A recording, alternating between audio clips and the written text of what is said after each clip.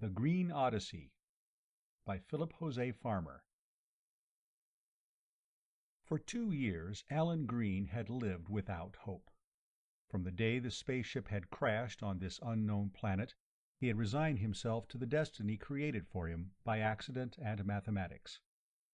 Chances against another ship landing within the next 100 years were 1,000,000 to 1. Therefore it would do no good to sit around waiting for rescue. Much as he loathed the idea, he must live the rest of his life here, and he must squeeze as much blood as he could out of this planet-sized turnip.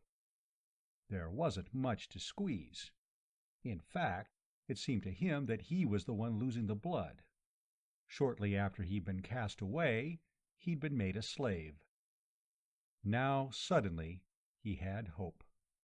Hope came to him a month after he'd been made foreman of the kitchen slaves of the Duke of Tropat. It came to him as he was standing behind the Duchess during a meal and directing those who were waiting upon her. It was the Duchess Zuni who had not so subtly maneuvered him from the labor pens to his coveted, if dangerous, position. Why dangerous? Because she was very jealous and possessive, and the slightest hint of lack of attention from him could mean he'd lose his life, or one limb or another. The knowledge of what had happened to his 2 predecessors kept him extremely sensitive to her every gesture, her every wish. That fateful morning he was standing behind her as she sat at one end of the long breakfast table. In one hand he held his foreman's wand, a little white baton topped by a large red ball. With it he gestured at the slaves who served food, who poured wine and beer, who fanned away the flies, who carried in the household god and sat it on the god chair, who played something like music. Now and then he bent over the Duchess Zuni's long black hair and whispered phrases from this or that love poem, praising her beauty, her supposed unattainability, and his burning, if seemingly hopeless, passion for her. Zuni would smile, or repeat the formula of thanks, the short one, or else giggle at his funny accent. The Duke sat at the other end of the table. He ignored the byplay, just as he ignored the so-called secret passage inside the walls of the castle, which Green used to get to the Duchess's apartments. Custom demanded this, just as custom demanded that he should play the outraged husband if she got tired of Green, or angry at him and accused him publicly of amorous advances. This was enough to make Green jittery, but he had more than the Duke to consider. There was Alzo. Alzo was the Duchess's watchdog, a mastiff-like monster with shaggy red-gold hair. The dog hated Green with a vindictiveness that Green could only account for by supposing that the animal knew, perhaps from his body odor, that he was not a native of this planet. Alzo rumbled a warning deep in his chest every time Green bent over the Duchess, or made a too sudden movement. Occasionally he rose to his 4 feet and nuzzled the man's leg.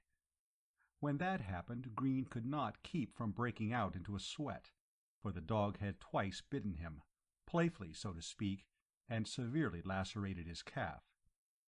As if that weren't bad enough, Green had to worry that the natives might notice that his scars healed abnormally fast, almost overnight. He'd been forced to wear bandages on his legs long after the new skin had come in. Even now the nauseating canine was sniffing around Green's quivering hide in the hope of putting the fear of the devil in him. At that moment the Earthman resolved that, come the headsman's axe, rack, wheel, or other hellish tortures, he was going to kill that hound. It was just after he made that vow that the Duchess caused him to forget altogether the beast. "Dear," said Zuni, interrupting the Duke in the midst of his conversation with a merchant captain, "what is this I hear about 2 men who have fallen from the sky in a great ship of iron?" Green quivered, and he held his breath as he waited for the Duke's reply. The Duke, a short, dark, many-chinned man with white hair and very thick, bristly, salt-and-pepper eyebrows, frowned. "Men? Demons, rather. Can men fly in an iron ship through the air? These two claim to have come from the stars, and you know what that means. Remember Oixrato's prophecy. A demon will come, claiming to be an angel. No doubt about these two. Just to show you their subtlety, they claim to be neither demon nor angels, but men. Now there's devilish clever thinking, confusing to anybody but the most clear-headed. I'm glad the King of Astoria wasn't taken in. Eagerly Zuni leaned forward, her large brown eyes bright, her red-painted mouth open and wet. "Oh, has he burned them already? What a shame! I should think he'd at least torture them for a while." Moran, the merchant captain, said, "Your pardon, gracious lady, but the King of Astoria has done no such thing. The Astorian law demands that all suspected demons should be kept in prison for 2 years. Everybody knows that a devil can't keep his human disguise for more than 2 years. At the end of that time he reverts to his natural mesh and form, a hideous sight to behold, blasphemous, repulsive, soul-shaking." Moran rolled his one good eye so that only the white showed, and made the sign to ward off evil, the index finger held rigidly out from a clenched fist. Jug Caxter, the household priest, dived under the table, where he crouched praying, secure in the knowledge that demons couldn't touch him while he knelt beneath the thrice-blessed wood. The Duke swallowed a whole glass of wine, apparently to calm his nerves, and belched. Moran wiped his face and said, "Of course, I wasn't able to find out much, because we merchants are regarded with deep suspicion and scarcely dare to move outside the harbor or the marketplace. The Astorians worship a female deity, ridiculous, isn't it, and eat fish. They hate us Tropatians because we worship Zaxropater, male of males, and because they must depend on us to bring them fish. But they aren't closed-mouthed. They babble on and on to us, especially when one has given them wine for nothing." Green finally released his breath in a sigh of relief. How glad he was that he had never told these people his true origin. So far as they knew, he was merely one of the many slaves who came from a distant country in the north. Moran cleared his throat, adjusted his violet turban and yellow robes, pulled gently at the large gold ring that hung from his nose, and said, "It took me a month to get back from Astoria, and that is very good time indeed. But then I am noted for my good luck, though I prefer to call it skill plus the favor given by the gods to the truly devout. I do not boast, O gods, but merely give you tribute because you have smiled upon my ventures and have found pleasing the scent of my many sacrifices in your nostrils." Green lowered his eyelids to conceal his expression of disgust, which he felt must be shining from them. At the same time, he saw Zuni's shoe tapping impatiently. Inwardly he groaned, because he knew she would divert the conversation to something more interesting to her clothes, and the state of her stomach and/or complexion, and there would be nothing that anybody could do about it, because the custom was that the woman of the house regulated the subject of talk during breakfast. If only this had been lunch or dinner, then the men would have, theoretically, have had uncontested control. "These two demons were very tall, like your slave Green here," said Moran, "and they could not speak a word of Astorian, or at least they claimed they couldn't. When King Rosmig's soldiers tried to capture them, they brought from the folds of their strange clothes 2 pistols that only had to be pointed to send silent and awesome and sure death.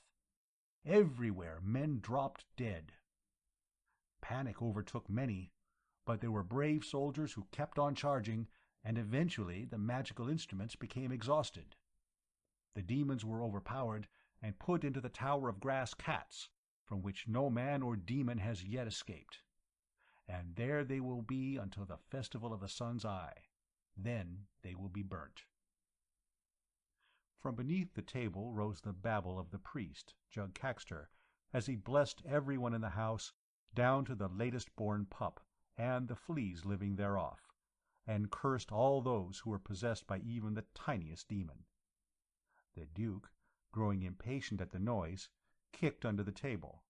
Jug Haxter yelped and presently crawled out.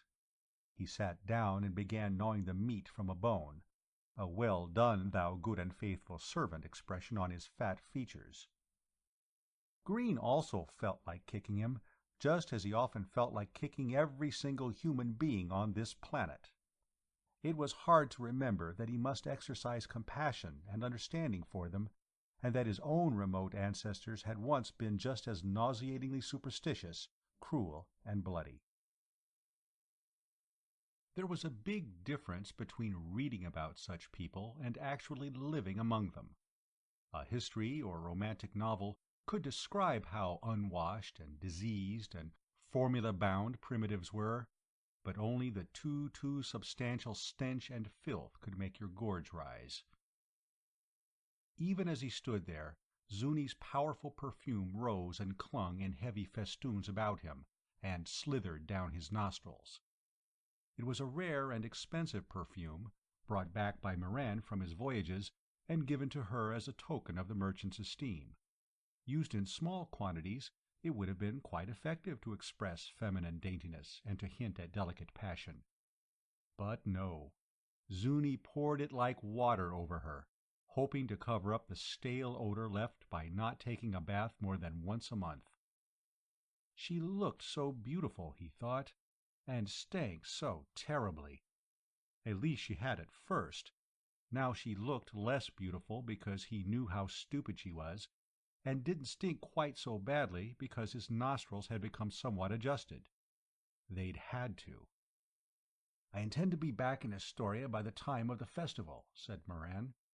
"I have never seen the Eye of the Sun burn demons before. It's a giant lens, you know. There will be just time enough to make a voyage there and get back before the rainy season. I expect to make even greater profits than the last time, because I've established some highly placed contacts. O gods, I do not boast, but merely praise your favor to your humble worshipper, Moran, the merchant of the clan of the Athenican." "Please bring me some more of this perfume," said the Duchess. "And I just love the diamond necklace you gave me." "Diamonds, emeralds, rubies!" cried Moran, kissing his hand and rolling his eye ecstatically. "I tell you, the Astorians are rich beyond our dreams. Jewels flow in their marketplace like drops of water in a cataract. Ah, if only the Emperor could be induced to organize a great raiding fleet and storm its walls." "He remembers too well what happened to his father's fleet when he tried it," growled the Duke. "The storm that destroyed his 30 ships was undoubtedly raised by the priests of the goddess Huda.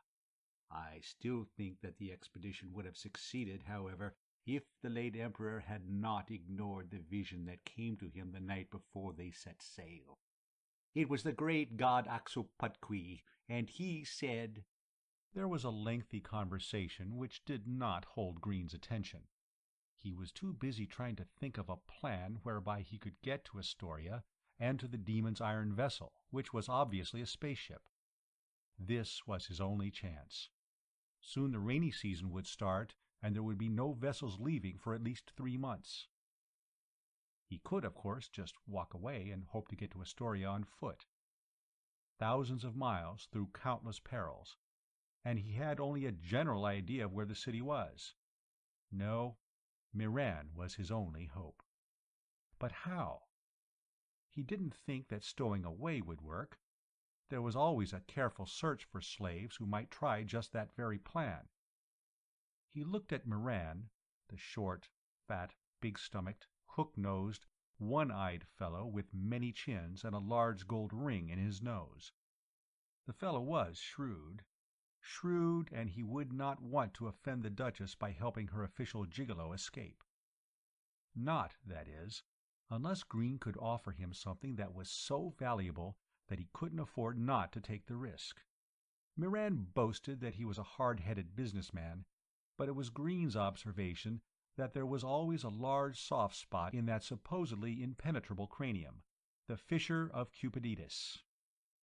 The Duke rose, and everybody followed his example. Joe Caxter chanted the formula of dismissal, then sat down to finish gnawing on the bone. The others filed out. Green walked in front of Zuni in order to warn her of any obstacles in her path, and to take the brunt of any attempted assassination. As he did so, he was seized by the ankle and tripped headlong. He did not fall hard, because he was a quick man, in spite of his 6'2" and 190 pounds. But he rose red-faced because of the loud laughter and from repressed anger at Alzo, who had again repeated his trick of grabbing Green's leg and upsetting him. He wanted to grab a spear from a nearby guard and spit Alzo. But that would be the end of Green. And whereas up to now there had been many times when he would not particularly have cared if he left this planet via the death route, he could not now make a false move. Not when escape was so near. So he grinned sheepishly and again preceded the Duchess, while the others followed her out. When they reached the bottom of the broad stone staircase that led to the upper floors of the castle, Zuni told Green that he was to go to the marketplace and buy tomorrow's food. As for her, she was going back to bed and sleep until noon. Inwardly, Green groaned. How long could he keep up this pace? He was expected to stay up half the night with her, then attend to his official duties during the day. She slept enough to be refreshed by the time he visited her, but he never had a chance for any real rest. Even when he had his free hours in the afternoon, he had to go to his house in the Pens, and there he had to stay awake and attend to all his familial duties. And Amra, his slave wife, and her 6 children demanded much from him. They were even more tyrannical than the Duchess, if that were possible. How long, oh Lord, how long? The situation was intolerable. Even if he'd not heard of the spaceship, he would have plotted to escape. Better a quick death while trying to get away than a slow, torturous one by exhaustion. He bowed goodbye to the Duke and Duchess, then followed the violet turban and yellow robes of Moran through the courtyard, through the thick stone walls, over the bridge of the broad moat, and into the narrow winding streets of the city of Quats. Here the merchant captain got into his silver and jewel-decorated rickshaw. The 2 long-legged men between its shafts, sailors and clansmen from Moran's vessel, the Bird of Fortune, began running through the crowd. The people made way for them, as 2 other sailors preceded them, calling out Moran's name and cracking whips in the air. Green, after looking to make certain that nobody from the castle was around to see him, ran until he was even with the rickshaw. Moran halted it and asked what he wanted. "Your pardon, your richness, but may a humble slave speak and not be reprimanded?" "I presume it's no idle thought you have in mind," said Moran, looking Green over, his one eye narrow in its fat folds. "It has to do with money." "Ah, despite your foreign accent you speak with a pleasing voice. You are the golden trumpet of Menerax, my patron god. Speak." "First, your richness must swear by Menerax that you will under no circumstances divulge my proposal." "There is wealth in this, for me?" "There is." Moran glanced at his clansmen, standing there patiently, apparently oblivious of what was going on. He had the power of life and death over them, but he didn't trust them. He said, "Perhaps it would be better if I thought about this before making such a drastic oath. Could you meet me tonight at the hour of the wine-glass at the House of Equality? And could you, perhaps, give me a slight hint of what you have in mind?" The answer to both is yes. My proposal has to do with the dried fish that you carry as cargo to the Astorians. There is another thing, too, but I may not even hint at it until I have your oath. "Very well, then. At the agreed hour. Fish, eh? I must be off. Time is money, you know. Get going, boys. Full sails." Green hailed a passing rickshaw and seated himself comfortably in it. As assistant major domo he had plenty of money. Moreover, the Duke and Duchess would have been outraged if he had lowered their prestige by walking through the city's streets. His vehicle made good time, too, because everybody recognized his livery, the scarlet and white tricorn hat, and the white sleeveless shirt with the Duke's heraldic arms on its chest, red and green concentric circles, pierced by a black arrow.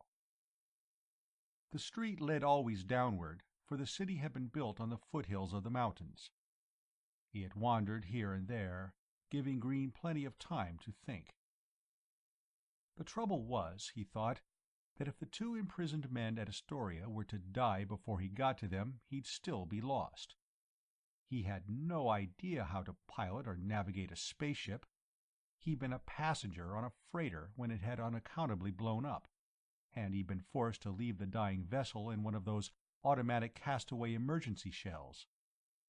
The capsule had got him down to the surface of this planet, and was, as far as he knew, still up in the hills where he'd left it.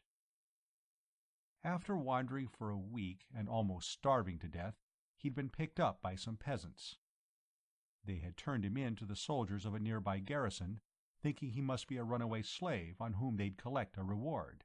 Taken to the capital city of Quats, Green had almost been freed, because there was no record of his being anybody's property. But his tallness, blondness, and inability to speak the local language had convinced his captors that he must have wandered down from some far northern country. Therefore, if he wasn't a slave, he should be. Presto changeo, he was. And he'd put in 6 months in a quarry and a year as a dock worker. Then the Duchess had chanced to see him on the streets as she rode by, and he'd been transferred to the castle. The streets were alive with the short, dark, stocky natives and the taller, lighter-complexioned slaves. The former wore their turbans of various colors, indicating their status and trade. The latter wore their three-cornered hats. Occasionally, a priest in his high conical hat, hexagonal spectacles, and goatee rode by. Wagons and rickshaws drawn by men, or by big powerful dogs, went by. Merchants stood at the fronts of their shops and hawked their wares in loud voices. They sold cloth, grixter nut, parchment, knives, swords, helmets, drugs, books on magic, on religion, on travel, spices, perfumes, ink, rugs, highly sugared drinks, wine, beer, tonic, paintings, everything that went to make up their civilization. Butchers stood before open shops where dressed fowl, deer, and dogs hung. Dealers in birds pointed out the virtues of their many-colored and multi-songed pets. For the 1000th time, Green wondered at this strange planet where the only large animals were men, dogs, grass cats, a small deer, and a very small equine. In fact, there was a paucity of any variety of animal life, except for the surprisingly large number of birds. It was this scarcity of horses and oxen, he supposed, that helped perpetuate slavery. Man and dog had to provide most of the labor. No doubt there was an explanation for all this, but it must be buried so deep in this people's forgotten history that one would never know. Green, always curious, wished he had the time and means to explore. But he didn't. He might as well resign himself to keeping a whole skin and to getting out of this mess as fast as he could. There was enough to do merely to make his way through the narrow and crowded streets.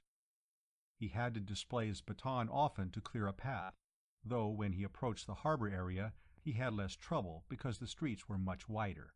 Here great wagons drawn by gangs of slaves carried huge loads to or from the ships. The thoroughfares had to be broad, else the people would have been crushed between wagon and house. Here also were the so-called pens, where the dock slaves lived. Once the area had actually been an enclosure where men and women were locked up for the night, but the walls had been torn down and new houses built in the old Duke's time. The closest earthly parallel Green could think of for these edifices was a housing project. Small cottages, all exactly alike, set in military columns. For a moment he considered stopping off to see Amra, then decided against it. She'd get him tied up in an argument or something, and he'd spend too much time trying to soothe her, time that should be spent at the marketplace. He hated scenes, whereas Amra was a born self-dramatist who reveled in them, almost wallowed, one might say. He averted his eyes from the pens and looked at the other side of the street, where the walls of the great warehouses towered. Workmen swarmed around them, and cranes, operated by gangs pushing wheels like a ship's capstan, raised or lowered big bundles.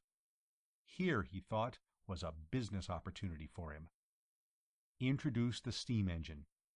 It'd be the greatest thing that ever bit this planet. Wood-burning automobiles could replace the rickshaws.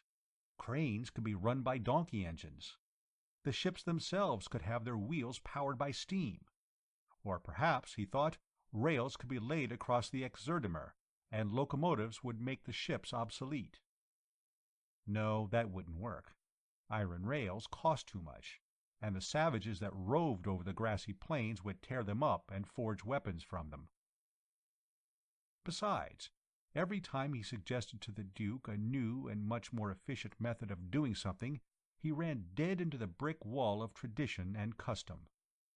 Nothing new could be accepted unless the gods accepted it.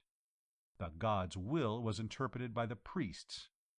The priests clutched the status quo as tightly as a hungry infant clutches its mother's breast, or an old man clings to his property.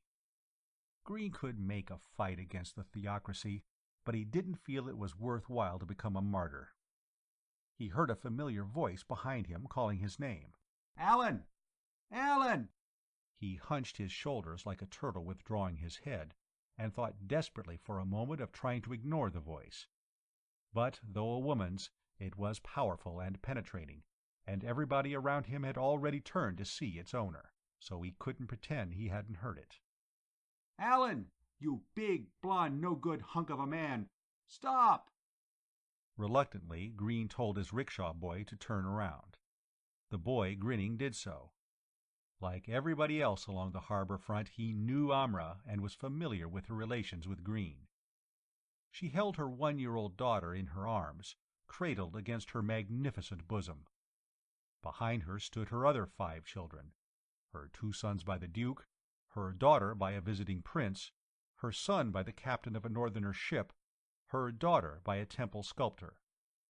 Her rise and fall and slow rise again was told in the children around her. The tableau embodied an outline of the structure of the planet's society. Her mother had been a northerner slave, her father a native freeman, a wheelwright. When she was 5 years old, they had died in a plague.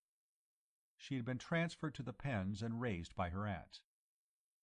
When she was 15, her beauty had attracted the Duke, and he had installed her in the palace.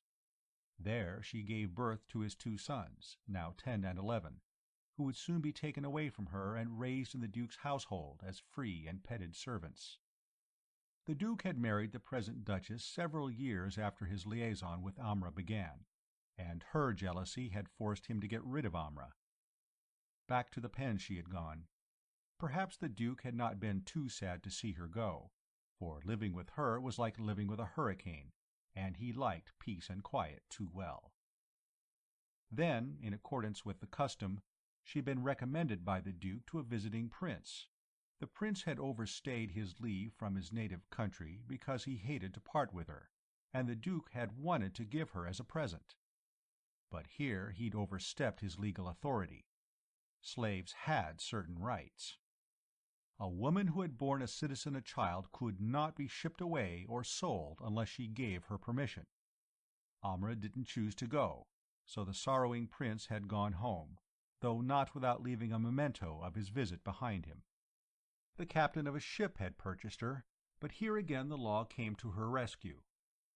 He could not take her out of the country, and she again refused to leave. By now she had purchased several businesses. Slaves were allowed to hold property and even have slaves of their own. And she knew that her 2 boys by the Duke would be valuable later on, when they'd go to live with him. The temple sculptor had used her as his model for his great marble statue of the goddess of fertility. Well he might, for she was a magnificent creature, a tall woman with long, richly auburn hair, a flawless skin, large russet brown eyes, a mouth as red and ripe as a plum, breasts with which neither child nor lover could find fault, a waist amazingly slender considering the rest of her curved body and her fruitfulness. Her long legs would have looked good on an Earthwoman, and were even more astounding among a population of club-ankled females.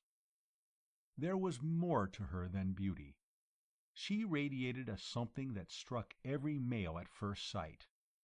To Green she sometimes seemed to be a violent physical event, perhaps even a principle of nature herself. There were times when Green felt proud because she had picked him as her mate, chosen him when he was a newly imported slave, who could say only a few words in the highly irregular, agglutinative tongue. But there were times when he felt that she was too much for him, and those times had been getting too frequent lately. Besides, he felt a pang whenever he saw their child, because he loved it and dreaded the moment when he would have to leave it. As for deserting Amra, he wasn't sure how that would make him feel. Undeniably, she did affect him, but then so did a blow in the teeth or wine in the blood. He got down out of the rickshaw, told the boy to wait, said, "Hello, honey," and kissed her. He was glad she was a slave, because she didn't wear a nose ring. When he kissed the Duchess he was always annoyed by hers. She refused to take it off when with him, because that would put her on his level, and he mustn't ever forget he was a slave. It was perfectly moral for her to take a bondsman as a lover, but not a freeman, and she was nothing if not moral. Amra's return kiss was passionate, part of which was the vigor of asperity.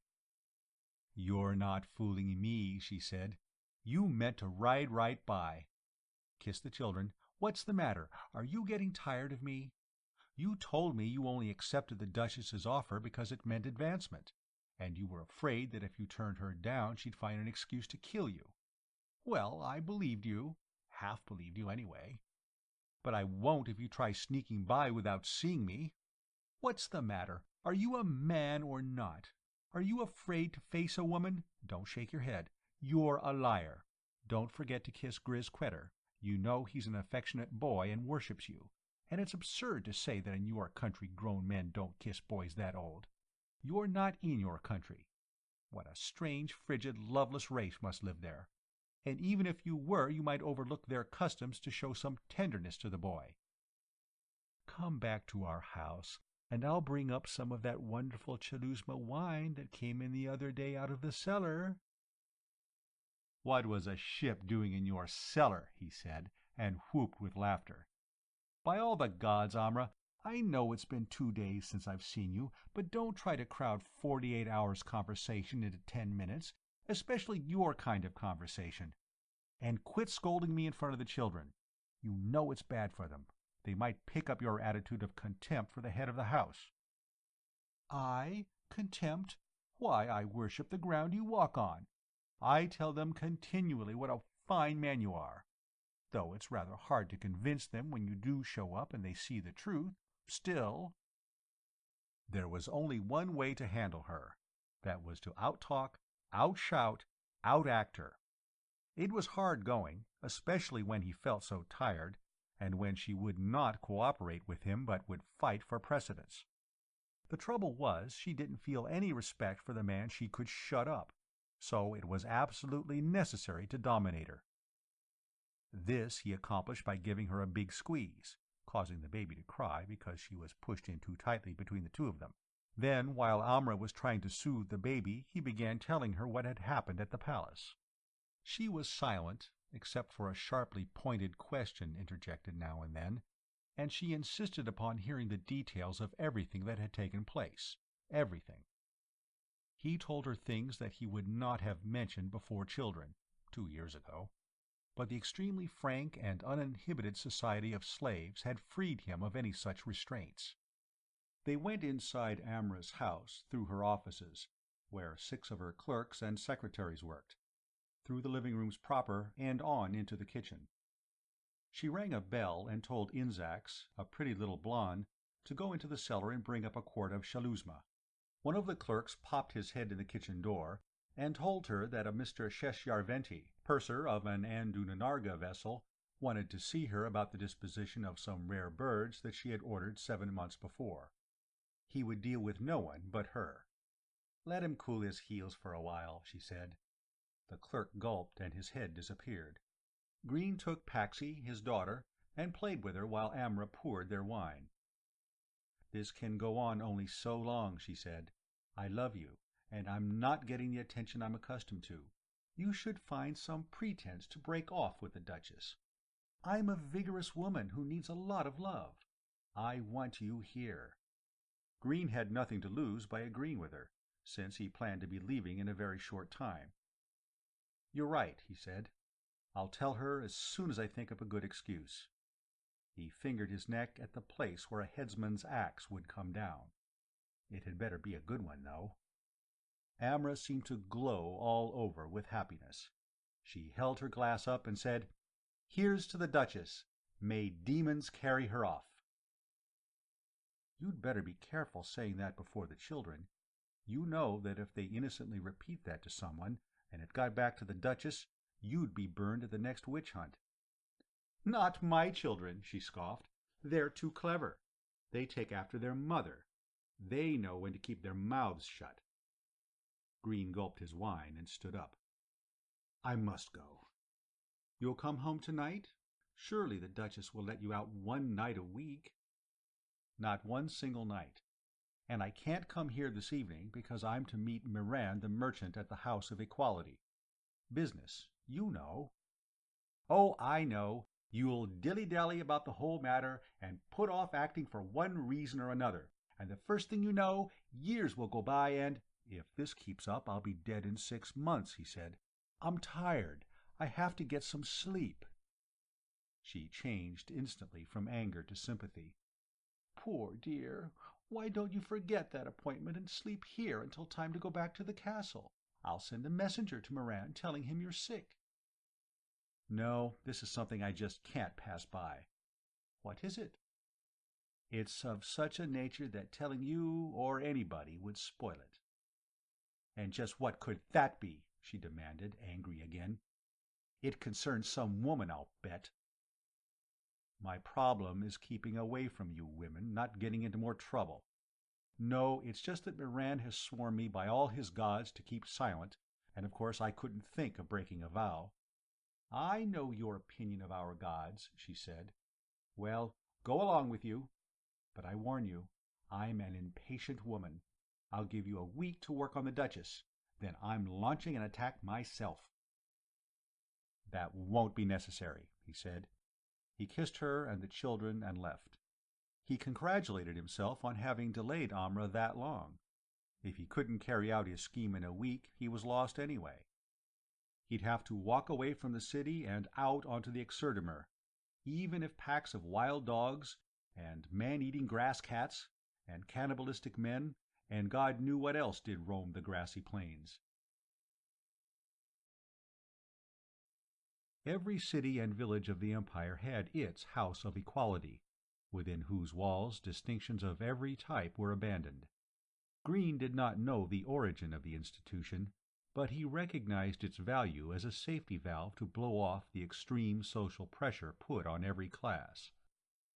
Here the slave who did not dare open his mouth in the outside mundane world could curse his master to his face and go unpunished by the authorities. Of course, there was nothing to keep the master from retaliating in kind, for the slave also cast off his legal rights when he entered. Violence was not unknown here, though it was infrequent. Bloodshed within these walls did not, theoretically, call for punishment, but any murderer would find that, though the police paid no attention to him, he'd have to deal with the slain one's relatives. Many feuds had had their origin and end here. Green had excused himself after the evening meal, saying that he had to talk to Miran about getting some spices from Astoria. Also, the merchant had mentioned that on his last trip he'd heard that a band of Astorian hunters were going after the rare and beautiful Getzlen bird, and that he might find some for sale when he returned there. Zuni's face lit up. because she desired a Getchland bird even more than a chance to annoy her husband. Graciously, she gave Green permission to leave. Inwardly exultant, though outwardly pulling a long face that was supposed to suggest his sadness at having to leave the Duchess, he backed out of the dining-room. Not very gracefully, for Alzo chose that moment to refuse to get out of Green's path. Green tumbled backward, sprawling over the huge mastiff, who snarled with anger and trembled with hypocritical indignation and bared his fangs with the intention of tearing Green apart. The Earthman did not try to rise, because he did not want to give Alzo an excuse for jumping him. Instead, he bared his own teeth and snarled back. The hall roared with laughter, and the Duke, holding his sides, tears running from his bulging eyes, rose and staggered over to where the two faced each other on all fours. He clutched Alzo's spike-studded collar and dragged him away, meanwhile choking out a command to Green to take off while the taking was good. Green swallowed his anger, thanked the Duke, and left. Swearing that he'd rip the hound apart some day with his bare hands, the Earthman left for the House of Equality. It took all the long rickshaw ride to the temple for him to calm down. The great central room with its 3-story ceiling was full that night. Men in their long evening kilts and women in masks crowded around the gambling tables, the bars, and the grudge stages. There was a large crowd around the platform in which 2 dealers in wheat were slugging it out to work off resentment arising from business disputes. But by far the greatest number had gathered to watch a husband and wife match. His left hand had been tied to his side, and she had been armed with a club. Thus equalized, they had been given the word to go at it. So far the man had had the worst of the match, as bloody patches on his head and bruises on his arm showed. If he could get the club away from her, he had the right to do what he wanted to her. But if she could break his free arm, she had him at her complete mercy. Green avoided the stage, because such barbarous doings made him sick. Looking for Moran, he finally found him rolling a pair of 6-sided dice with another captain. This fellow wore the red turban and black robes of the clan Oxocan. He had just lost to Moran and was paying him 60 equager, a goodly sum even for a merchant prince. Moran took Green's arm, something he'd never have done outside the house, and led him off to a curtained booth where they could get as much privacy as they wished. He matched Green for drinks. Green lost, and Moran ordered a large pitcher of Chalusma. "Nothing but the best for yours truly, whenever someone else is paying," Moran said jovially. "Now, I'm a great one for fun, but I'm here primarily for business. So, let's have your proposal at once, if you please." "First, I must have your solemn oath that you will tell absolutely no one what you heard in this booth. Second, that if you reject my idea, you do not then use it later on. Third, that if you do accept, you will never attempt later on to kill me or get rid of me and thus reap the profits." Moran's face had been blank, but at the word profits it twisted into many folds and creases, all expressions of joy. He reached into the huge purse he carried slung over his shoulder and pulled out a little golden idol of the patron deity of the clan Ephenaikan. Putting his right hand upon its ugly head, he lifted his left and said, "I swear by Zephan Quanquaner that I will obey your wishes in this matter. May he strike me with lice, leprosy, lecher's disease, and lightning if I should break this, my solemn vow." Satisfied, Green said, "First, I want you to arrange for me to be aboard your windroller when you leave for Astoria." Moran choked on his wine and coughed and sputtered until Green pounded his back. "I do not ask that you give me passage back. Now, here's my idea. You plan to be taking a large cargo of dried fish because the Astorians' religion requires that they eat them at every meal, and because they use them in great quantities at their numerous festivals." "True, true. Do you know, I've never been able to figure out why they should worship a fish goddess. They live over 5,000 miles from the sea, and there's no evidence that any of them have ever been to the sea. Yet they demand saltwater fish, won't use the fish from a nearby lake. There are many mysteries about the Exerdimer. However, they needn't concern us. Now, do you know that the historian's Book of Gods places much more ritual power in freshly killed and cooked fish than in smoked fish? However, they've always had to be content with the dried fish the windrollers brought them. What price would they not pay for living sea fish? Moran rubbed his palms together. Indeed, it makes one wonder. Green then outlined his idea. Moran sat stunned. Not at the audacity or originality of the plan, but because it was so obvious that he wondered why neither he nor anyone else had ever thought of it. He said so. Green drank his wine and said, I suppose that people wondered the same when the first wheel or bow or arrow was invented. So obvious, yet no one thought of them until then. Let me get this straight, said Moran. You want me to buy a caravan of wagons, build watertight tanks into them, and use them to transport ocean fish back to here? Then the wagon bodies, with their contents, will be lifted up onto my windroller and fitted into specially prepared racks, or perhaps holes, on the middeck? Also, you will show me how to analyze seawater so that its formula may be sold to the Astorians, and they can thus keep the fish alive in their own tanks. That's right. Moran ran his fat, ring-studded finger over his hooked nose and the square gold ornament hanging therefrom. His single eye glared pale bluely at Green. The other was covered with a white patch to hide the emptiness left after a ball from a Ving musket had struck it. It's 4 weeks until the very last day in which I can set sail from here and still get to Astoria and back before the rains come. It's barely possible to have the tanks built, get them convoyed down to the seashore, get the fish in, and bring them back. Meantime, I can have the deck altered. If my men work day and night, we can make it. Of course, this is a one-shot proposition. You can't possibly keep a monopoly on the idea once the first trip is over. Too many people are bound to talk, and the other captains will hear of it. I know. Don't teach an Ephaneikin to suck eggs. But what if the fish should die? Green shrugged and spread out his palms. A possibility. You're taking a tremendous gamble. But every voyage on the Exerdimer is, isn't it? How many windrollers come back? Or how many can boast your list of 40 successful trips? Not many, said Moran.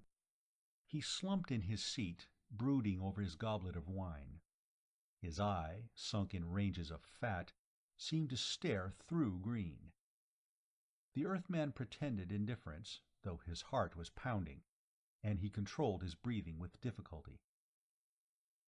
You're asking a great deal, Moran finally said. If the Duke were to find out that I'd agreed to help a valued slave escape, I'd be tortured in a most refined way, and the clan Ephaneikin would be stripped of all of its rights to sail windrollers and would probably be exiled to its native hills, or else would have to take to piracy, and that, despite all the glamorous stories you hear, is not a very well-paying profession. You'd make a killing in Astoria. True. But when I think of what the Duchess will do when she discovers you've fled the country, ow, ow, ow. There's no reason why you should be connected with my disappearance. A dozen craft leave the harbor every day. Besides, for all she'll know, I've gone the opposite way, over the hills and to the ocean, or to the hills themselves, where many runaway slaves are. Yes, but I have to return to Tropat, and my clansmen, though notoriously tight-lipped when sober, are also, I must confess, notorious drunkards. Someone would be sure to babble in the taverns. I'll dye my hair black, like a Tzatlam tribesman, and sign on. You forget that you have to belong to my clan in order to be a crew member. Well, what about this adoption by blood routine? What about it? I can't propose that unless you've done something spectacular and for the profit of the clan. Wait, can you play any musical instrument? Promptly, Green lied. Oh, I'm a wonderful harpist. When I play, I can soothe a hungry grass cat into lying down at my feet and licking my toes with pure affection. Excellent, though it would not be an affection so pure, since it is well known that the grass cat considers a man's toes a great delicacy, and always eats them first, even before the eyes. Listen well. Here's what you must do in 4 weeks' time, for if all goes well, or all goes ill. We set sail on the week of the oak, the day of the sky, the hour of the lark, a most propitious time. To Green, the next 3 weeks seemed to have shifted into low gear, they crept by so slowly. Yet they should have raced by quickly enough, so full of schemes and plots were they. He had to advise Moran on the many technical details involved in building tanks for the fish. He had to keep the Duchess happy, an increasingly difficult job because it was impossible to pretend a 100% absorption in her, while his mind desperately looked for flaws in his plans, found oh so many, and then as anxiously sought ways of repairing them. Nevertheless, he knew it was vital that he not displease or bore her. Prison would forever ruin his chances. Worst of all, Amra was getting suspicious. "You are trying to conceal something from me," she told Green. "You ought to know better. I can tell when a man is deceiving me.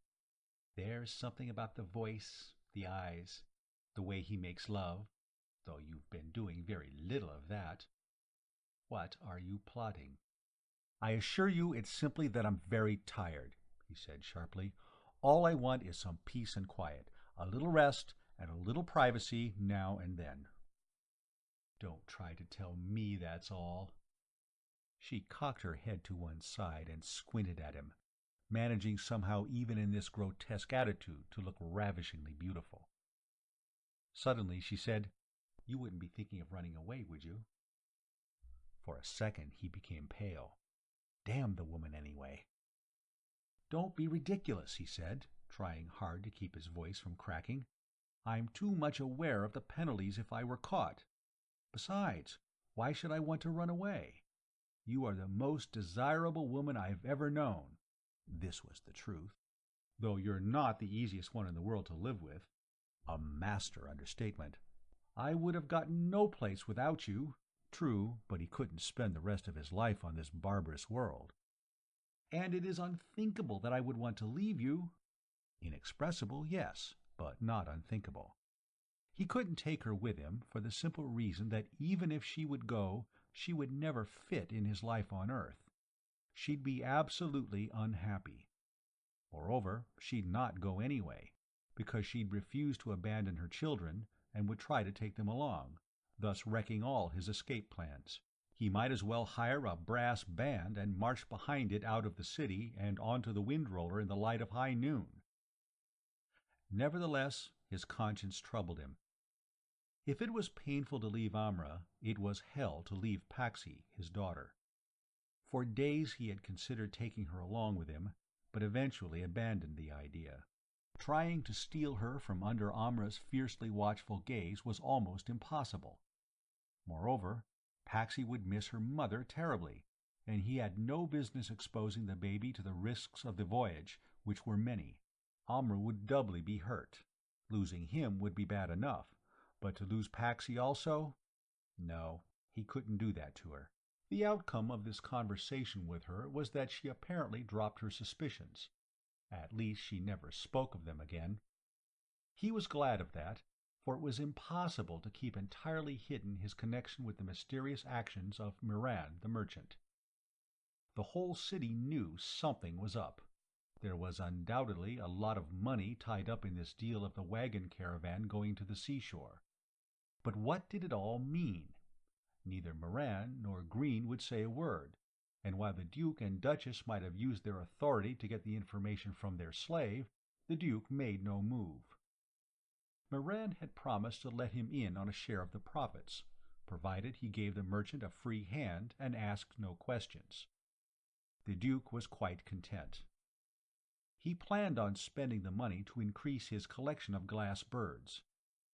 He had 10 large rooms of the castle glittering with his fantastic aviary, shining, silent, and grotesquely beautiful, all products of the glass blowers of the fabulous city of Metzvamoosh, far, far away across the grassy sea of the Exerdemer.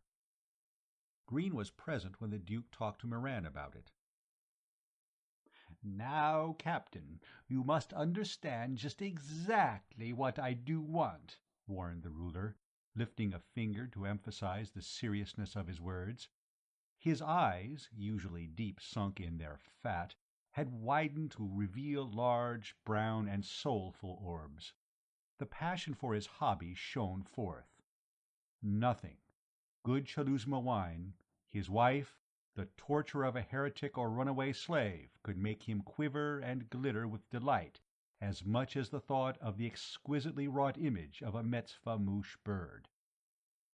"I won 2 or 3, but no more because I can't afford more. All made by Eisen Yushwa, the greatest of the glass-blowers. I'd particularly like any modeled after the Bird of Terror." "But when I was last in Astoria, I heard that Eisen Yushwa was dying," said Moran. "Excellent, excellent!" cried the Duke. "That will make everything recently created by him even more valuable. If he is dead now, it is probable that the Astorians, who control the export of the Mooshans, will be putting a high price on anything of his that comes their way. That means that bidding will be high during the festival, and that you must outbid any prospective buyers. By all means do so. Pay any price, for I must have something created by him in his last days." The Duke, Green realized, was so eager because of the belief that a part of a dying artist's soul entered into his latest creations when he died. These were called soul works, and brought 10 times as much as anything else, even if the conception and execution were inferior to previous works. Sourly, Moran said, "But you've given me no money to buy your birds." "Of course not. You will lend me the sum, buy them yourself, and when you come back with them, I will raise the money to repay you." Moran didn't seem too happy, but Green knew that the fat merchant was already planning to charge the Duke double the purchase price. As for Green, he liked to see a man interested in a hobby, but he was disgusted because taxes would now be raised in order to allow the Duke to add to his collection. The Duchess, bored as usual by her husband's conversation, suddenly said, "Honey, let's go hunting next weekend. I've been so restless lately, so unable to sleep nights. I think I've been cooped up too long in this dismal old place. My digestion has been so sluggish lately. I think I need the exercise and the fresh air." And she went on into vivid detail about certain aspects of her gastrointestinal troubles. The Earthman, who thought he was hardened to this people's custom of dwelling on such matters, turned green. At the suggestion of a hunt, the Duke didn't exactly groan, but his eyes rolled upward in supplication to the gods. Until he had reached the age of 30, he had enjoyed a good hunt. But like most upper-class men of his culture, he rapidly put on flesh after 30 and became as sedentary as possible. The belief was that fat increased a man's lifespan. Also, a big belly and double chin were signs of aristocratic blood and a full purse. Unfortunately, along with this came an inevitable decline in vigor, which, coupled with the December-May marriages that their society expected of them, had given birth to another institution, the slave male companion of the rich man's young wife. It was toward Green that the Duke looked. "Why not let him conduct the hunt?" he suggested hopefully. "I've so much business to take care of." "Like sitting on your fat cushion and contemplating your glass birds?" she said. "No." "Very well," he said resignedly. "I've a slave in the work-pens who's to be executed for striking a foreman. We'll use him as the quarry. But I think we ought to give him 2 weeks to build up his wind and legs. Otherwise it would hardly be sporting, you know." The Duchess frowned. "No, I'm getting bored. I can't stand this inaction any longer." She shot a glance at Green. He felt his stomach muscles contracting. Evidently she'd noticed his lukewarm interest in her. This hunt was partly to suggest to him that he'd be meeting a like fate unless he perked up and began to be more entertaining. It wasn't that made his heart sink. It was that next weekend was when Moran's windroller raised sail, and when he planned to be aboard it. Now he'd be gone conducting the hunting party up in the hills. Green looked appealingly at Moran, but the merchant's shoulders rose beneath the yellow robe as if to say, "What can I do?" He was right. Moran couldn't suggest that he too go along on the hunt, and thus give Green a chance to slip aboard afterward. The day on which the Bird of Fortune was scheduled to leave the windbreak was absolutely the last day on which it could set sail. He couldn't afford to take the chance of being caught in the rains in the middle of the vast plains. All the next day Green was too busy setting up the schedule of the hunting party to have time to be gloomy. But when night came, he seemed to fold up inside himself. Could he pretend to be sick, too, and be left behind when the party set out? No, for they would at once assume that he had been possessed by a demon, and would pack him off to the temple of Apakwas, god of healing. There he'd be under lock and key until he proved himself healthy. The terrible part about going to the temple of Apakwas was that it made death almost inevitable. If you didn't die of your own disease, you caught somebody else's. Green wasn't worried about catching any of the many diseases he'd be exposed to in the temple. Like all men of terrestrial descent, he carried in his body a surgically implanted protoplasmic entity which automatically analyzed any invading microscopic organisms and/or viruses and manufactured antibodies to combat them. It lived in the space created by the removal of his appendix. When working to fulfill its mission, it demanded food and radiated a heat that assured its host of its heartening presence. An increased appetite, plus a slight fever, indicated that it was killing off the disease, and that within several hours it would successfully repel any boarders. In the 2 years Green had been on the planet, it had had to attack at least 40 times. Green calculated that he would have been dead each and every time if it had not been for his symbiote. Knowing this didn't help him. If he played sick, he'd be locked up and couldn't get on the roller. If he went on the hunting party, he missed the boat too. Suppose he were to disappear the night before the party, to hide on the windroller while the castle vainly looked for him. Not very likely. The first thing that would occur to Zuni would be to order the windbreak closed and all rollers searched for a possible stowaway. And if that happened, Moran would be so delayed that it was unlikely he'd sail. Even if he, Green, hid in Moran's cabin, where he would probably be safe, there would still be the inevitable and totally frustrating delay. Then why not disappear several days earlier, so that Moran could have time to reload his cargo? He'd see the merchant tomorrow. If Moran fell in with his plans, Green would disappear 4 nights from this very night, which would leave 3 days for the windroller to be emptied and reloaded. Fortunately, the tanks wouldn't have to be taken off, because any fool could see that the runaway wasn't hiding at the bottom among the fish. Much relieved that he at least had a way open, if a very perilous one, Green relaxed. He was sitting on a bench along a walk on top of one of the castle walls. The sky was blazingly beautiful, with stars larger than any seen from Earth. The great moon and the small moon had risen. The larger had just cleared the eastern horizon, and the lesser one was just past the zenith. Mingled moonwash and starwash softened the grimness and ugliness of the city below him, and laved it in a flood of romance and glamour. Most of Quats was unlighted. for the streets had no lamps and the windows were shut up tight against thieves, vampires, and demons. Occasionally, the torch flares of the servants of a drunken noble or rich man moved down the dark canyons between the towering, overhanging houses. Beyond the city was the amphitheater formed by the hills curving out to the north, and the great brick wall built to continue the natural windbreak. A wide opening had been left so that the rollers, their sails furled, could be towed in or out. Past this the great plain suddenly began, as if the hand of some immense landscaper had pressed the hills flat, and declared that from here on there would be no unevenness. Westward lay the incredibly level stretch of the grassy ground of the Exerdemer.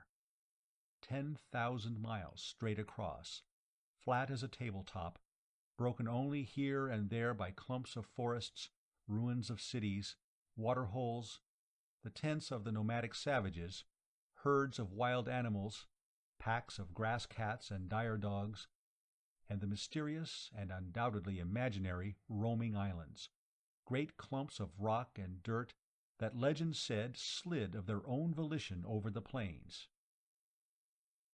How like this planet, he thought, that the greatest peril to navigation should be one that existed only in the heads of the inhabitants.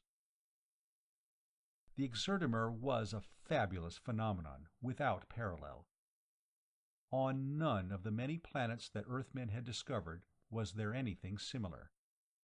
How, he wondered, could the plain keep its smoothness, when there was always dirt running onto it from the eroding hills and the mountains that ringed it? The rains, too, should have done much to wear it away unevenly. Of course, the grass that grew all over it was long and had very tough roots. And if what he had been told was true, beneath the vegetation was one mass of inextricably tangled roots that held the soil together. There was another thing to consider, though: the winds that blew all the way across the Exerdemer and furnished propulsion for the wheeled sailing craft. To have winds, you must have pressure differentials, which were usually caused by heat differentials. Although the Exerdemer was ringed by mountains, there were no large eminences on it for 10,000 miles, nothing to replenish the currents of air. Or so it seemed to his limited knowledge of meteorology, though he did wonder how the trade winds that swept Earth's seas managed to keep going for so many thousands of leagues, just on their original impetus. Or did they get boosts? He didn't know. What he did know was that the Exerdemer was a thing that shouldn't be.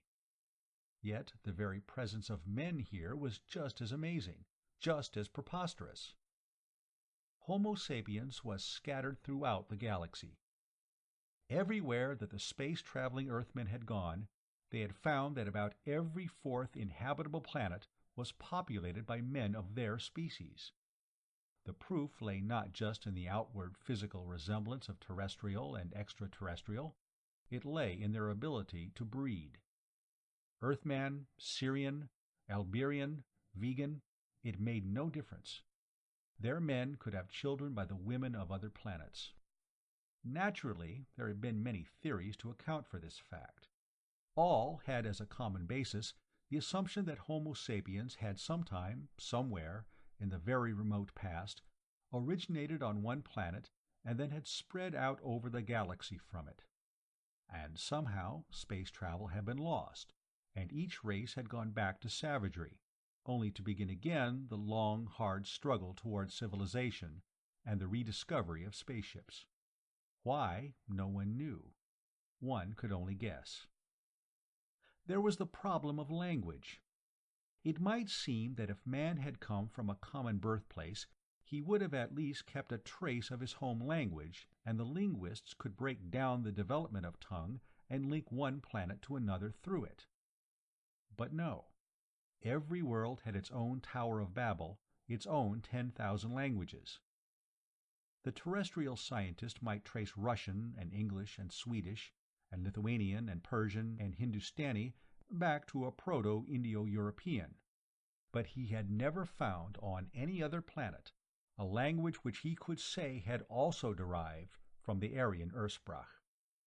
Green's mind wandered to the two Earthmen now imprisoned in the city of Astoria. He hoped they weren't being treated badly. They could be in horrible pain at this very moment, if the priests felt like subjecting them to a little demon testing.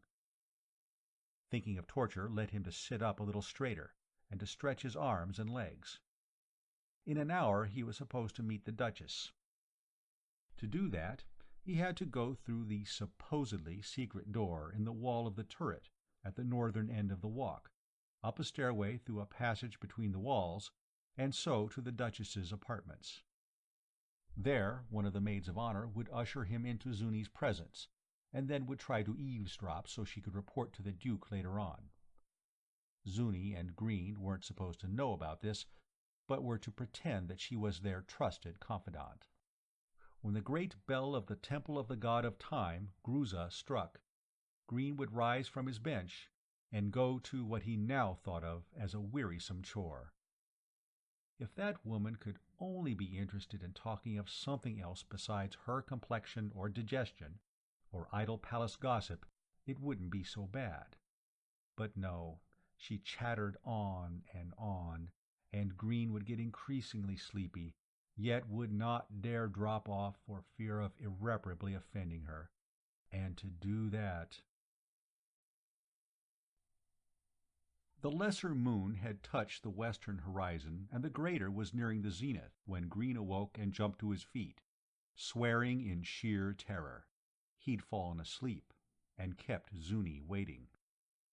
"My God, what'll she say?" he said aloud. "What'll I tell her?"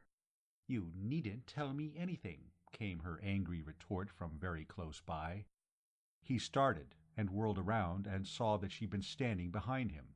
She was wrapped in a robe, but her pale face gleamed from beneath the overhanging hood, and her mouth was opened. White teeth flashed as she began accusing him of not loving her, of being bored by her, of loving some other woman, probably a slave girl, a good-for-nothing, lazy, brainless, pretty wench.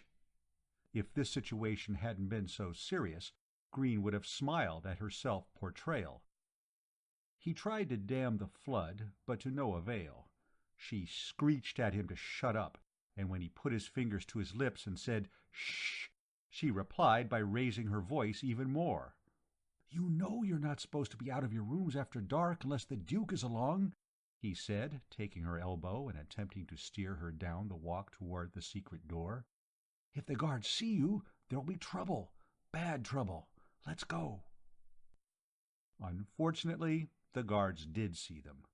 Torches appeared at the foot of the steps below the walk, and iron helmets and cuirasses gleamed. Green tried to urge her on faster, for there was still time to make it to the door. She jerked her arm loose and shouted, "Take your filthy hands off me, you northern slave! The Duchess of Tropat doesn't allow herself to be pushed around by a blonde beast." "Damn it!" he snarled and shoved her. "You stupid Kismayaz! Get going! You won't be tortured if they find us together." Zuni jerked away. Her face twisted and her mouth worked soundlessly. "Kismayaz!" she finally gasped. "Kismayaz yourself!" Suddenly she began screaming. Before he could clamp his hand over her mouth, she dashed past him and toward the steps. It was then that he came out of his paralysis and ran, not after her, which he knew was useless, but toward the secret door. All was up. It was absolutely no use trying to explain to the guards. The situation had now entered a conventional phase. She would tell the guards that he had come into her room through some unknown means, which would be found out later, and had dragged her out onto the walk, apparently with the intention of violating her.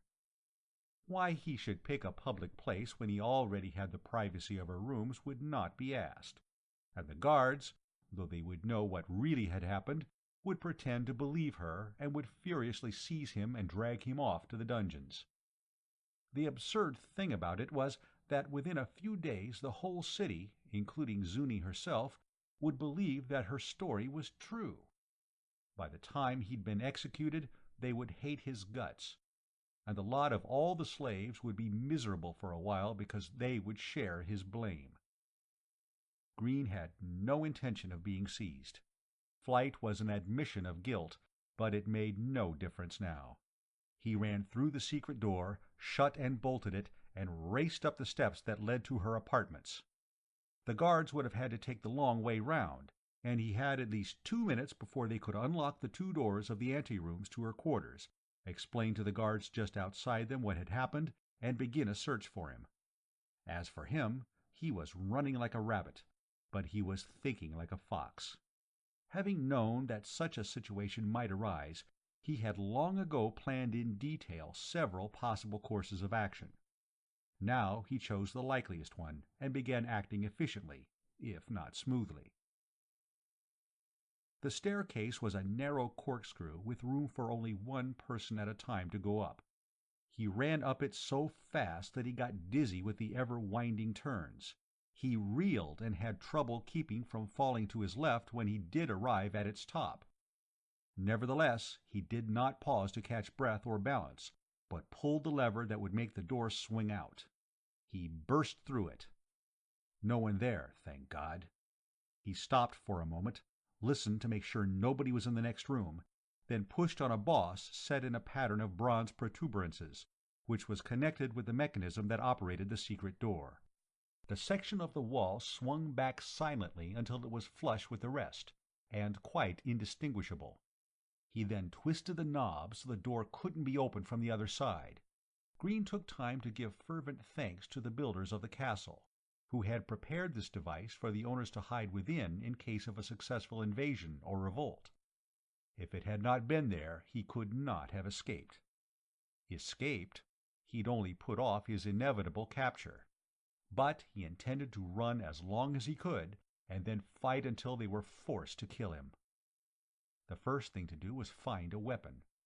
As a matter of fact, he was so familiar with Zuni's rooms that he knew exactly where he could get what he wanted.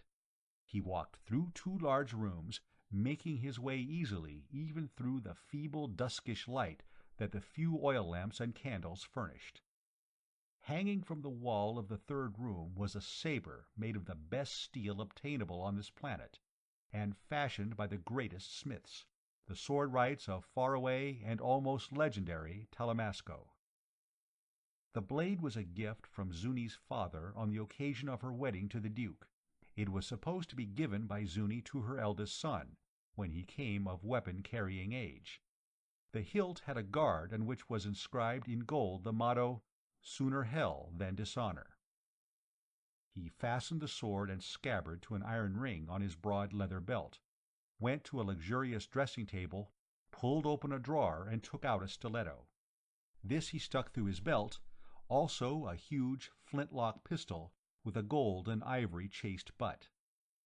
He loaded it with powder and an iron ball he found in a compartment, and put ammunition in a bag, which he also hung from his belt. Then, well armed, he walked out onto the balcony to take a quick view of the situation. 3 stories below him was the walk which he had left a few minutes before. Many soldiers and Zuni were standing there, all looking up. As his face came into sight, visible in the moonlight and the upreaching flares of their torches, a shout arose. Several of the musketmen raised their long-barreled weapons, but Zuni cried out for them to hold their fire. She wanted him alive. Green's skin prickled at the vindictiveness in her voice, and at the vision of what she was probably planning for him. He'd been forced to see too many tortures and public executions not to know exactly what she designed for him. Suddenly overcome with rage that she could be so treacherous and brutal, a rage perhaps flavored with self-disgust because he had made love to her, he aimed his pistol at her. There was a click as the hammer struck the flint, a spark, a whoosh as the powder burnt in the pan, a loud bang and a cloud of black smoke. When the fumes cleared away, he saw that everybody, including the Duchess, was running for cover. Naturally, he'd missed, for he had almost no practice with the pistols, being a slave. Even if he'd been well trained, he probably would not have struck his mark, so inaccurate were the weapons. While Green was reloading, he heard a shout from above. Looking up, he saw the Duke's round face, pale in the moonlight, hanging over the railing of the balcony above. He raised his empty pistol, and the Duke, squalling with fear, ran back into his quarters.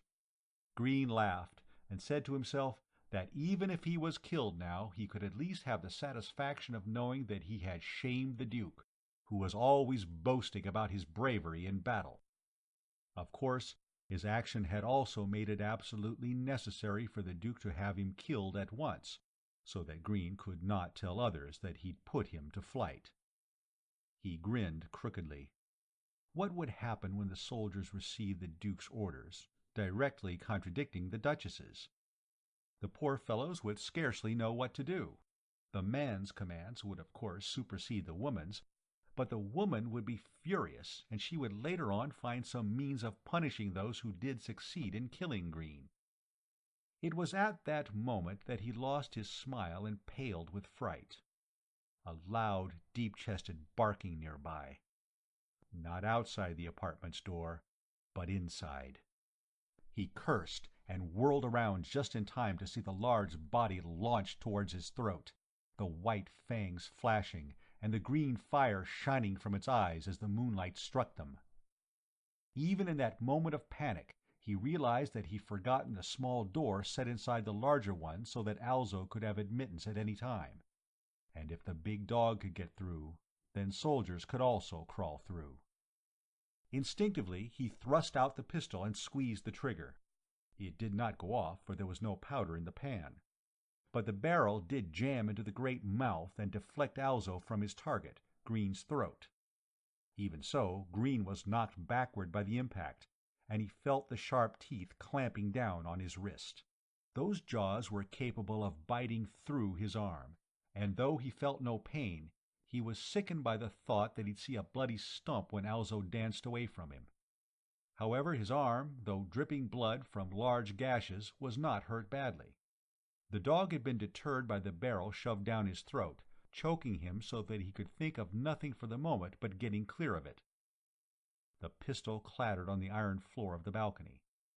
Alzo shook his head, unaware in his frenzy that he was rid of the weapon. Green leaped up from the sitting position into which Alzo's charge had flung him against the railing. Snarling as viciously as the dog, he braced his feet against the juncture of the floor and the railing and launched himself straight out. At the same time, the canine jumped. They met head-on, Green's skull driving into the open mouth and knocking the dog backward because his impetus was greater. Though the huge jaws bit down at his scalp, they snapped on air, and the animal fell to one side, growling. Green seized hold of the long tail, rolled away from the teeth now snapping at his ankles, and jerked at the tail so that the dog would swing away from him. He rose to one knee, pushed the dog away from him, though still keeping his frenzied grip with two hands, and jumped to his feet. Frantically, the animal twisted around and bit at the imprisoning hands, but he succeeded only in biting his own flank. Howling in anguish, he tried to lunge away. Green, making a supreme effort, raised the tail in the air. Naturally, the body came along with it. At the same time, he half turned from the animal, bent forward, and, with a convulsive motion, using his bowed back as a lever, threw Alzo over his head.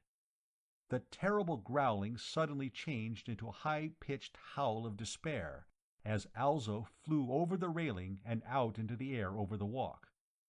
Green, leaning over to watch him, did not feel sorry for him.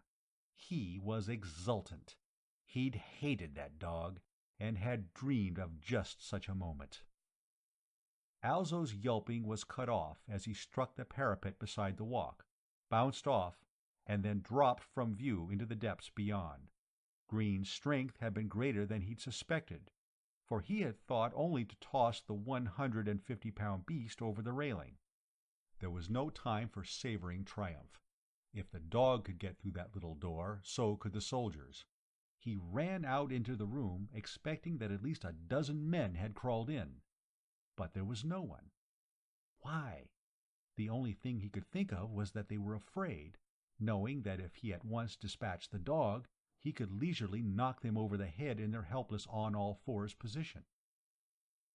The door shook beneath a mighty impact. They'd taken the wiser, if the less courageous course of battering rams. Green loaded his pistol, spilling the powder at his first attempt to prime the pan because his hands shook so. He fired, and a large hole appeared in the wood. However, part of the ball also stuck out, for the door was planked thickly against just such weapons. The battering ceased, and he heard a thud as the ram was dropped on the floor in hasty retreat. He smiled. As they were still operating under the Duchess's instructions to take him alive, not yet countermanded by the Duke's, they would not want to face pistol fire with only swords in hand. And in the first reflex to the shot, they'd undoubtedly forgotten that a ball couldn't penetrate the wood. "This is living," said Green out loud. And he wondered that his voice shook as much as his legs did. And yet he felt a wild exultance shooting through his fear, and knew that he was tasting both with a fine liking.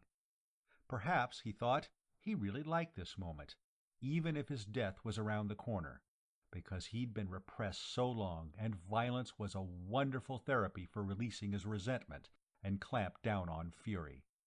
Whatever the reason, he knew that this was one of the high moments of his life, and that if he survived, he'd look back on it with pleasure and pride.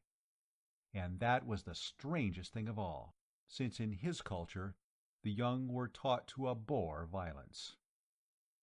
Luckily, they weren't so conditioned against it that the very thought of it paralyzed them.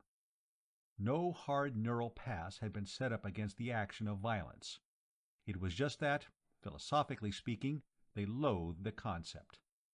Fortunately, there was a philosophy of the body, too, a much older and deeper one, and while it was true that man could no more live without philosophy of the mind than he could without bread, it had no place in Green at present. The fiery breath that flooded his body now, and made him so sensitive to what a fine thing it was to be alive while death was knocking at the door, did not rise from any mental abstraction or profound meditation. Green rolled back the carpets that led from the room to the balcony, for he wanted a firm footing if it became necessary to make a running broad jump from the balcony in an effort to clear the walk below and drop into the moat. He'd have to have very good timing and do everything just right the first time, like a parachute jump, otherwise he'd end up with broken bones on the hard stones below. Not that he was going to make that leap unless he just had to, but he was leaving an avenue open if his other measures didn't work. Again he ran to the bureau and drew out a large bag of gunpowder, weighing at least 5 pounds. In the open end of this he inserted a fuse, and tied the neck around it. While he was doing this, he heard shouts and cheers as the soldiers returned to the door, picked up their ram, and hurled themselves at the thick planking. He did not bother shooting again, but instead lit the fuse with a candle. Then he walked to the large door, pushed out the small dog's door, and tossed the bag through it.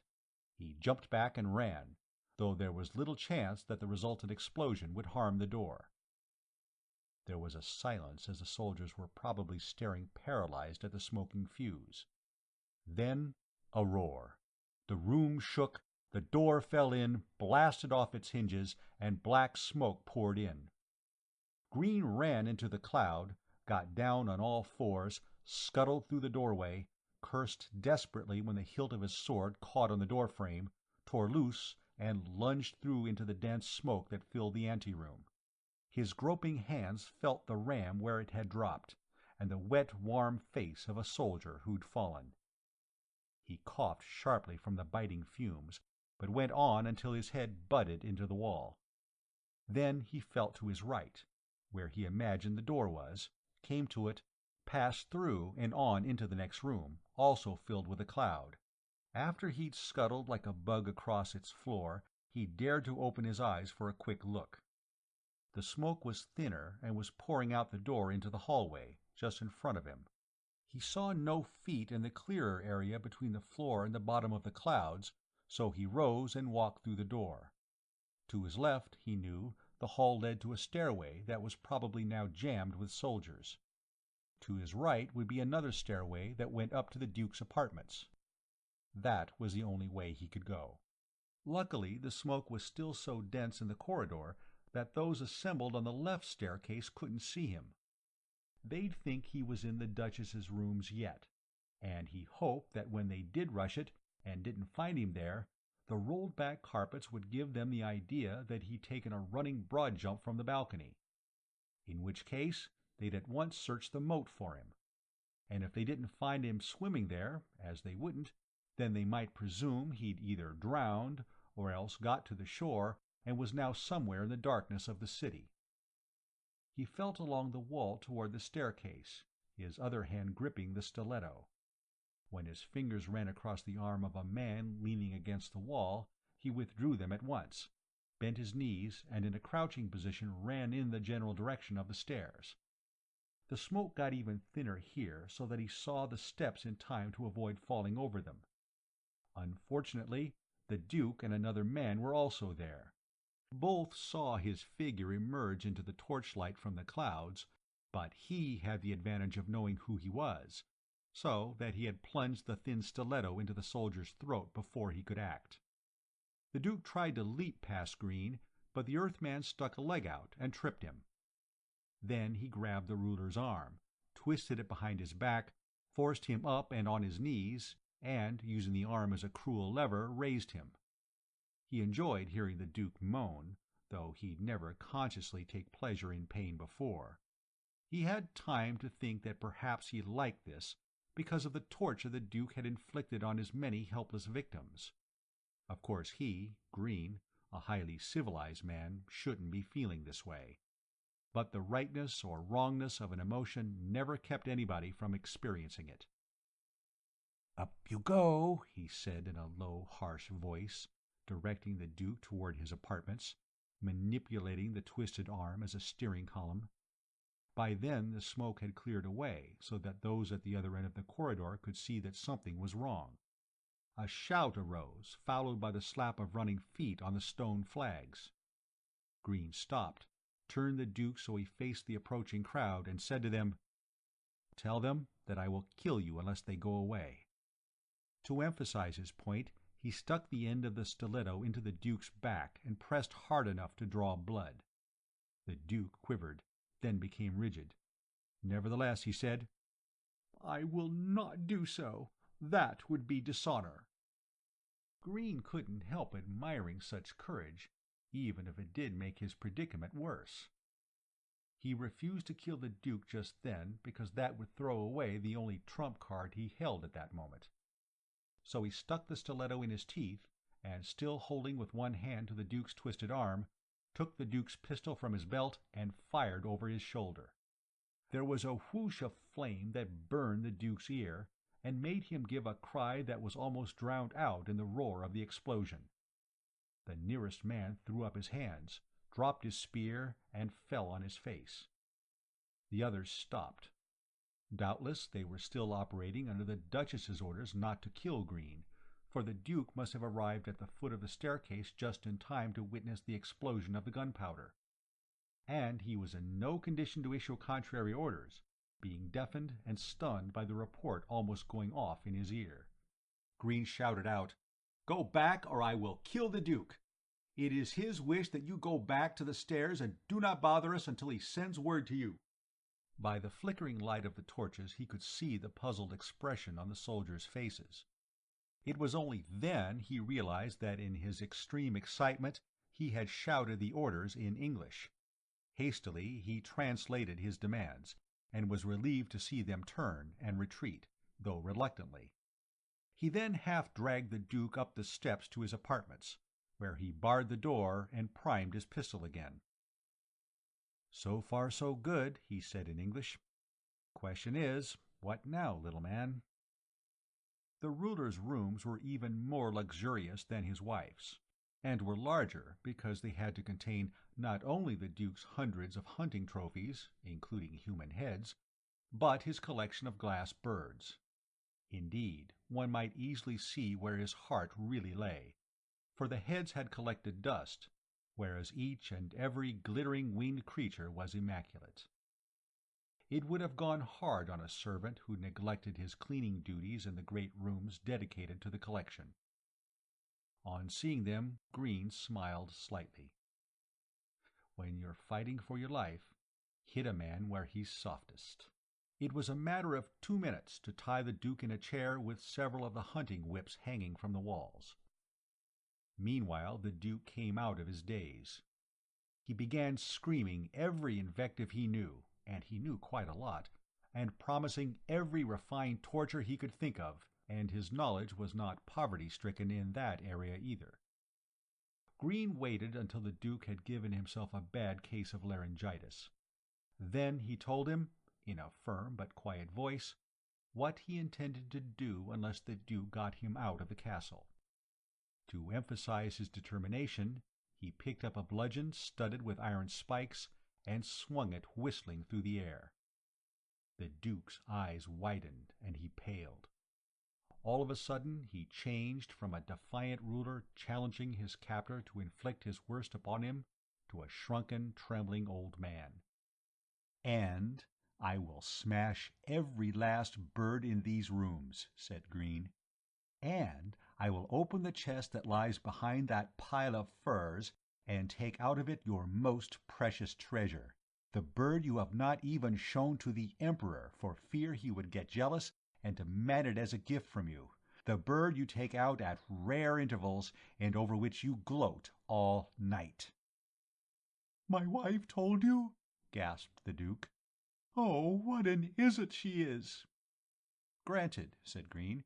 "She babbled to me many secrets, being a feather-brained, idle, silly, stupid female, a fit consort for you. So I know where the unique Exorator statuette, made by Eisen Yushua of Metzva Mush, is hidden. The glass bird that cost the whole dukedom a great tax and brought many bitter tears and hardships from your subjects. I will have no compunction about destroying it, even if it's the only one ever made, and if Eisen Yushua is now dead, so that it can never be replaced." The Duke's eyes bulged in horror. "No, no," he said in a quavering voice. "That would be unthinkable, blasphemous, sacrilegious. Have you no sense of beauty, degenerate slave that you are, that you would smash forever that most beautiful of all things made by the hands of man?" "I would." The Duke's mouth drew down at the corners. Suddenly he was weeping. Green was embarrassed, for he knew how great must be the emotion that could make this man, educated in a hard school, break down before an enemy. And he reflected upon what a strange thing a human being was. Here was a man who would literally allow his throat to be cut before he would display cowardice by bargaining for it. But to have his precious collection of glass birds threatened— Green shrugged. Why try to understand it? The only thing to do was to use whatever came his way. "Very well. If you wish to save them, you must do this." And he detailed exactly the Duke's moves and orders for the next 10 minutes.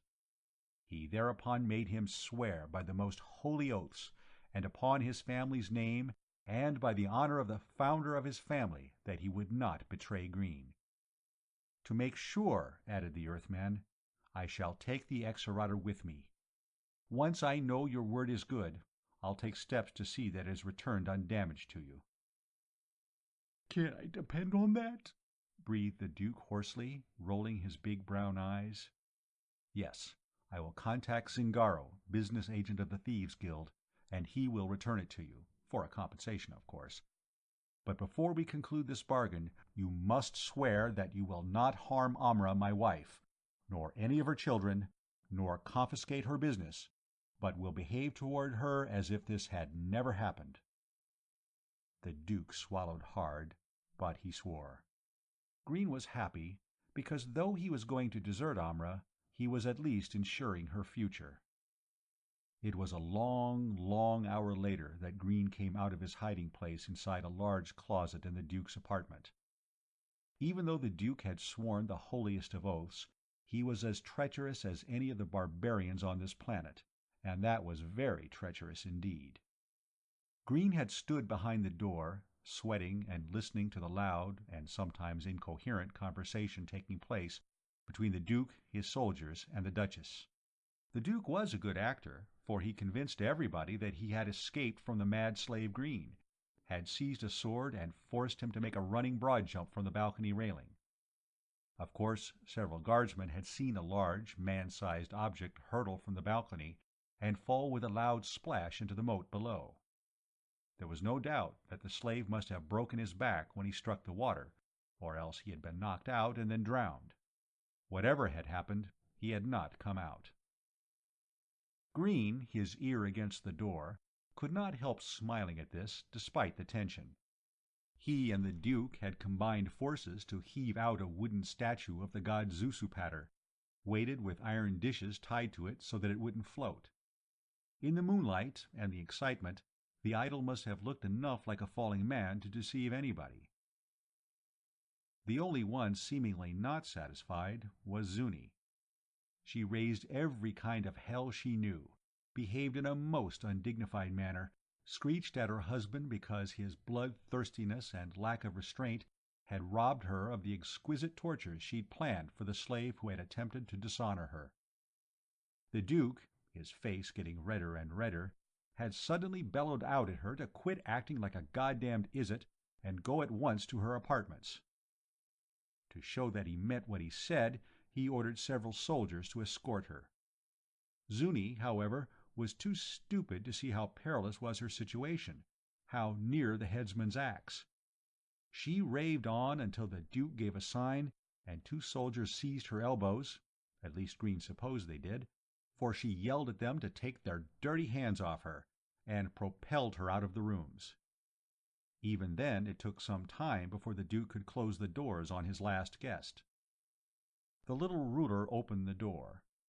In his hand he held a priest's green robe, the sacerdotal hexagonal spectacles, and a mask for the lower part of the face.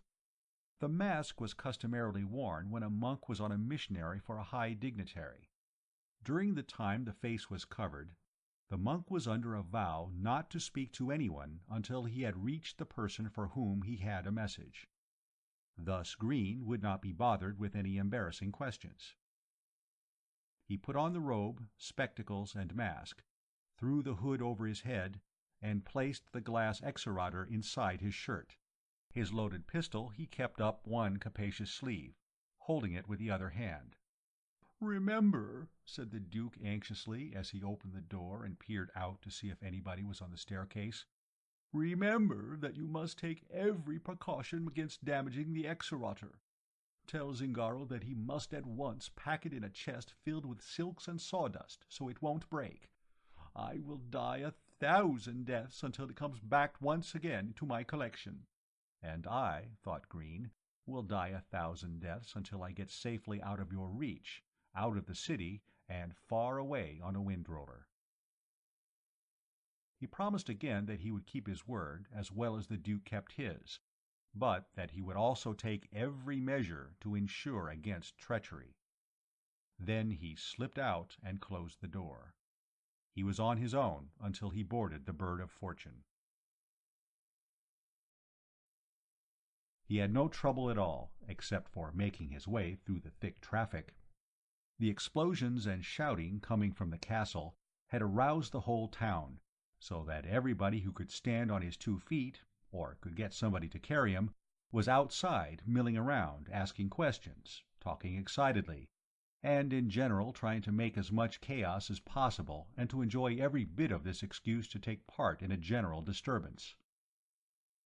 Green strode through them, his head bent but his eyes probing ahead.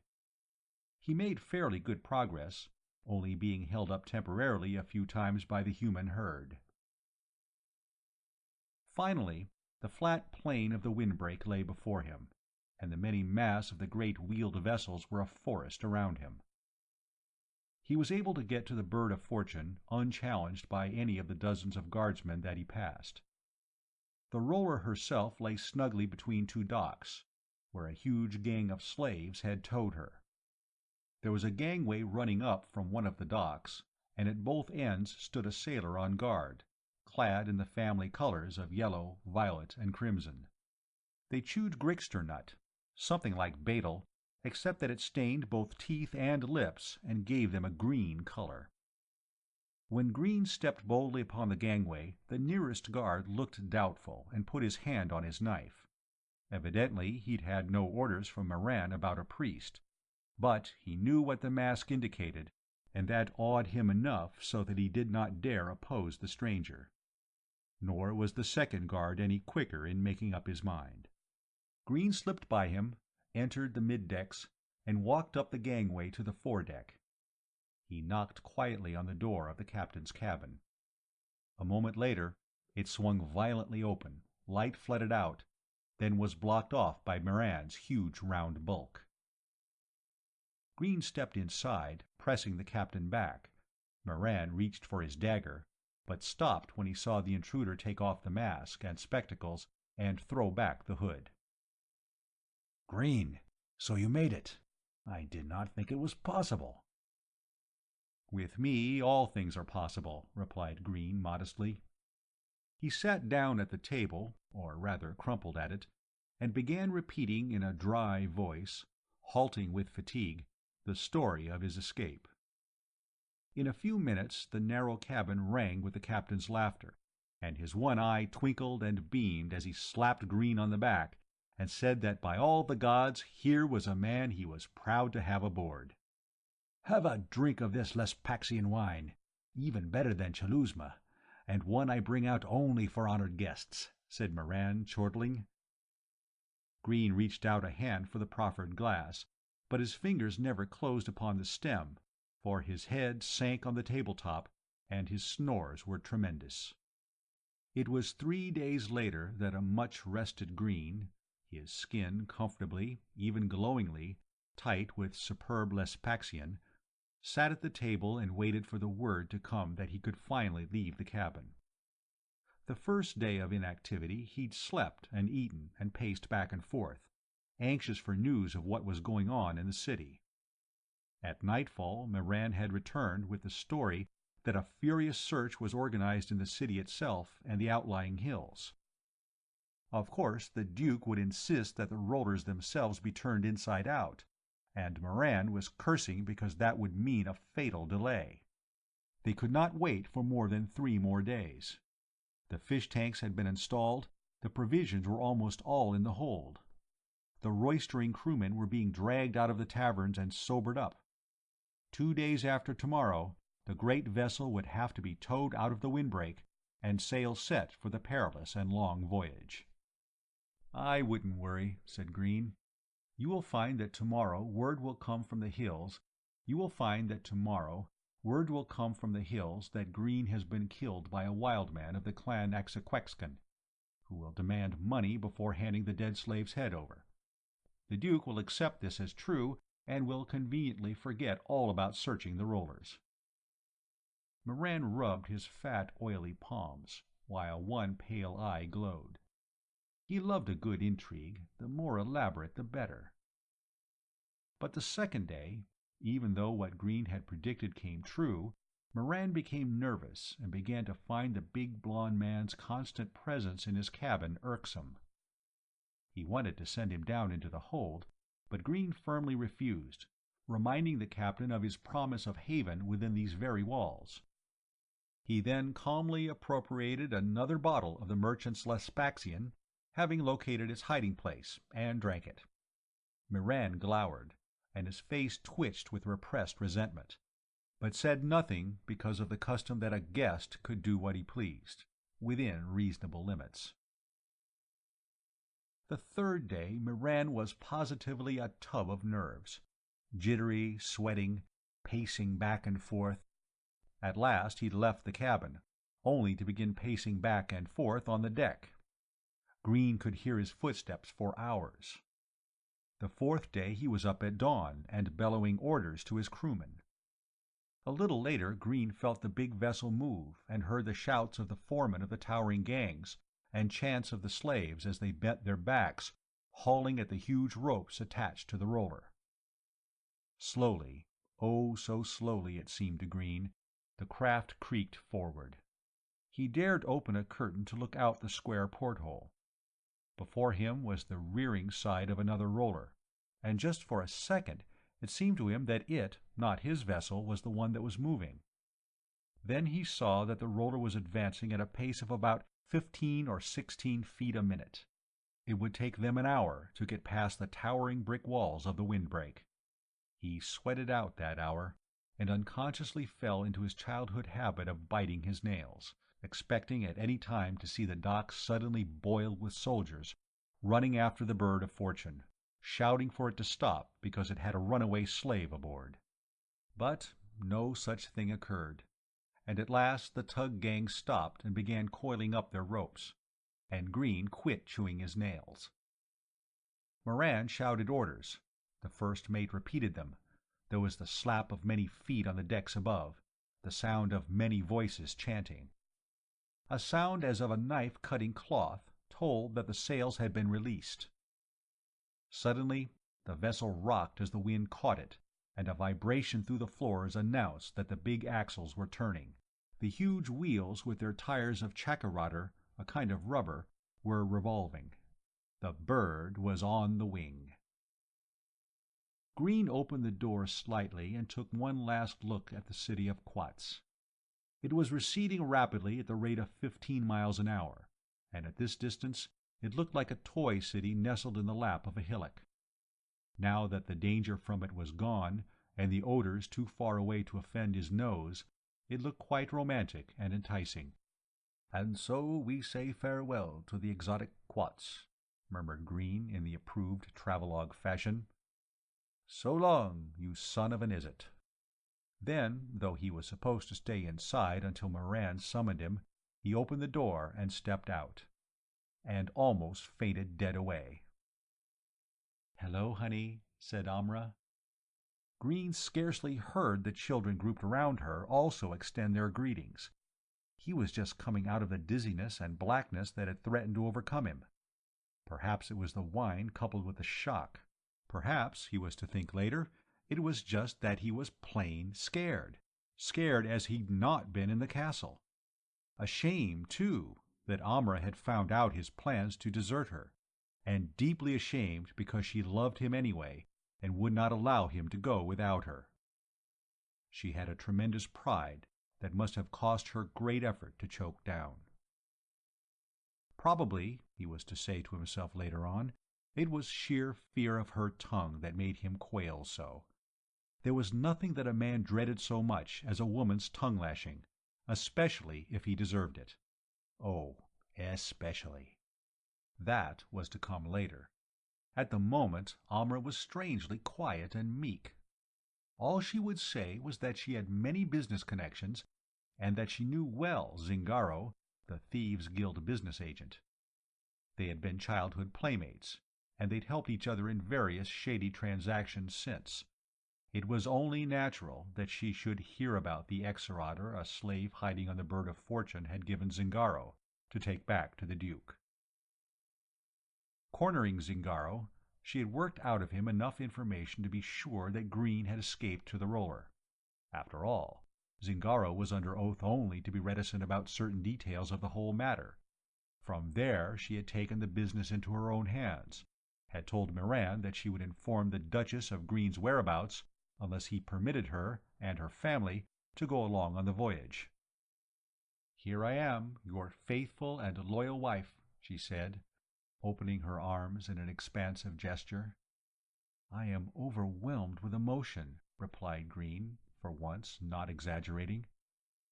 "Then come and embrace me," she cried, "and don't stand there as if you'd seen the dead return from the grave." "Before all these people?" he said, half-stunned, looking around at the grinning captain and first mate on the foredeck beside him, and at the sailors and their families on the middeck below. The only ones not watching him were the goggled helmsmen, whose backs were turned because they were intent on wrestling with the great spoked wheel. "Why not?" she retorted.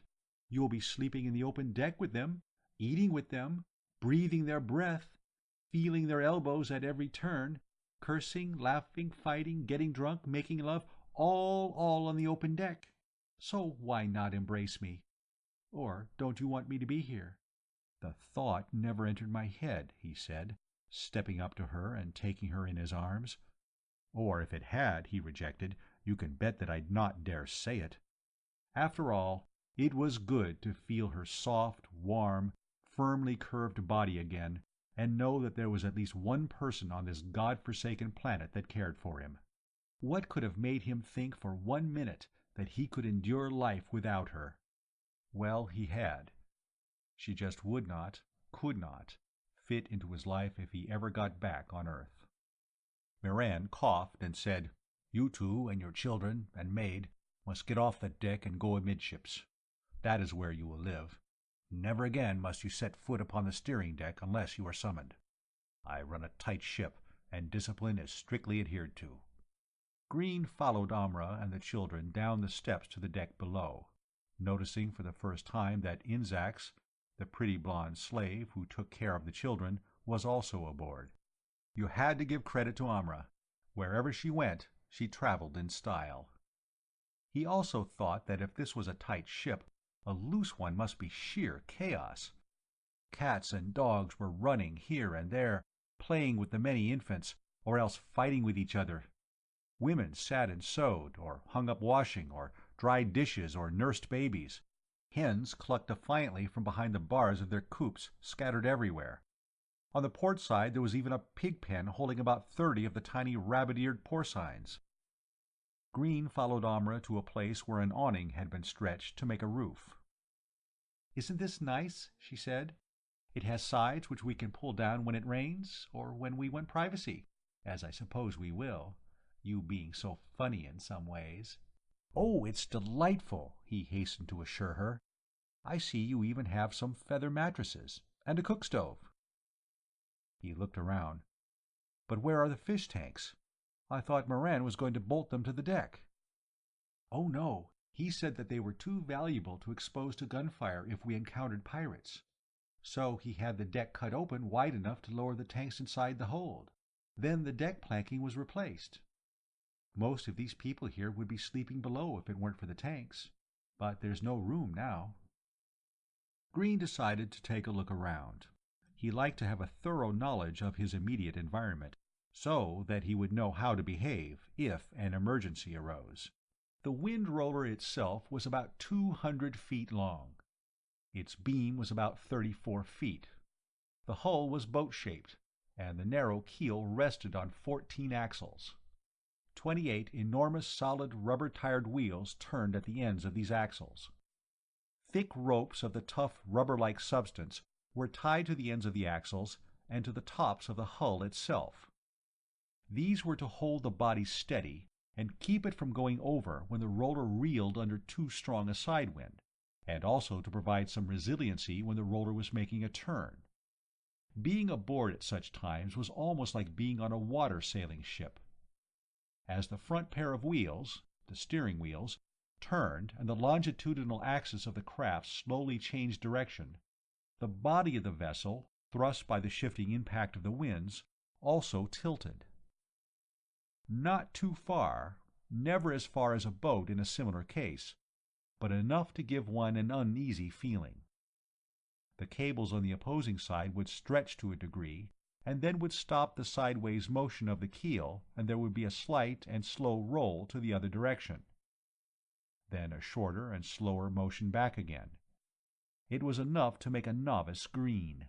Roller sickness wasn't uncommon at the beginning of a voyage, or during a violent windstorm. Like its aqueous counterpart, it affected the sufferer so that he could only hang over the rail and wish he would die. The Bird of Fortune sported a curving bow and a high foredeck. On this was fastened the many-spoked steering wheel. 2 helmsmen always attended it, 2 men wearing hexagonal goggles and close-fitting leather helmets with high crests of curled wire. Behind them stood the captain and first mate, giving their attention alternately to the helmsman and to the sailors on deck and aloft. The mid-deck was sunken, and the poop-deck, though raised, was not as high as the foredeck. The 4 masts were tall, but not as tall as those of a marine craft of similar size. High masts would have given the roller a tendency to capsize in a very strong wind, despite the weight of the axles and wheels. Therefore the yardarms, reaching far out beyond the sides of the hull, were comparatively longer than a sea-ship's. When the bird carried a full weight of canvas she looked, to a mariner's eyes, squat and ungainly. Moreover, yards had been fixed at right angles to the top of the hull and to the keel itself. Extra canvas was hung between these spars. The sight of all that sail sticking from between the wheels was enough to drive an old sailor to drink. 3 masts were square-rigged. The aft mast was fore and aft rigged, and was used to help the steering. There was no bowsprit.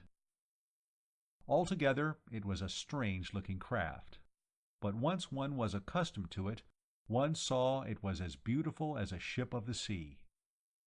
It was as formidable, too, for the bird carried 5 large cannon on the middeck, 6 cannon on the second deck, a lighter swivel cannon on the steering deck, and 2 swivels on the poop deck.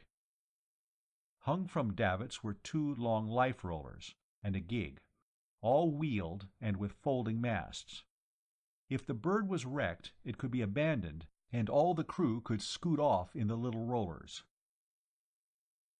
Green wasn't given much time for inspection. He became aware that a tall, lean sailor was regarding him intently. This fellow was dark-skinned, but had the pale blue eyes of the Tropat hillsman. He moved like a cat and wore a long, thin dagger, sharp as a claw. A nasty customer, thought Green. Presently the nasty customer, seeing that Green was not going to notice him, walked in front of him so that he could not help being annoyed. At the same time, the babble around them died, and everybody turned his head to stare. "Friend," said Green affably enough, "would you mind standing off to one side? You are blocking my view." The fellow spit Grixter juice at Green's feet. "No slave calls me friend. Yes, I am blocking your view, and I would mind getting out of the way." "Evidently you object to my presence here," said Green. "What is the matter? You don't like my face?" "No, I don't. And I don't like to have as a crewmate a stinking slave." "Speaking of odors," said Green, "would you please stand to the leeward of me? I've been through a lot lately, and I've a delicate stomach." "Silence, you son of an Izzet!" roared the sailor, red-faced. "Have respect towards your betters, or I'll strike you down and throw your body overboard." "It takes 2 to make a murder, just as it takes 2 to make a bargain," said Green in a loud voice, hoping that Moran would hear and be reminded of his promise of protection. But Moran shrugged his shoulders. He had done as much as he could. It was up to Green to make his way from now on. "It's true that I am a slave," he said, "but I was not born one. Before being captured, I was a freeman who knew liberty as none of you here know it. I came from a country where there were no masters, because every man was his own master. However, that is neither here nor there. The point is that I earned my freedom, that I fought like a warrior, not a slave, to get aboard the Bird. I wish to become a crew member, to become a blood brother to the clan Ephanikan." "Ah, indeed. And what can you contribute to the clan that we should consider you worthy of sharing our blood?" What indeed, Green thought. The sweat broke out all over his body, though the morning wind was cool.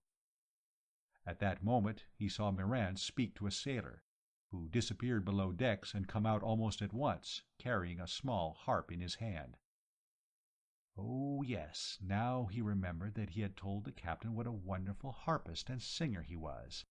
Just the man that the clan, eager for entertainment on the long voyages, would be likely to initiate. The unfortunate thing about that was that Green couldn't play a note. Nevertheless, he took the instrument from the sailor and gravely plucked its strings. He listened to the tones, frowned, adjusted the pegs, plucked them again, then handed the harp back. "Sorry, this is an inferior instrument," he said haughtily. "Haven't you anything better? I couldn't think of degrading my art on such a cheap monstrosity." "Gods above!" screamed a man standing nearby. "That is my harp you are talking about, the beloved harp of me, the bard Grizoot. Slave, tone-deaf son of a laryngidial mother, you will answer to me for that insult." "No," said the sailor, "this is my affair. I, Ezker, will test this lubber's fitness to join the clan and be called my brother." "Over my dead body, brother." "If you so wish it, brother." There were more angry words until presently Moran himself came down to the middeck. "By Minarax, this is a disgrace," he bellowed. "Two Ephanikin quarreling before a slave. Come, make a decision quietly, or I will have you both thrown overboard. It is not too far to walk back to Quats." "We will cast dice to see who is the lucky man," said the sailor Ezker. Grinning gap-toothedly, he reached into the pouch that hung from his belt, and pulled out the hexagonal ivories. A few minutes later, he rose from his knees, having won 4 out of 6 throws. Green was disappointed more than he cared to show, for he had hoped that if he had to fight anybody, it would be the pudgy, soft-looking harpist, not the tough sailor. Ezker seemed to agree with Green that he could not have had worse luck. Chewing Grixter so rapidly that the green-flecked slaver ran down his long chin, Ezker announced the terms that the blond slave would have to meet to prove his fitness. For a moment, Green thought of leaving the ship and making his way on foot. Moran protested loudly. "This is ridiculous. Why can you not fight on deck like two ordinary men and be satisfied if one gives the other a flesh wound? That way I won't stand the chance of losing you, Ezker, one of my top topmen. If you should slip, who would take your place? This green hand here?" Ezker ignored his captain's indignation, knowing that the code of the clan protected him. He spit and said, "Anybody can wield a dagger. I want to see what kind of a man this Green is aloft. Walking a yard is the best way to see the color of his blood." "Yes," thought Green, his skin goose-pimpling, "you'll likely see my blood all right, splashed from here to the horizon when I fall." He asked Moran if he could withdraw a moment to his tent to pray to his gods for success. Moran nodded, and Green had Amra let down the sides of his shelter while he dropped to his knees. As soon as his privacy was assured, he handed her a long turban cloth and told her to go outside. She looked surprised, but when he told her what else she was to do, she smiled and kissed him. "You are a clever man, Alan. I was right to prefer you above any other man I might have had, and I could have had the best." "Save the compliments for afterwards, when we'll know if it works," he said. "Hurry to the stove and do what I say. If anybody asks you what you are up to, tell them that the stuff is necessary for my religious ritual. The gods," he said as she ducked through the tent opening, "often come in handy. If they didn't exist, it would be necessary to invent them." Amra paused and turned with an adoring face. "Ah, Alan, that is one of the many things for which I love you. You are always originating these witty sayings. How clever and how dangerously blasphemous." He shrugged, airily dismissing her compliment as if it were nothing. In a minute she returned with a turban wrapped around something limp but heavy. And within 2 minutes he stepped out of the tent, clad in a loincloth, leather belt, dagger, and turban. Silently he began climbing the rope ladder that rose to the tip of the nearest mast. Behind him came Ezker. He did get some encouragement from Amra and the children. The Duke's 2 boys cried out to him to cut the so-and-so's throat, but if he was killed instead, they would avenge him when they grew up, if not sooner. Even the blonde maid, Inzax, wept. He felt somewhat better, for it was good to know that some people cared for him, and the knowledge that he had to survive and make sure that these women and children didn't come to grief was an added stimulus. Nevertheless, he felt his momentarily gained courage oozing out of his sweat pores with every step upward. It was so high up here, so far down below. The craft itself became smaller and smaller, and the people shrank to dolls, to upturned white faces that soon became less faces than blanks. The wind howled through the rigging and the mast, which seemed so solid and steady when he was at its base, now became fragile and swaying. "It takes guts to be a sailor and blood brother of the clan Ephenaiken," said Esger. "Do you have them, Green?" "Yes, but if I get any sicker I'll lose them, and you'll be sorry, being below me," muttered Green to himself. Finally, after what seemed like endless clambering into the very clouds themselves, he arrived at the topmost yard. If he had thought the mast thin and flexible, the arm seemed like a toothpick poised above an abyss. And he was supposed to inch his way out to the whipping tip, then turn and come back fighting. "If you were not a coward, you would stand up and walk out," called Esger. "Sticks and stones will break my bones," replied Green, but did not enlighten the puzzled sailor as to what he meant. Sitting down on the yard, he put his legs around it and began working his way out. Halfway to the arm he stopped and dared to look down. Once was enough. There was nothing but hard, grassy ground directly beneath him, seemingly a mile below, and the flat plain rushing by, and the huge wheels turning.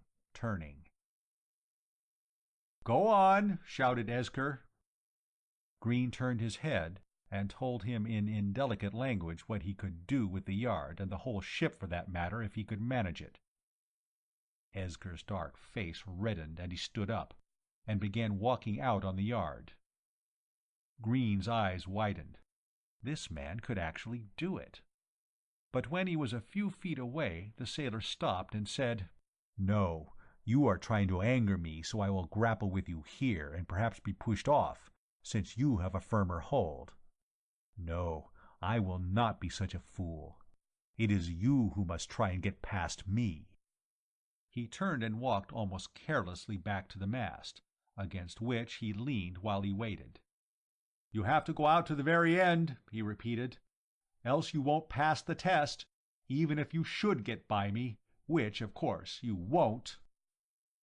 Green gritted his teeth and humped out to what he considered close enough to the end, about 2 feet away.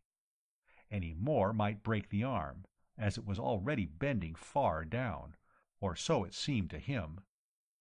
He then backed away, managed to turn, and to work back to within several feet of Esger. Here he paused to regain his breath, his strength, and his courage. The sailor waited, one hand on a rope to steady himself, the other with its dagger held point out at Green. The Earthman began unwinding his turban. "What are you doing?" said Esger, frowning with sudden anxiety. Up to this point he had been master, because he knew what to expect, but if something unconventional happened... Green shrugged his shoulders and continued his very careful and slow unwrapping of his headpiece. "I don't want to spill this," he said. "Spill what?" "This!" shouted Green, and he whipped the turban upward towards Esger's face. The turban itself was too far from the sailor to touch him, but the sand contained within it flew into his eyes before the wind could dissipate it. Amra, following her husband's directions, had collected a large amount from the fireplace's sand pile to wrap in it, and though it had made his head feel heavy, it had been worth it. Esger screamed and clutched at his eyes, releasing his dagger. At the same time Green slid forward and rammed his fist into the man's groin. Then, as Esger crumpled toward him, he caught him and eased him down. He followed his first blow with a chopping of the edge of his palm against the fellow's neck. Esger quit screaming and passed out. Green rolled him over so that he could lay on his stomach across the yard, supported on one side by the mast, with his legs, arms, and head dangling. That was all he wanted to do for him. He had no intention of carrying him down. His only wish was to get to the deck, where he'd be safe. If Esger fell off now, too bad. Amra and Inzax were waiting at the foot of the shrouds when Green slowly climbed off. When he set foot on the deck, he thought his legs would give way, they were trembling so. Amra, noticing this, quickly put her arms around him as if to embrace the conquering hero, but actually to help support him. "Thanks," he muttered. "I need your strength, Amra." "Anybody would who had done what you've done," she said. "But my strength, and all of me, is at your disposal, Alan." The children were looking at him with wide, admiring eyes, and yelling, "That's our daddy! Big, blond, green! He's as quick as a grass cat! He bites like a dire dog, and'll spit poison in your eye like a flying snake!" Then, in the next moment, he was submerged under the men and women of the clan, all anxious to congratulate him for his feat and to call him brother. The only ones who did not crowd around, trying to kiss him on the lips, were the officers of the Bird and the wife and children of the unfortunate sailor Esger. These were climbing up the rigging to fasten a rope around his waist and lower him. There was one other who remained aloof. That was the harpist, Grizoot. He was still sulking at the foot of the mast. Green decided that he'd better keep an eye on him, especially at night when a knife could be slipped between a sleeper's ribs and the body thrown overboard. He wished now that he'd not gone out of his way to insult the fellow's instrument, but at the time that had seemed the only thing to do. Now he had better try to find some way to pacify him. 2 weeks of very hard work and little sleep passed as Green learned the duties of a topsailman. He hated to go aloft, but he found that being up so high had its advantages. It gave him a chance to catch a few winks now and then. There were many crow's nests where musketmen were stationed during a fight. Green would slip down into one of these and go to sleep at once. His foster son, Grizz would stand watch for him, waking him if the foretop captain was coming through the rigging toward them. One afternoon, Grizz's whistle startled Green out of a sound sleep. However, the captain stopped to give another sailor a lecture. Unable to go back to sleep, Green watched a herd of hoobers take to their hoofs at the approach of the Bird.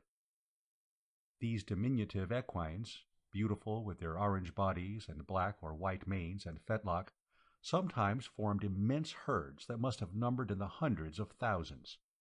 So thick were they that they looked like a bobbing sea of flashing heads and gleaming hoofs stretching clear to the horizon. To stretch to the horizon was something on this planet. The plain was the flattest Green had ever seen. He could scarcely believe that it ran unbroken for thousands of miles. But it did, and from his high point of view he could see in a vast circle. It was a beautiful sight. The grass itself was tall and thick-bodied, about 2 feet high and 1/16 of an inch through. It was bright green, brighter than earthly grass, almost shiny. During the rainy season, he was told, it would blossom with many tiny white and red flowers and give a pleasing perfume. Now, as Green watched, something happened that startled him.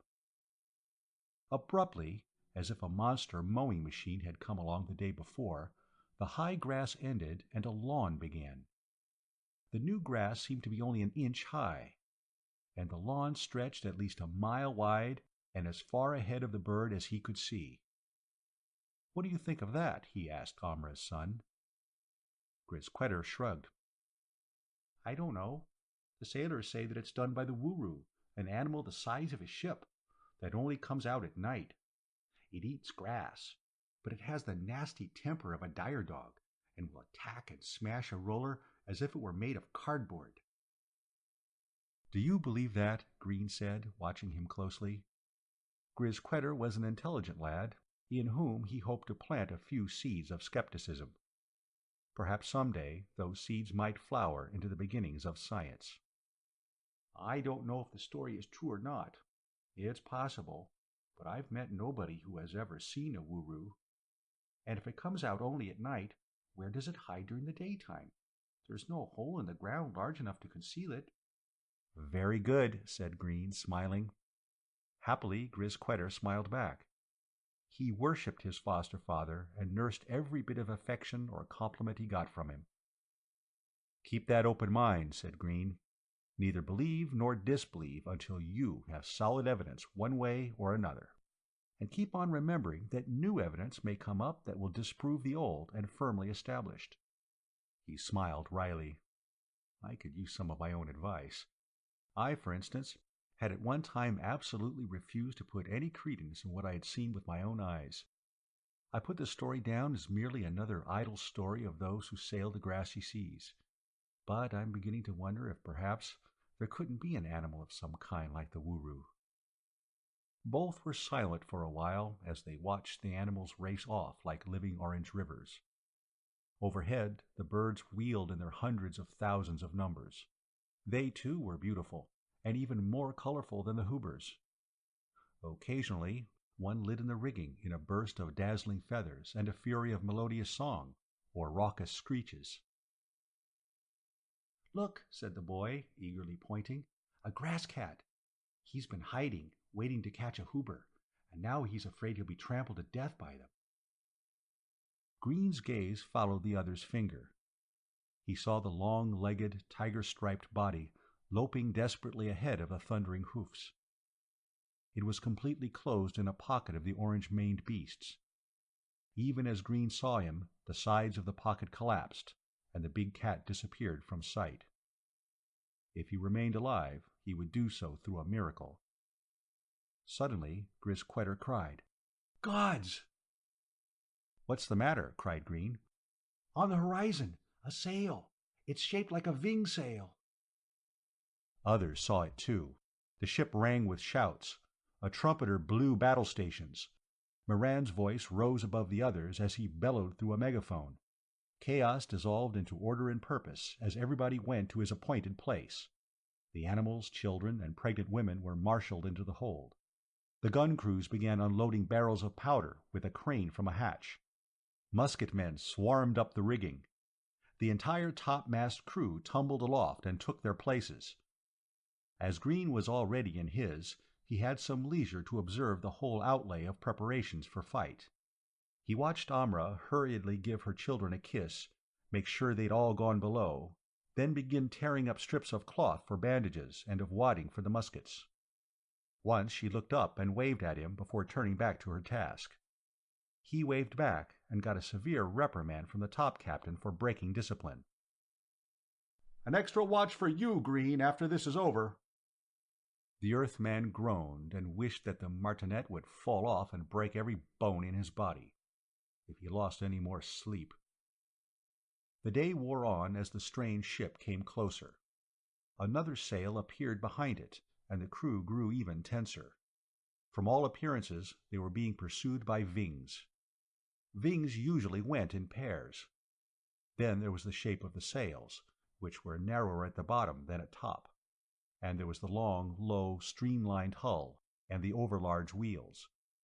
Nevertheless, discipline was somewhat relaxed for a time. The pets and children were allowed to come up, and meals were prepared by the women. Even when the swifter craft came close enough so that the color of the sails was seen to be scarlet, thereby confirming their suspicions of the stranger's identity, battle stations weren't called. Moran estimated that by the time the Vings were within cannon range, night would fall. "That is what they hate and we love," he said, pacing back and forth, fingering his nose ring and blinking nervously his one good eye. "It'll be an hour before the big moon comes up. Not only that, it looks as though clouds may rise. See?" he cried to the first mate. "By Menerax, is that not a wisp I detect in the northeast quarter?" "By all the gods, I believe it is," said the mate, peering upward, seeing nothing but clear sky, but hoping that wishing would make the clouds come true. "Ah, Menerax is good to his favorite worshipper," said Moran. "He that loves thee shall profit." Book of the True Gods, chapter 10, verse 8. And Menerax knows I love him with compound interest. "Yes, that he does," said the mate. "But what is your plan?" "As soon as the last glow of the sun disappears completely from the horizon, so our silhouette won't be revealed, we'll swing around and cut across their direct path of advance. We know that they'll be traveling fairly close together, hoping to catch up with us and blast us with crossfire. Well, we'll give them a chance, but we'll be gone before they can seize it. We'll go right between them in the dark and fire on both. By the time they're ready to reply, we'll have slipped on by. And then, he whooped, slapping at his fat thigh, they'll probably cannonade each other to flinders, each thinking the other is us. Hoo, hoo, hoo! Men of Rocks had better be with us, said the mate, paling. It'll take damn tight calculating and more than a bit of luck. We'll be going by dead reckoning. Not until we're almost on them will we see them. And if we're headed straight at them, it'll be too late to avoid a collision. Waroom, smash, boom. We're done for. That's very true. But we're done for if we don't pull some trick like that. They'll have caught us by dawn. They can outmaneuver us, and they've more combined gunfire. And though we'll fight like grass cats, we'll go down. And you know what'll happen then. The Vings don't take prisoners unless they're at the end of a cruise and going into port. We should have accepted the Duke's offer of convoy of frigates, muttered the mate. Even one would have been enough to make the odds favor us. What? And lose half the profits of this voyage because we have to pay that robber Duke for the use of his warships? Have you lost your mind, mate? If I have, I'm not the only one, said the mate, turning into the wind so his words were lost. But the helmsman heard him and reported the conversation later. In 5 minutes it was all over the ship. Sure, he's greedy guts himself, the crew said. But then we're his relatives. We know the value of a penny. And isn't that fat old darling the daring one, though? Who but a captain of the clan Ephaniken would think of such a trick, and carry it through, too? And if he's such a money grubber, why then wouldn't he be afraid to risk his vessel and cargo, not to mention his own precious blood, not to mention the even more precious blood of his relatives? No, Moran may be one-eyed and big-bellied and short of temper and wind, but he's the man to hold down the foredeck. Brother, dip me another glass from that barrel, and let's toast again the cool courage and hot avariciousness of Captain Moran, master merchant. Grazoot, the plump little harpist with the effeminate manners, took his harp and began singing the song the clan loved the most, the story of how they, a hill tribe, had come down to the plains a generation ago, and how there they had crept into the windbreak of the city of Chuttlezadge and stolen a great windroller, and how they had ever since been men of the grassy seas, of the vast flat Exerdimer, and had sailed their stolen craft until it was destroyed in a great battle with a whole Krinkensprunger fleet, and how they had boarded a ship of the fleet and slain all the men and taken the women prisoners and sailed off with the ship right through the astounded fleet, and how they had taken the women as slaves and bred children, and how the Ephaniken blood was now half Krinkensprunger, and that was where they got their blue eyes, and how the clan now owned 3 big merchant ships, or had until 2 years ago when the other 2 rolled over the green horizon during the month of the oak and were never heard of again. But they'd come back some day with strange tales and a hold brimming with jewels, and how the clan now sailed under the mighty, grasping, shrewd, lucky religious man, Moran. Whatever else you could say about Grazoot, you could not deny that he had a fine baritone. Green, listening to his voice rise from the deck far below, could vision the rise and fall and rise again of these people, and could appreciate why they were so arrogant and close-fisted and suspicious and brave. Indeed, if he had been born on this planet, he could have wanted no finer, more romantic, gypsyish life than that of a sailor on a windroller, provided, that is, that he could get plenty of sleep. The boom of a cannon disturbed his reverie. He looked up just in time to see the ball appear at the end of its arc and flash by him. It was not enough to scare him, but watching it plow into the ground about 20 feet away from the starboard steering wheel made him realize what damage one lucky shot could do. However, the Ving did not try again. He was a canny pirate who knew better than to throw away ammunition. Doubtless he was hoping to panic the merchantman into a frenzy of replies, powder-wasting and useless. Useless because the sun set just then, and in a few minutes dusk was gone and darkness was all around them. Moran didn't even bother to tell his men to hold fire, since they wouldn't have dreamed of touching off the cannon until he gave the word. Instead, he repeated that no light should be shown, and that the children must go below decks and must be kept quiet. No one was to make a noise. Then, casting one last glance at the positions of the pursuing craft, now rapidly dissolving into the night, he estimated the direction and strength of the wind. It was as it had been the day they set sail, an east wind, dead astern, a good wind, pushing them along at 18 miles an hour. Moran spoke in a soft voice to the first mate and the other officers, and they disappeared into the darkness shrouding the decks. They were giving prearranged orders, not by the customary bellowing through a megaphone, but by low voices and touches. While they directed the crew, Moran stood with bare feet upon the foredeck. He held a half-crouching posture, and acted as if he were detecting the moves of the invisible sailors by the vibrations of their activities running through the wood of the decks, and the spars, and the masts, and up to his feet. Moran was a fat nerve center that gathered in all the unspoken messages scattered everywhere throughout the body of the bird. He seemed to know exactly what he was doing, and if he hesitated or doubted because of the solid blackness around him, he gave the helmsman no sign. His voice was firm. "Hold it steady. 6, 7, 8, 9, 10. Now! Swing her hard to port! Hold her! Hold her!" To Green, high up on the topmost spar of the foremast, the turning about seemed an awful and unnatural deed. He could feel the hull, and with it his mast, of course, leaning over and over, until his senses told him that they must inevitably capsize and send him crashing to the ground. But his senses lied, for though he seemed to fall forever, the time came when the journey back toward an upright position began. Then he was sure he would keep falling the other way, forever. Suddenly the sails fluttered. The vessel had come into the dead spot, where there was no wind acting upon her canvas. Then, as her original impetus kept her going, the canvas boomed, seeming to his straining and oversensitive ears like cannon firing. This time the wind was catching her from what was for her a completely unnatural direction, from dead ahead. As a result, the sails filled out backwards, and their middle portions pressed against the masts. The roller came almost to a stop at once. The rigging groaned, and the masts themselves creaked loudly. Then they were bending backwards, while the sailors clinging to them in the darkness swore under their breaths and clamped down desperately on their handholds. "Gods," said Green, "what is he doing?"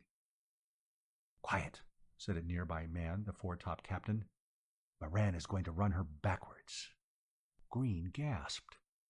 But he made no further comment, trying to visualize what a strange sight the bird of fortune must be, and wishing it were daylight so he could see her. He sympathized with the helmsman, who had to act against their entire training. It was a bad enough strain for them to try to sail blindly between two vessels, but to roll in reverse? They would have to put the helm to port when their reflexes cried out to them to put it to starboard, and vice versa. And no doubt Moran was aware of this, and was warning them about it every few seconds. Green began to see what was happening. By now the bird was rolling on her former course, but at a reduced rate because the sails, bellying against their masts, would not offer as much surface to the wind. Therefore the Ving vessels would by now be almost upon them, since the merchant ship had lost much ground in her maneuver. In 1 or 2 minutes the Ving would overtake them, would for a short while ride side by side with them, then would pass. Provided, of course, that Moran had estimated correctly his speed and rate of curve in turning.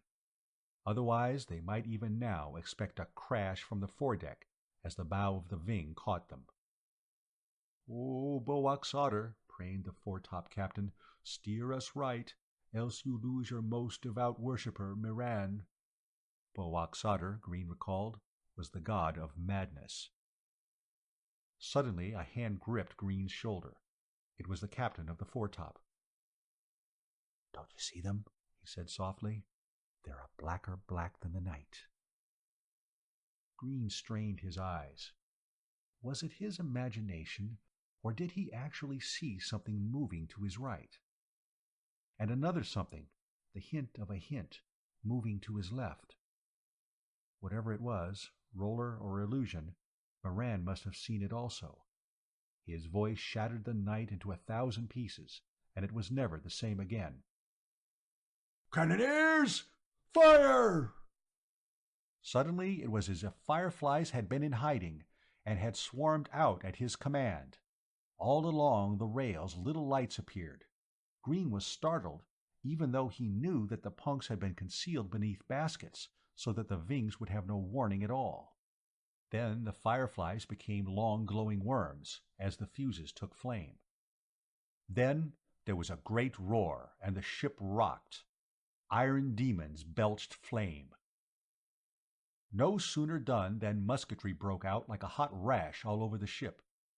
Green himself was part of this, blazing away at the vessel momentarily and dimly revealed by the light of the cannon fire. Darkness fell, but silence was gone. The men cheered. The decks trembled as the big wooden trains holding the cannon were run back to the ports from which they'd recoiled. As for the pirates, there was no answering fire. Not at first. They must have been taken completely by surprise. Moran shouted again. Again the big guns roared. Green, reloading his musket, found that he was bracing himself against a tendency to lean to the right. It was a few seconds before he could comprehend that the bird was turning in that direction, even though it was still going backwards. "Why is he doing that?" he shouted. "Fool, we can't roll up the sails, stop, then set sail again. We'd be right where we started, sailing backwards. We have to turn while we have momentum, and how better to do that than reverse our maneuver? We'll swing around until we're headed in our original direction." Green understood now. The Vings had passed them, therefore they were in no danger of collision with them. And they couldn't continue sailing backwards all night. The thing to do now would be to cut off at an angle, so that at daybreak they'd be far from the pirates. At that moment cannon fire broke out to their left. The men aboard the Bird refrained from cheering, only because of Moran's threats to maroon them on the plain if they did anything to reveal their position. Nevertheless, they all bared their teeth in silent laughter. Crafty old Moran had sprung his best trap. As he'd hoped, the two pirates, unaware that their attacker was now behind them, were shooting each other. "Let them bang away until they blow each other sky high," chortled the foretopmaster. "Ah, Moran, what a tale we'll have to tell in the taverns when we get to port." For 5 minutes the intermittent flashes and bellows told that the Vings were still hammering away. Then the dark took hold again. Apparently the two had either recognized each other, or else had decided that night fighting was a bad business and had steered away from each other. If this last was true, then they wouldn't be much to fear, for one Ving couldn't attack the merchant by itself. The clouds broke, and the big and little moons spread brightness everywhere. The pirate vessels were not in sight. Nor were they seen when dawn broke. There was sail half a mile away, but this alarmed no one, except the untutored Green, because they recognized its shape as a sister. It was a merchant from the nearby city of Dem, of the dukedom of Potsahidi. Green was glad. They could sail with it. Safety in numbers. But no. Moran, after hailing it and finding that it was also going to Astoria, ordered every bit of canvas crowded on in an effort to race away from it. "Is he crazy?" groaned Green to a sailor. "Like a Zilmar," replied the sailor, referring to a fox-like animal that dwelt in the hills. "We must get to Astoria first if we are to realize the full value of our cargo." "Utter feather-brained folly," snarled Green. "That ship doesn't carry live fish. It can't possibly compete with us." "No, but we've got other things to sell. Besides, it's in Moran's blood. If he saw another merchant pass him, He'd come down sick. Green threw his hands into the air and rolled his eyes in despair. Then he went back to work. There was much to do yet before he'd be allowed to sleep. The days and nights passed in the hard routine of his labor and the alarms and excursions that occasionally broke up the routine. Now and then the gig was launched, while the roller was at full speed, and it sped away under the power of its white fore and aft sail. It would be loaded with hunters, who would chase a hoober or deer or pygmy hog until it became exhausted, then would shoot the tired animal. They always brought back plenty of fresh meat. As for water, the catch tanks on the decks were full because it rained at least half an hour every noon and dusk. Green wondered at the regularity and promptness of these showers. The clouds would appear at 12, and it would rain for 30 to 60 minutes. Then the sky would clear again. It was all very nice, but it was also very puzzling. Sometimes he was allowed to try target practice from the crow's nest, on the grass cats or the huge dire dogs. These latter ran in packs of half a dozen to 20, and would often pace the bird, howling and growling and sometimes running between the wheels. The sailors had quite a few tales of what they did to people who fell overboard or were wrecked on the plains. Green shuddered and went back to his target practice. Though he ordinarily was against shooting animals just for the fun of it, he had no compunction about putting a ball through these wolfish-looking creatures. Ever since he'd been tormented by Alzo, he'd hated dogs with a passion unbecoming to a civilized man. Of course, the fact that every canine on the planet instinctively loathed him because of his Earthman odor and did his best to sink his teeth into him strengthened Green's reaction. His legs were always healing from bites of the pets aboard. Often the roller would cruise through the grass tall as a man's knee. Then suddenly it would pass onto one of those tremendous lawns which seemed so well kept. Green had never ceased puzzling about them, but all he could get from anyone was one or more variations of the fable of the Wuru, the herbivore bigger than 2 ships put together. One day they passed a wreck. Its burned hulk lay sideways on the ground, and here and there bones gleamed in the sun. Green expressed surprise that the masts, wheels, and cannon were gone. He was told that those had been taken away by the savages who roamed the plains. They used the wheels for their own craft, which are really nothing but large sailing platforms, land rafts, you might say, Amra told him. On these they pitch their tents and their fireplaces, and from them they go forth to hunt. Some of them, however, disdain platforms and make their homes upon the roaming islands. Green smiled, but said nothing about the fairy story, because disbelief excited these people, even Amra. "You will not see many wrecks," she continued. "Not because there aren't many, for there are. Out of every 10 rollers that leave for distant breaks, you can expect only 6 to get back." "That few? I'm amazed that with such a casualty ratio you could get anybody to risk his fortune and life." "You forget that he who comes back is many times richer than when he sailed away. Look at Moran. He is taxed heavily at every port of call. He is taxed even more heavily in his home port. And he has to split with the clansmen, though he does get 1/10 of the profit of every cargo. Despite this, he is the richest man in Quats, richer even than the Duke." "Yes, but a man is a fool to take risks like these, just for the remote chance of a fortune," he protested. Then he stopped. After all, for what other reason had the Norsemen gone to America, and Columbus to the West Indies? Or why were so many hundreds of thousands of Earthmen daring the perils of interstellar space? What about himself, for instance? He'd left a stable and well-paying job on Earth as a specialist in raising seed crops to go to Pushover, a planet of the Alberio. He'd expected to make his fortune there after 2 years of not-too-hard work and then retire. If only that accident hadn't happened. Of course, some of the pioneers weren't driven by the profit motive. There was such a thing as love of adventure. Not a pure love, however. Even the most adventurous saw El Dorado gleaming somewhere in the wilds. Greed conquered more frontiers than curiosity. You'd think the ruins of rollers would not be rare, even if these plains are vast, said Amra, breaking in on his reflections. But the savages and pirates must salvage them as fast as they're made. Your pardon, mother, for interrupting, said Grisquetter. I heard a sailor, Zub, remark on that very thing just the other day. He said that he once saw a roller that had been gutted by pirates, he supposed. It was 3 days' journey out of Yeshkeavach, the city of quartz in the far north. He said the roller was a week there, then returned on the same route. But when they came to where the wreck had been, it was gone, every bit of it. Even the bones of the dead sailors were missing.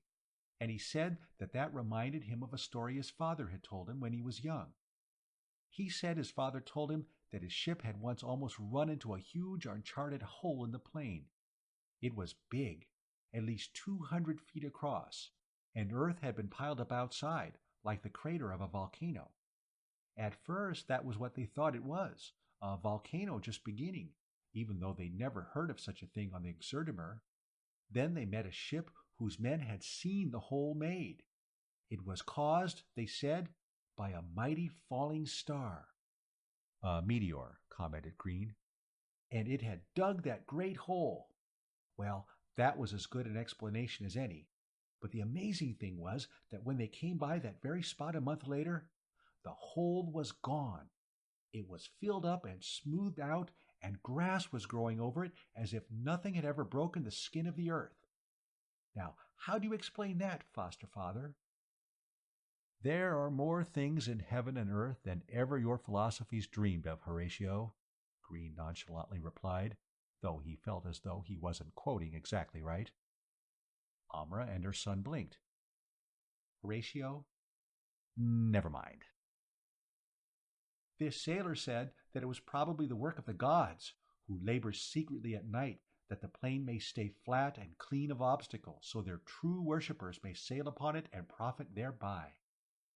Will the wonders of rationalization never cease? Said Green. He rose from his pile of furs. Almost time for my watch. He kissed Amra, the maid, the children, and stepped out from the tent. He walked rather carelessly across the deck, absorbed in wondering what the effect would be upon Amra if he told her his true origin. Could she comprehend the concept of other worlds, existing by the hundreds of thousands, yet so distant from each other that a man could walk steadily for 1,000,000 years and still not get halfway from Earth to this planet of hers? Or would she react automatically, as most of her fellows would do, and think that he must surely be a demon in human disguise? It would be more natural for her to prefer the latter idea. If you looked at it objectively, it was more plausible, given her lack of scientific knowledge. Much more believable, too. Somebody bumped him. Jarred out of his reverie, he automatically apologized in English. "Don't curse me in your foreign tongue," snarled Grizoot, the plump little harpist. Ezker was standing behind Grizoot. He spoke out of the side of his mouth, urging the bard on. "He thinks he can walk all over you, Grizoot, because he insulted your harp once, and you let him get away with it." Grizoot puffed out his cheeks, reddened in the face, and glared. "It is only because Moran has forbidden duels that I have not plunged my dagger into this son of an Izzet." Green looked from one to the other. Obviously the scene was prearranged, with no good end for him in view. "Stand aside," he said haughtily. "You are interfering with the discipline of the roller. Moran will not like that." "Indeed," said Grizoot. "Do you think Moran cares at all about what happens to you? You're a lousy sailor, and it hurts me to have to call you brother. In fact, I spit every time I say it to you, brother." Grizoot did just that. Green, who was downwind, felt the fine mist on his legs. He began to get angry. "Out of my way, or I'll report you to the first mate," he said firmly, and walked by them. They gave way, but he had an uneasy feeling in the small of his back, as if a knife would plunge into it. Of course they shouldn't be so foolish, because they would be hamstrung and then dropped off the roller for the crime of cowardice. But these people were so hot-headed They were just as likely as not to stab him in a moment of fury. Once on the rope ladder that ran up to the crow's nest, he began to lose the prickly feeling in his back. At that moment Grizoot called out, "Oh, Green, I had a vision last night, a true vision, because my patron god sent it, and he himself appeared in it. He announced that he would snuff up his nostrils the welcome scent of your blood, spilled all over the deck from your fall." Green paused with one foot on the rail. "You tell your god to stay away from me, or I'll punch him in the nose," he called back. There was a gasp from the many people who'd gathered around to listen. "Sacrilege!" yelled Grizoot. "Blasphemy!" He turned to those around him. "Did you hear that?" "Yes," said Esger, stepping out from the crowd. "I heard him, and I am shocked. Men have burned for less. Oh, my patron god, Tanaskala, punish this pride-swollen man. Make your dreams come true. Cast him headlong from the mast, and dash him to the deck, and break every bone in his body, so that men may learn that one does not mock the true gods." "Tagai," murmured the crowd. Amen. Green smiled grimly. He had fallen into their trap and now must be on guard. Plainly, one or both of them would be aloft tonight during the dark hour after sunset, and they'd be content with nothing less than pitching him out over the deck. His death would be considered to have come from the hands of an outraged god. And if Amra should accuse Esger and Grizoot, she'd get little justice. As for Moran, the fellow would probably heave a sigh of relief, because he'd be rid of a troublesome fellow who could carry damaging stories of a certain conspiracy to the Duke of Tropat. He climbed up to the crow's nest and settled gloomily to staring off at the horizon. Just before sunset, Grisquetter came up with a bottle of wine and food in a covered basket. Between bites, Green told the boy of his suspicions. "Mother has already guessed as much," said the lad. "She is a very clever woman indeed, my mother. She has put a curse upon the two if you should come to harm." "Very clever. That will do a great deal of good. Thank her for her splendid work while you're picking up my pieces from the deck, will you?" "To be sure," replied Grisquetter, trying hard to keep his sober face from breaking into a grin. "And Mother also sent you this." He rolled the handkerchief all the way off the top of the basket. Green's eyes widened. "A rocket flare!" "Yes. Mother says that you are to release it when you hear the bosun's whistle from the deck." "Now, why in the world would I do that? Won't I get into tremendous trouble by doing that? I'll be run through the gauntlet a dozen times for that. No, sir, not me. I've seen those poor fellows after the whips were through at them. Mother said for me to tell you that nobody will be able to prove who sent up the flare." "Perhaps. It sounds reasonable. But why should I do it?" "It will light up the whole ship for a minute, and everybody will be able to see that Esger and Grizoot are in the rigging. The whole ship will be in an uproar. Of course, when it is discovered that somebody has stolen 2 flares from the storeroom, and when a search is conducted and 1 flare is found hidden in Esger's trunk, then, well, you'll see." "Oh, a beamish boy," chortled Green. "Callooh Calais. Go tell your mother she's the most marvelous woman on this planet, though that's not really much of a compliment now that I think of it. Oh, wait a minute. About this bosun's whistle. Now, why should he be warning me to send up a flare?" "He won't. Mother will be blowing it. She'll be waiting for a signal from me or Azaxu," Grisquetter said, referring to his younger brother. "We'll be watching Esger and Grizoot, and when they start to climb aloft, we'll notify her. She'll wait until she thinks they're about halfway up, then she'll whistle." "That woman has saved my life at least a half a dozen times. What would I do without her?" "That's what Mother said. She said that she doesn't know why she went after you when you tried to run away from us, because she has great pride, and she doesn't have to chase a man to get one. Princes have begged her to come live with them, but she did because she loves you, and a good thing, too. Otherwise your stupidity would have killed you 10 times over by now." "Oh, she did she? Well, Yes, well." Thoroughly ashamed of himself, yet angry at Amra for her estimate of him, Green miserably watched Grisquetter climb down the ratlines. During the next half hour, time seemed to coagulate, to thicken and harden around him so that he felt as if he were encased in it. The clouds that always came up after sunset formed, and a light drizzle began. It would last for about an hour, he knew. Then the clouds would disappear so swiftly that they would give the impression of being yanked away, like a tablecloth by some magician over the horizon. But he'd cram a highly nervous lifetime into those minutes, wondering if perhaps there wouldn't be some unforeseen frustration of Amra's schedule. The first webby drop struck his face, and he wondered if perhaps that wouldn't be what the two would wait for. They'd probably taken the first step up the rigging, but he mustn't expect her whistle for some time yet. If they were clever, they wouldn't climb up directly beneath him, but would go aft, ascend to the top, then climb over to him. It was true that they'd have to pass others who, like Green, were also stationed aloft on watch. But Esker and Grizoot knew the locations of these. So dark was it, they could pass within touching distance and not be seen or heard. The wind in the rigging, the creak of masts, the rumble of the great wheels would drown out any slight noise they might make. The roller did not stop sailing just because the helmsman could not see. The bird followed a well-charted route. Every permanent obstacle along there had been memorized by helmsmen and officers alike. If anything formidable was expected in their path during the dark period, a course would be set to avoid it. The officers on duty would advise the helmsman on their steering by means of an ingenious dial on a notched plate.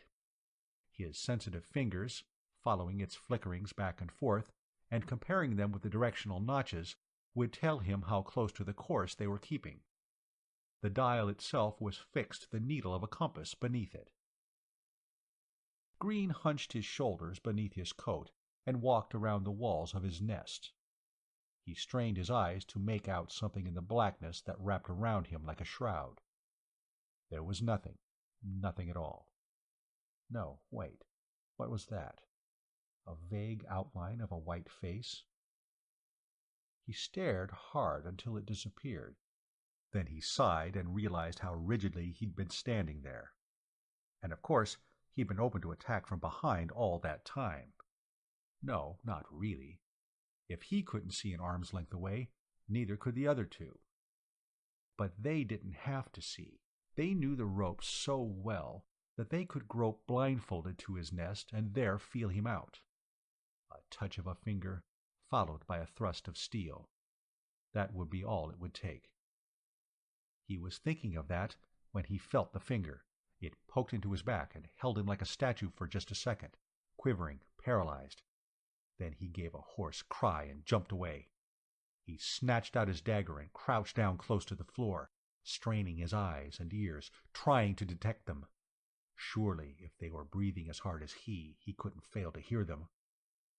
On the other hand, he realized with a sudden sickishness that they could hear him just as well. Come on, he said soundlessly through clenched teeth. Do something. Make a move so I can pin you, you sons of Izits. Perhaps they were doing the same, waiting for him to betray himself. The best thing was to hug the floor, where he was, and hope they'd stumble over him. He kept reaching out in front of him, feeling for the warm mesh of a face. His other hand held his dagger. It was during one of his tentative explorations that he felt the basket where Grisquetter had left it. At once, seized with what he thought was an inspiration, he pulled out the flare. Why wait for them to close in on him and butcher him like a hog? He'd send up the flare now, and in the first shock of its glare he'd attack them. The only trouble was he'd have to put down his dagger in order to take his flint and steel and tinderbox from his pocket. He hated not to have it ready for thrusting. Solving this problem by putting the dagger between his teeth, he took out his firebox, paused, and swiftly put them back. Now, how was he supposed to get the tinder going when it was drizzling? That was one thing Amra, with all her cleverness, hadn't thought of. "Fool," he whispered to himself. "I'm the fool."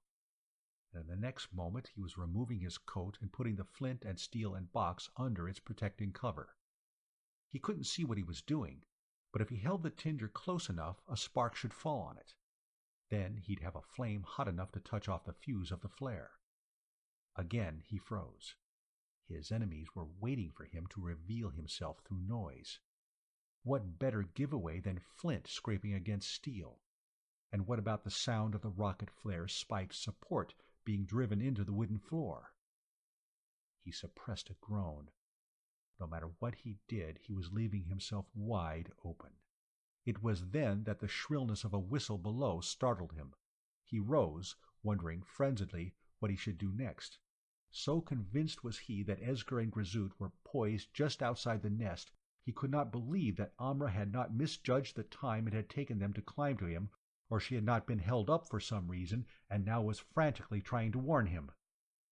But he realized he couldn't just stand there like a scared sheep. Whether Amra was right or not, whether they were within dagger's thrust or not, he had to take action. "Do your damnedest," he growled at whatever might be in the dark, and he struck steel against flint. The materials were under his coat, blocking his view, but he lay down again so he could see between his arms and under the coat held over them. The tinder caught at once and blazed up. Then began a small but steady glow in the harder wood of the box. Without waiting to look around, Green rammed the flare's spike into the deck of the nest. Swiftly, he brought the punk up, still holding the coat over it for protection from the drizzle, and also from any watching eyes. He held it against the fuse, saw the cord catch flame, and sizzle like a frying worm. Then he had ducked under the other side of the mast that supported the nest, for he knew how unpredictable these primitive rockets were. Like as not, it would go off in his face. Hardly had he rounded the big pillar of the mast when he heard a soft whooshing sound. He looked up just in time to see the rocket explode in a white glare. The moment it dispelled the darkness, he jerked his head to the right and left in an effort to see if Esger and Grazoot were on him, as he'd known they must be. But they weren't. They were still half a ship's length away from him, caught by the light in the rigging, like flies in a spider's web. What he had thought was a finger poking him in the back must have been the bolt that held the support for the muskets, which were to be fired from the nest during combat. So relieved was he would have broken into loud laughter. But at that moment a great cry broke from the decks below. The mate and helmsman were shouting in alarm. Green looked down, saw them pointing, and his gaze followed the direction of their extended fingers. 100 yards ahead, rushing at them at a collision course, was a towering clump of trees. Then the flare had died, and had left nothing but its afterimage on the eye and panic on the brain. Green did not know what to make of it. In the first instant, he had thought that it was the roller alone that was speeding toward an uncharted forest-grown hill. Immediately after, he'd seen that his senses were deceiving him, and that the mass was also moving. It had looked like a hill, or several hills, sliding across the grass toward them. But even as the darkness came back, he'd seen that there were other hills behind it, and the whole thing was actually a sort of iceberg of rocks and of soil, from which grew trees. That was all he could make out in that confusing moment. Even then he couldn't believe it, because a mountain just didn't run along of its own volition on flat land. Credible or not, it was not being ignored by the helmsman. They must have turned the wheel almost at once, for Green could feel the leaning of the mast to port and the shift of wind upon his face. The bird was swinging to the southwest in an effort to avoid the roaming island. Unfortunately, it was too dark for the men to have worked swiftly in trimming the sails, even if a full crew had been aloft, and there were far too few on the top, as it was not thought necessary to have them on duty when the roller was running in the post-sunset drizzle. Green had time for one short prayer. No nonsense about punching a god in the nose now. And then he was hurled against the wall of the nest. There was the loudest noise he'd ever heard. The loudest because it was the crack of doom for him. Rope split like a giant's whip cracking. Spars, suddenly released from the rigging, strummed like monster violins. The masts, falling down, thundered.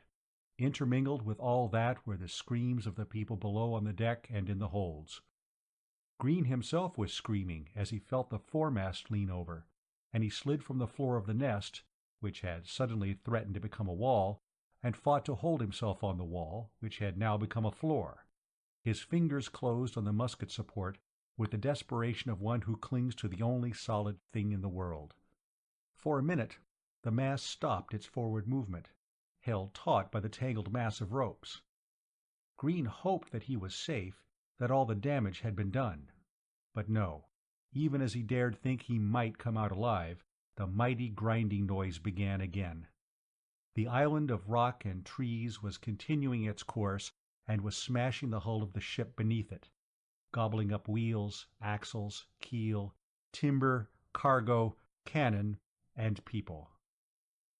The next he knew, he was flying through the air, torn from his hold, catapulted far away from the roller.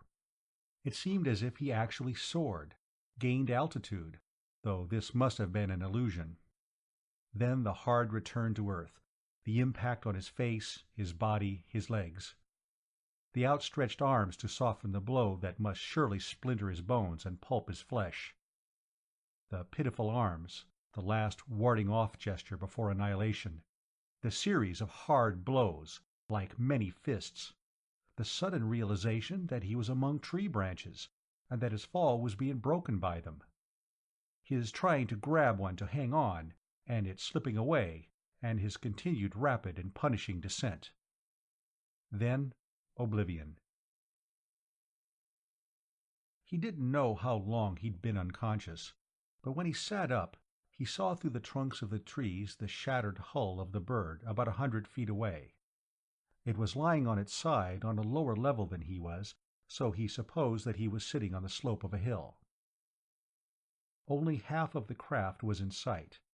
It must have broken in two, and most of the middeck and stern ground into rubble beneath the advancing juggernaut of the island.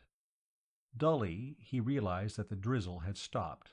The clouds had cleared, and the big and little moons were up. The seeing was good. Too good. There were people left alive in the wreck, men, women, and children who were trying to climb through the tangle of ropes, spars, and broken, jagged, projecting planks. Screams, moans, shouts, and calls for help made a chaos. Groaning, he managed to rise to his feet. He had a very painful headache. One eye was so swollen he couldn't see with it. He tasted blood in his mouth, and felt several broken teeth with his lacerated tongue.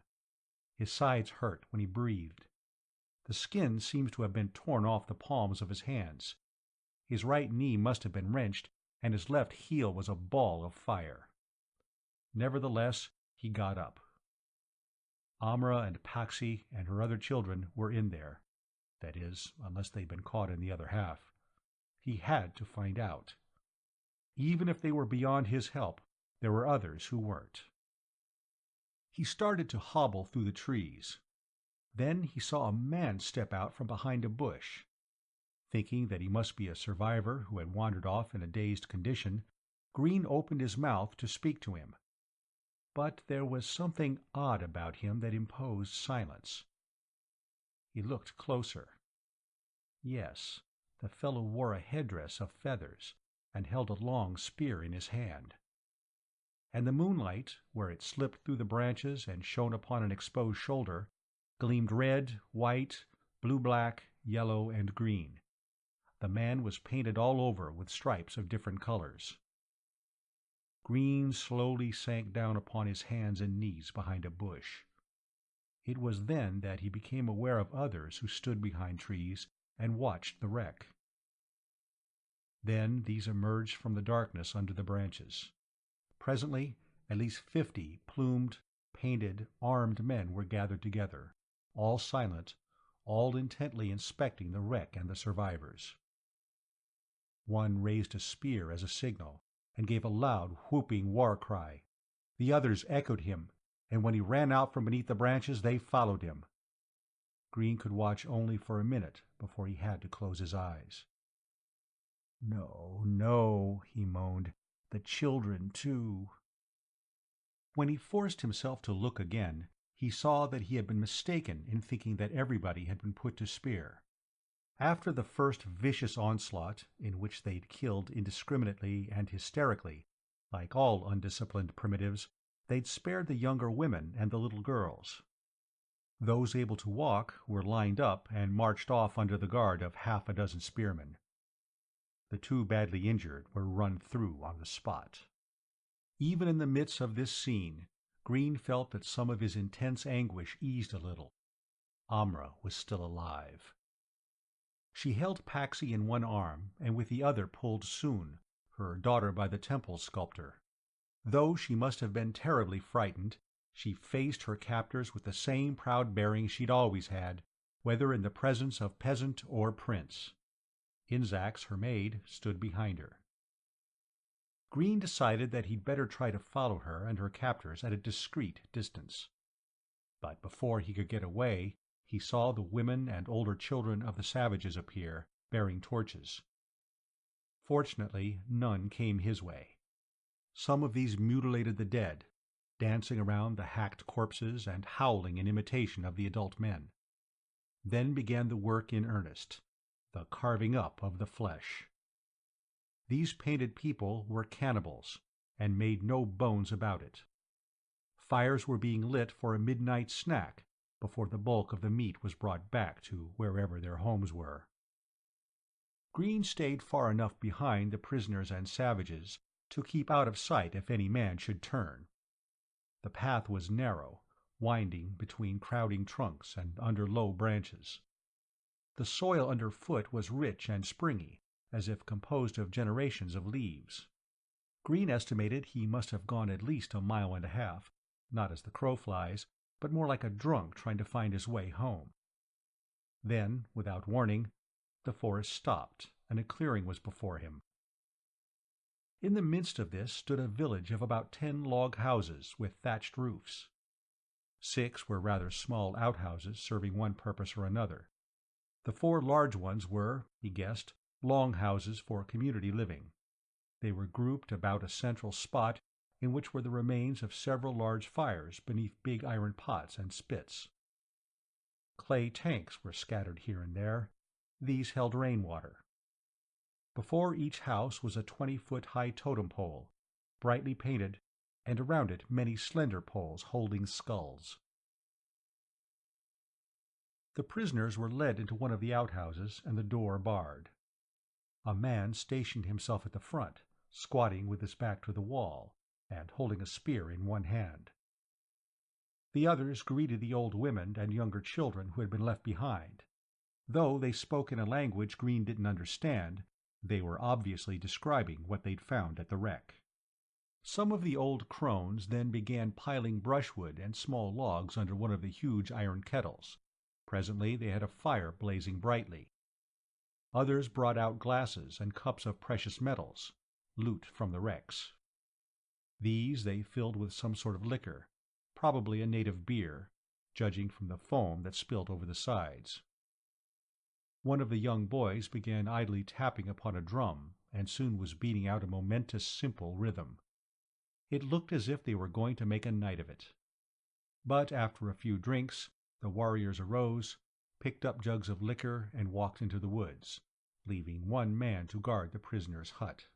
All the children over the age of 4 left with them, trailing along in the dark, though the warriors made no effort to slow their pace so the children could keep up. Green waited until he was sure the spearmen were some distance away, then rose. His muscles protested any movement, and pains shot through his head, knee, and ankle. But he ignored them and limped around the edge of the clearing until he came to the back of one of the longhouses. He slipped inside and stood by the side of the doorway. It was more illuminated than he'd thought at first, because of the several large and open windows which admitted moonbeams. Hens sleepily clucked at him, and one of the midget pigs grunted questioningly. Suddenly something soft brushed across his ankles. Startled, he jumped to one side. His heart, which had been beating fast enough before, threatened to hammer a hole in his ribs. He crouched, straining to see what it was. Then a soft meowing nearby told him. He relaxed a little and stretched out a hand, saying, "Here, kitty, kitty, come here." But the cat walked by, his tail raised and a look of disdain on his face as he disappeared through the door. Seeing the animal reminded Green of something about which he was anxious. That was whether the natives kept dogs or not.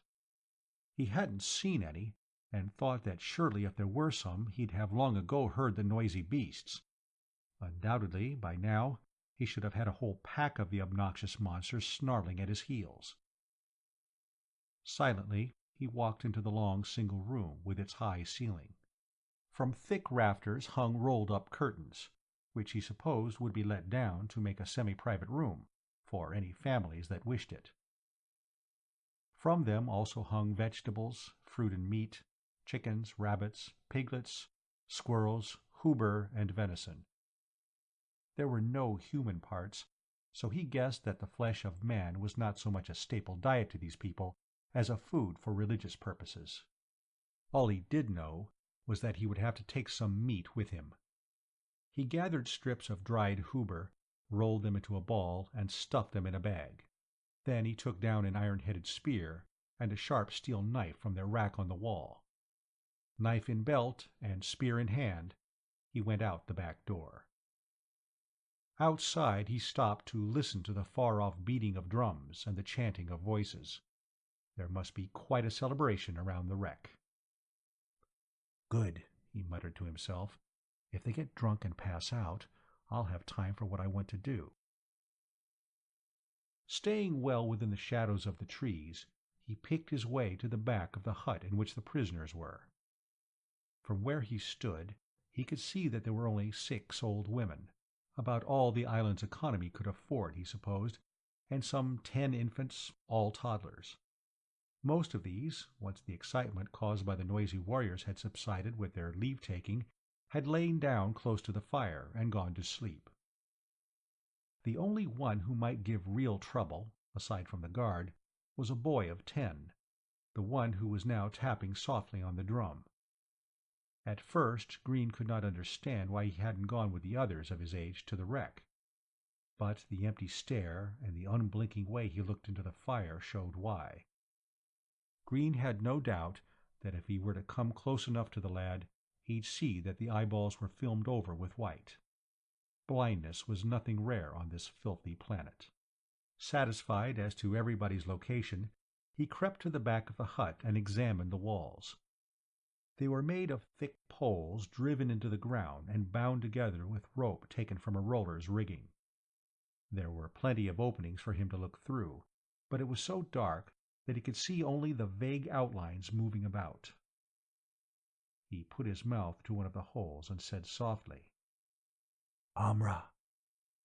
Somebody gasped. A little girl began to cry, but was quickly hushed up. Amra answered, faint with joy. "Ellen, it can't be you." "I am not thy father's ghost," he replied, and wondered at the same time how he could manage to inject any levity at all into the midst of this desperate situation. He was always doing it.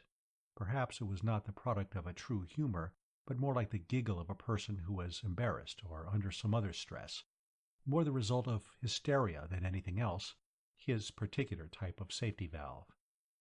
"Here's what I'm going to do," he said. "Listen carefully, then repeat it after me so I'll know you have it down." She had to hear it only once to give it back to him letter perfect. He nodded. "Good girl. I'm going now." "Ellen?" "Yes," he replied impatiently. "If this doesn't work, if anything should happen to you, or me, remember that I love you." He sighed. Even in the midst of this, the eternal feminine emerged. "I love you too, but that hasn't got much to do with this situation." Before she could answer and waste more valuable time, he slid away, crawling on all fours around the corner of the hut. When he was where one more pace would have brought him into view of the guard and the old crones, he stopped. All this while he'd been counting the seconds. As soon as he'd clocked 5 minutes, which he thought would never pass, He rose and stepped swiftly around the corner, spear held in front of him. The guard was drinking out of his mug with his eyes closed and his throat exposed. He fell over with Green's spear plunged through his windpipe, just above the breastbone. The mug fell onto his lap, and gushed its amber and foam over his legs.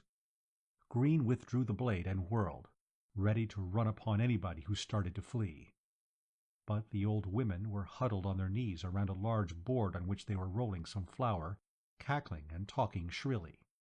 The blind boy continued tapping, his open eyes glaring into the fire.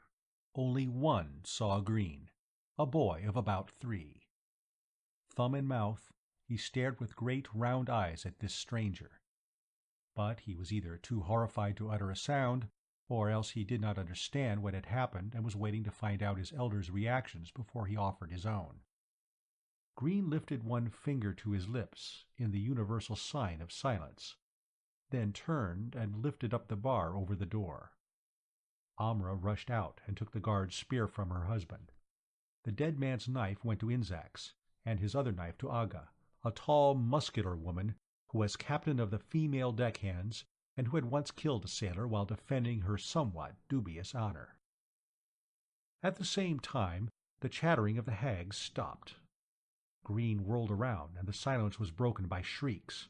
Frantically, the hags tried to scramble up from their stiffened knees and run away, but Green and the women were upon them before they could take more than a few steps. Not one of them reached the forest. It was grim work, one in which the Ethnican women took fierce joy.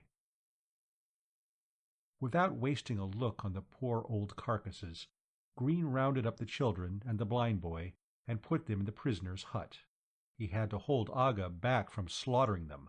Amra, he was pleased to see, had made no motion to help them in their intended butchery. She, understanding his brief look, replied, "I could not kill a child, even the spawn of these fiends. It would be like stabbing Paxi." Green saw one of the women holding his daughter. He ran to her, took Paxi out of her arms, and kissed the baby. Soon Amra's 10-year-old child by the sculptor came shyly and stood by his side, waiting to be noticed. He kissed her too. "You are getting to be a big girl soon," he said. "Do you suppose you could tag along behind your mother and carry Paxi for her? She has to carry her spear." The girl, a big-eyed, red-headed beauty, nodded and took the baby. Green eyed the longhouses with the idea of setting them afire. He decided not to when it became apparent that the wind would carry sparks to the hut in which the savages' children were. Moreover, though a fire would undoubtedly create consternation among the roisterers at the wreck and keep them busy for some time, it would also cause them to start tracking down the refugees just that much sooner. Besides, there was the possibility of setting fire to the forest, wet though it was. He didn't want to destroy his only hiding place. He directed some women to go into the longhouse and load themselves with as much food and weapons as they could carry. In a few minutes, he had the party ready to leave. "We'll take this path that leads out of the village, away from the path that goes to the wreck," he said. "Let's hope it goes to the other edge of the island, where we may find some small rollers on which we can escape. I presume these savages have some kind of sailing craft." This path was as narrow and winding as the other one.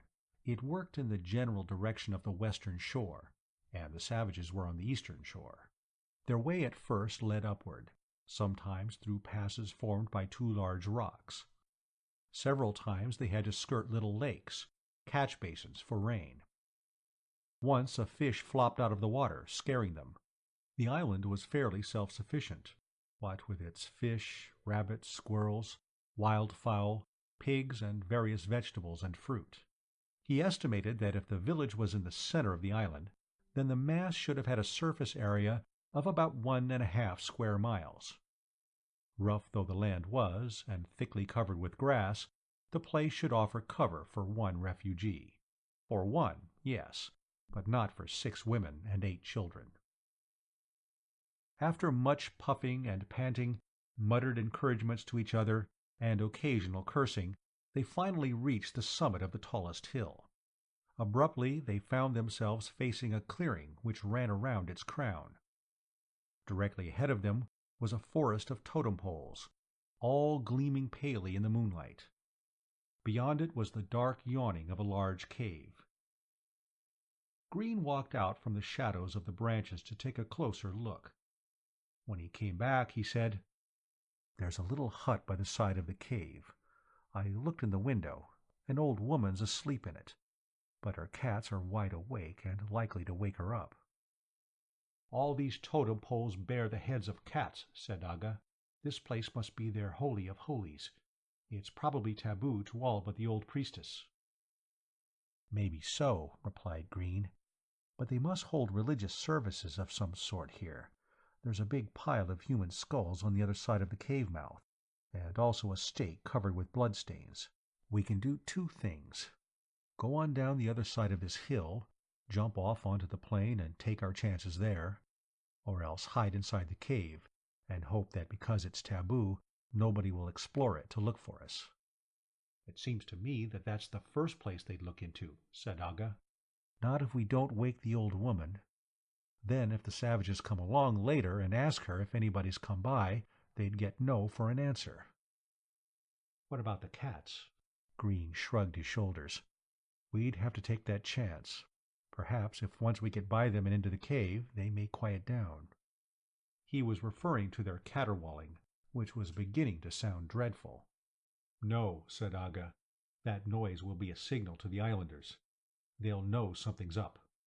"Well," replied Green, "I don't know what you intend doing, but I'm going into that cave. I'm too tired to run any further." "So are we," affirmed the other women. "We've reached the end of our strength." There was a silence, and into that silence came a voice, a man's. It whispered, "Please do not be startled. Be quiet. It is I." Moran stepped out of the shadows behind them, holding his finger to his lips, his one eye round and pale in the moonlight. He was a ragged captain, not at all the elegantly uniformed commander of the Bird of Fortune and the wealthy-appearing patriarch of the clan Efenaiken. But he carried in his other hand a canvas bag. Green, seeing it, knew that Moran had managed somehow not only to escape with his skin, but had also carried off a treasure in jewels. "Behold," he announced, waving the bag, "all is not lost." Green thought he was referring to the jewels. However, Moran had turned and beckoned to someone in the darkness behind him. Out of it slipped Grisquetter. Tears shone in his eyes as he ran to his mother and fell into her arms. Amra began weeping softly. Until now she had repressed her grief over the children she thought forever lost to her. All thought had been directed to saving her own life and the lives of the two girls who had survived with her. Now, seeing her eldest son emerge from the shadows as if from the grave, had thawed the frozen well of sorrow. She sobbed, "I thank the gods that they have given me back my son." "If the gods are so wonderful, why did they kill your other two children?" asked Moran sourly. "And why did they kill my clansmen? And why did they smash my bird? Why?" "Shut up," said Green. "This is no time to cry about anything. We have to get out with whole hides. The philosophizing and tears can come later." "Menerox is an ungrateful god," muttered Moran. "After all I did for him, too." Amra dried her tears and said, "How did you escape? I thought all the males who hadn't been killed in the wreck were speared." "Almost everybody was," replied Grisquetter, "but I crawled down into the hold and slipped through to a hiding place beneath one of the fish tanks, which had overturned. It was wet there, and there were dead fish nestling beside me. The savages did not find me, though doubtless they would have when they began salvaging. It was thinking about that decided me to crawl back out on the other side of the roller away from the savages. I did so, and I found that I could belly my way through the grass growing on the edge. I almost died of fright, though, because I crawled head-on into Moran. He was hiding there, too." "I was thrown off the foredeck by the impact," interrupted the captain. "I should have broken every bone in my body, but I landed on a hull sail, which had come down and was lying on the starboard side, supported by the fallen mast. It was like falling into a hammock. From there I dropped into the grass and snaked along the very edge of the island. Several times I almost fell off, and I would have if I'd been a pound fatter, an inch wider. As it was— "Listen," said Grisquetter, breaking in. "This island is the Wuroo." "What do you mean?" said Green. "While I was clinging to the edge of the island, I thought I'd hang down over it and see if there was any place there to hide. There wasn't, because the underside of the island is one smooth sheet. I know, because I could see in the moonlight clear to the other side. It was smooth, smooth like a slab of iron. And that's not all. You know how the grass on the plains hereabouts has been tall, uncut? Well, the grass just ahead of the edge was uncut, but the grass underneath the island was being cut off. Rather, it was vanishing. The top of the grass was just disappearing into air. Only a lawn of grass about an inch high was left." "Then this island is one big lawnmower," said Green. "More than just interesting. But we'll have to investigate that later. Right now—" and he walked toward the little hut by the cave mouth.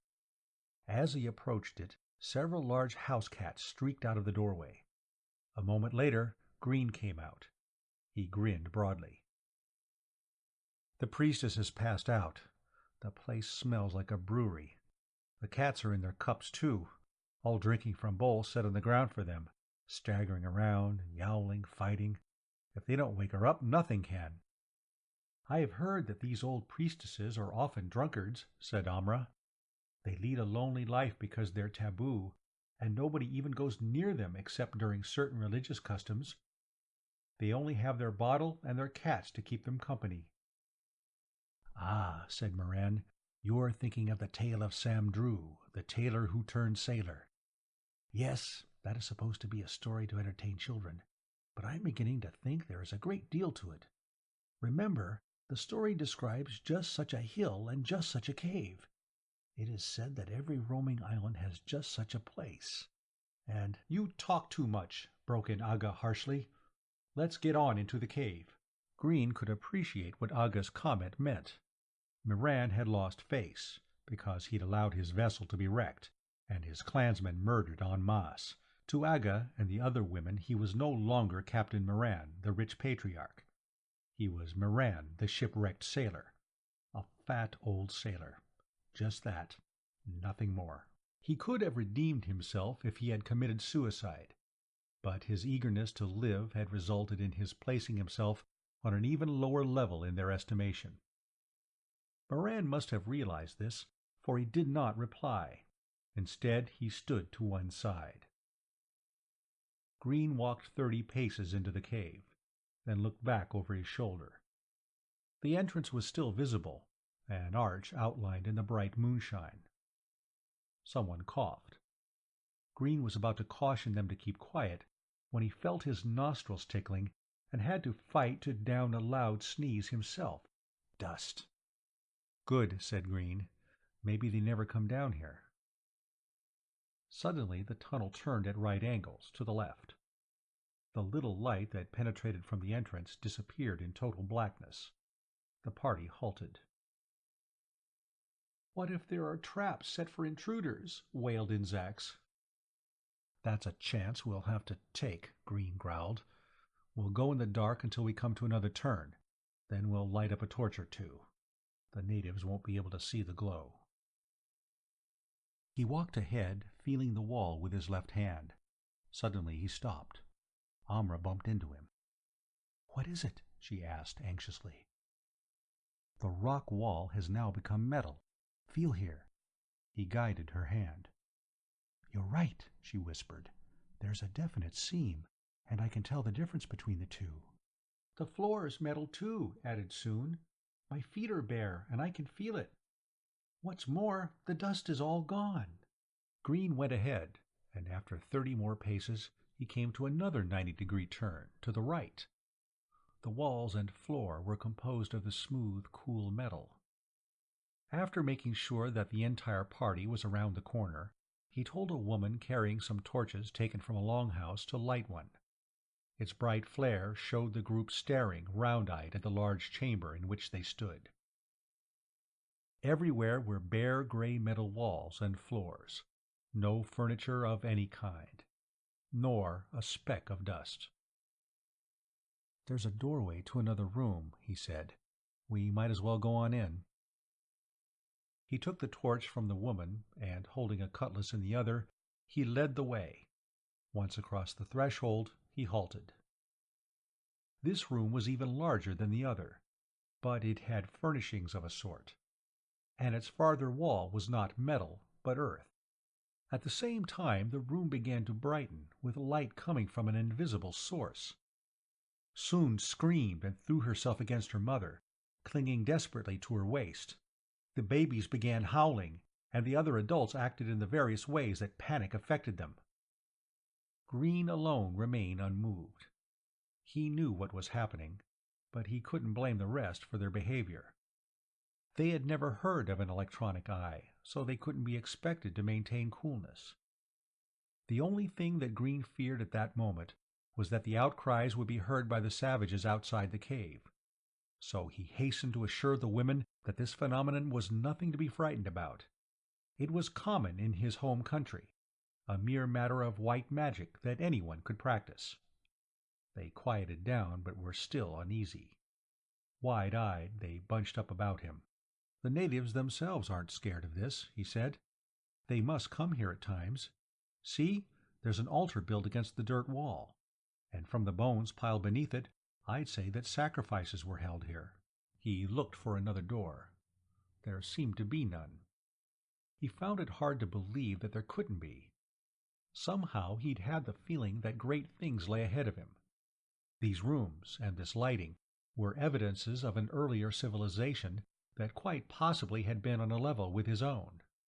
He'd known that the island itself must be powered with an automatically working anti-gravity plant, fueled either atomically or from the planet's magnetogravitic field. Why the whole unit should be covered with rocks and soil and trees he didn't know, but he had been sure that somewhere in the bowels of this mass of land was just such a place as this. And more. Where was the power plant? Was it sealed up so that no one could get to it? Or, as was likely, was there a door to the plant which could not be opened unless one had a key of some sort? First, he had to find the door. He examined the altar, which was made of iron. It was a platform about 3 feet high and 10 feet square. Upon it stood a chair, fashioned from pieces of iron. From its back rose a steel rod about a half-inch in diameter and 10 feet long, its lower end held secure between two uprights by a thick iron fork.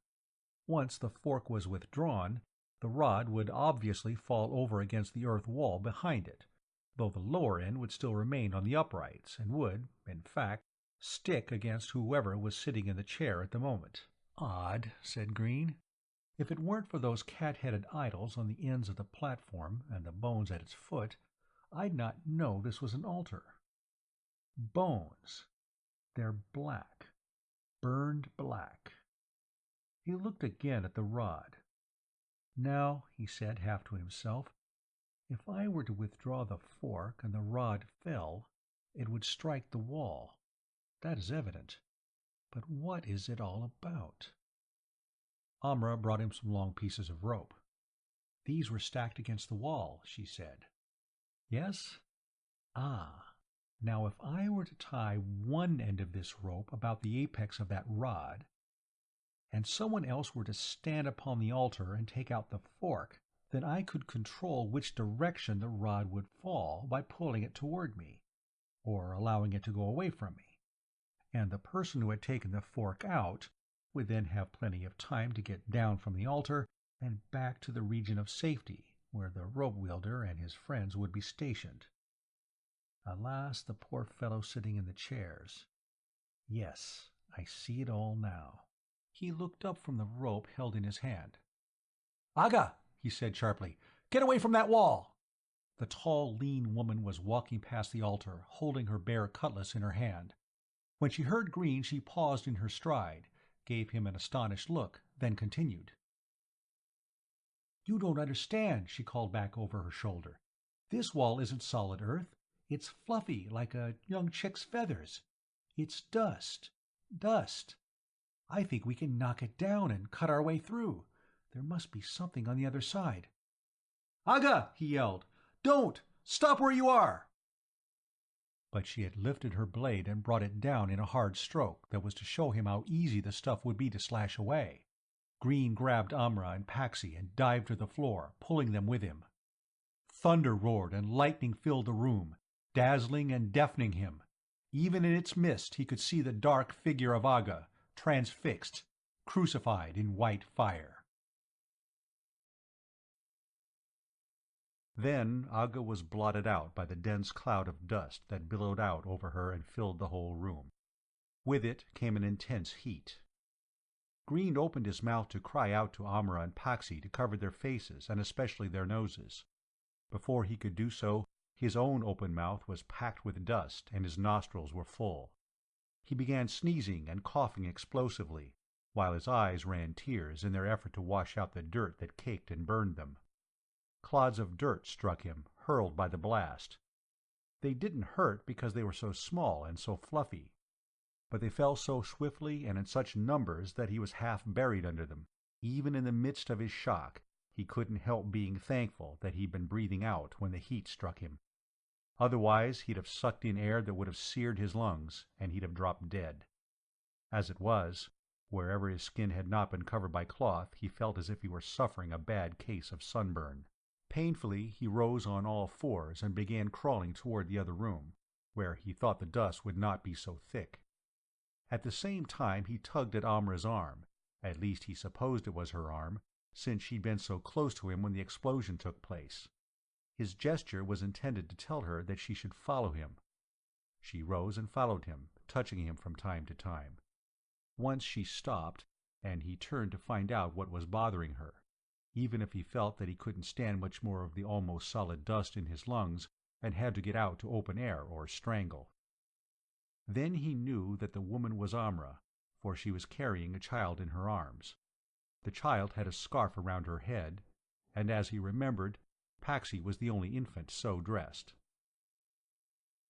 Coughing violently, he rose to his feet, pulling Amra to hers, and swiftly walked toward where he hoped the exit was. He knew he'd fallen on his face in the general direction of the doorway. If he kept in a straight line, he might make it without wandering off to one side. He found soon enough that he was going just opposite, for he fell headlong over a body on the floor. When he got up again, he ran his hands over the body. The skin was crusty, scaly. Aga's burned corpse. The cutlass was lying by her side, assuring him of her identity. Reoriented, he turned back, still pulling Amra by the hand. This time he ran into a wall, but he had his free hand stretched out in front of him for just such an event. Frantically, he groped to his left until he came to the corner of the room. Then, knowing that the doorway lay back to his right, he turned and felt along the metal until he came to the opening. He plunged through it, almost fell into the other room, which was as dark and dusty as the one he'd just left. He trotted on ahead, bumped into another wall, groped to his right, found the next exit and ran through that. Here the air was much more free of dust. He could actually make out outlines of his companions as the light was penetrating the fainter haze. Nevertheless, he and the others were coughing and weeping as if they were trying to eject lungs and eyeballs alike. Spasm after spasm shook them.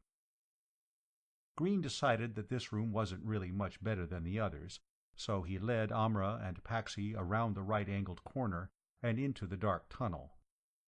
Here his violent rackings began to quiet down, and by rapid blinking, which forced tears, he cleaned his eyes of much of the dust.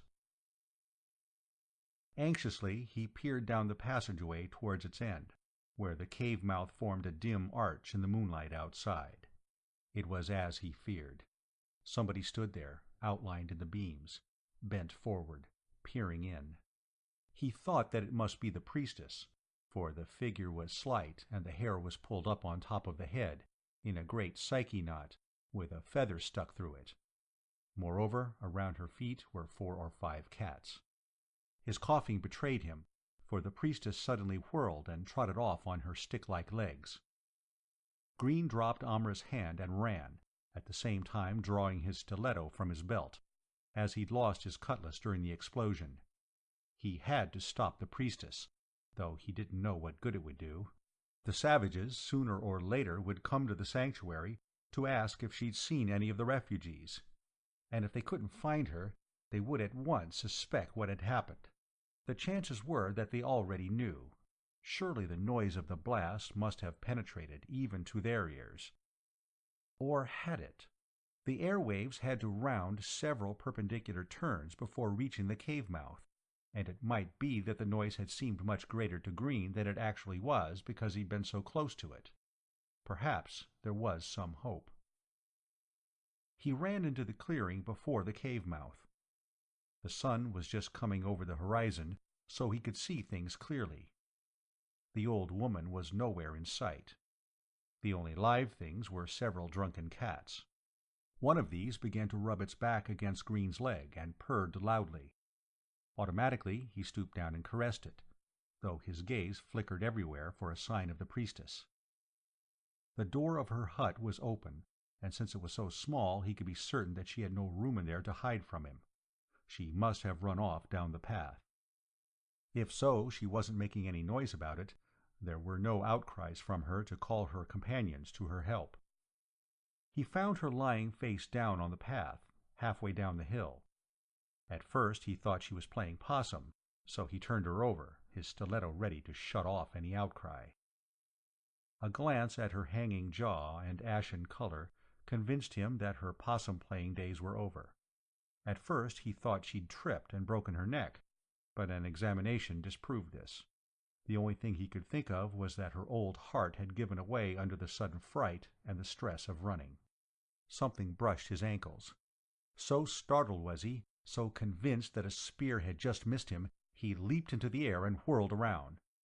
Then he saw that it was only the cat that had rubbed against him when he'd first come out of the tunnel. It was a large female cat with a beautiful, long, black silky coat and with golden eyes. It exactly resembled the Earth cat, and was probably descended from the same ancestors as its terrestrial counterpart. Wherever Homo sapiens of the unthinkably long ago had penetrated, he seemed to have taken his canine and feline pets. "You like me, huh?" said Green. "Well, I like you too, but I'm not going to if you keep on scaring me. I've been through enough tonight for a lifetime." The cat, purring, paced delicately toward him. "Maybe you can do me some good," he said, and lifted the cat to his shoulder, where he crouched, vibrating with contentment. "I don't know what you see in me," he confided softly to her. "I must be a frightful-looking object, what with being covered with dust, and my eyes red and raw and running. But then you're not so delightful yourself, what with your beery breath blowing in my face. I like you very much. What's your name? What is your name? Let's call you Lady Luck. After all, when I rubbed you, I found the priestess dead. If she hadn't died, she'd have run away to warn the cannibals. And obviously, you, her Luck, had deserted her for me. So Lady Luck it will be. Let's go back up the hill and see what's happened to the rest of my friends." He found Amra sitting down at the cave's mouth, cuddling Paxi in an effort to quiet her. 9 others were there too. Grisquetter, Soon, Miran, Inzax, 3 women, 2 little girls. The rest, he presumed, were lying dead or unconscious in the altar room. They made a dirty-looking, red-eyed, weary group, not good for much except lying down and passing out.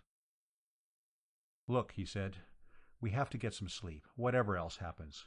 We'll go back into the first chamber and get some there." And, as one, the others protested that nothing would get them to return anywhere near that horrible, fiend-haunted room. Green was at a loss. He thought he knew exactly what had happened, but he just could not explain to these people in terms they'd understand. And they probably would have a dark distrust of him from then on. He decided to take the simple, if untrue, explanation. "Undoubtedly, Aga provoked a host of demons by striking at that wall behind the altar," he said. "I tried to warn her. You all heard me. But those demons won't bother us again, for we are now under the protection of the cat, the cannibal's totem. Moreover, it is the nature of such beings that, once they've released their fury and have taken some victims, they are harmless, quiescent for a long time after. It takes time for them to build up strength enough to hurt human beings again. They swallowed this offering as they never would have his other explanation. "If you will lead the way," they said, "we will return. We put our lives in your hands." Before going into the cave, he paused to take another survey. From his spot in the clearing, which was almost on the top of the hill, he could look out over the treetops and see most of the island, except where other hills barred his view. The island had stopped moving, and had settled down against the plain itself. Now, to the untutored eye, the entire mass looked like a clump of dirt, rocks, and vegetation, for some reason rising in the grassy seas. It would remain so until dusk, when it would again launch itself upon its 5-mile-an-hour journey to the east. And once, having reached a certain point there, it would reverse itself and begin its nocturnal pilgrimage toward the west. Back and forth, shuttling for how many thousands of years? What was its purpose, and whom had its builders been? Surely they could not have conceived in their wildest dreams of its present use, a mobile fortress for a tribe of cannibals, nor could they have seen to what uses their dust collectors would be put. They couldn't have guessed that, millennia thence, men, ignorant of their originally intended purpose, would be using the devices as part of their religious ritual and of human sacrifice. Green left the others in the room next to the one where the explosion had taken place. They lay down on the hard floor and at once went to sleep. He, however, felt that there were certain things that had to be done, and that he was the only one physically capable of doing them. Though he hated to go back into the altar room, he forced himself. The scene of carnage was bad enough, but not as repulsive as he'd expected. Dust had thrown a gray veil of mercy over the bodies. They looked like peaceful gray statues. Most of them had not burned on the outside, but had died because they'd breathed the first lung-scorching wave of air directly. Nevertheless, despite the look of peace and antiquity, the odor of burned flesh from Aga hung heavy. Lady Luck bristled and arched her back, and for a moment Green thought she was going to leap from his shoulder and run away. He said, "Take it easy," then decided that she must have smelled this often before. Her present reaction was based on past episodes. Probably there had been great excitement then. The cats, being taboo animals, must have been figures of some importance in the sacrificial ceremonies. Cautiously, the man approached the wall of dirt behind the altar, even though he did not think there would be any danger for some time to come.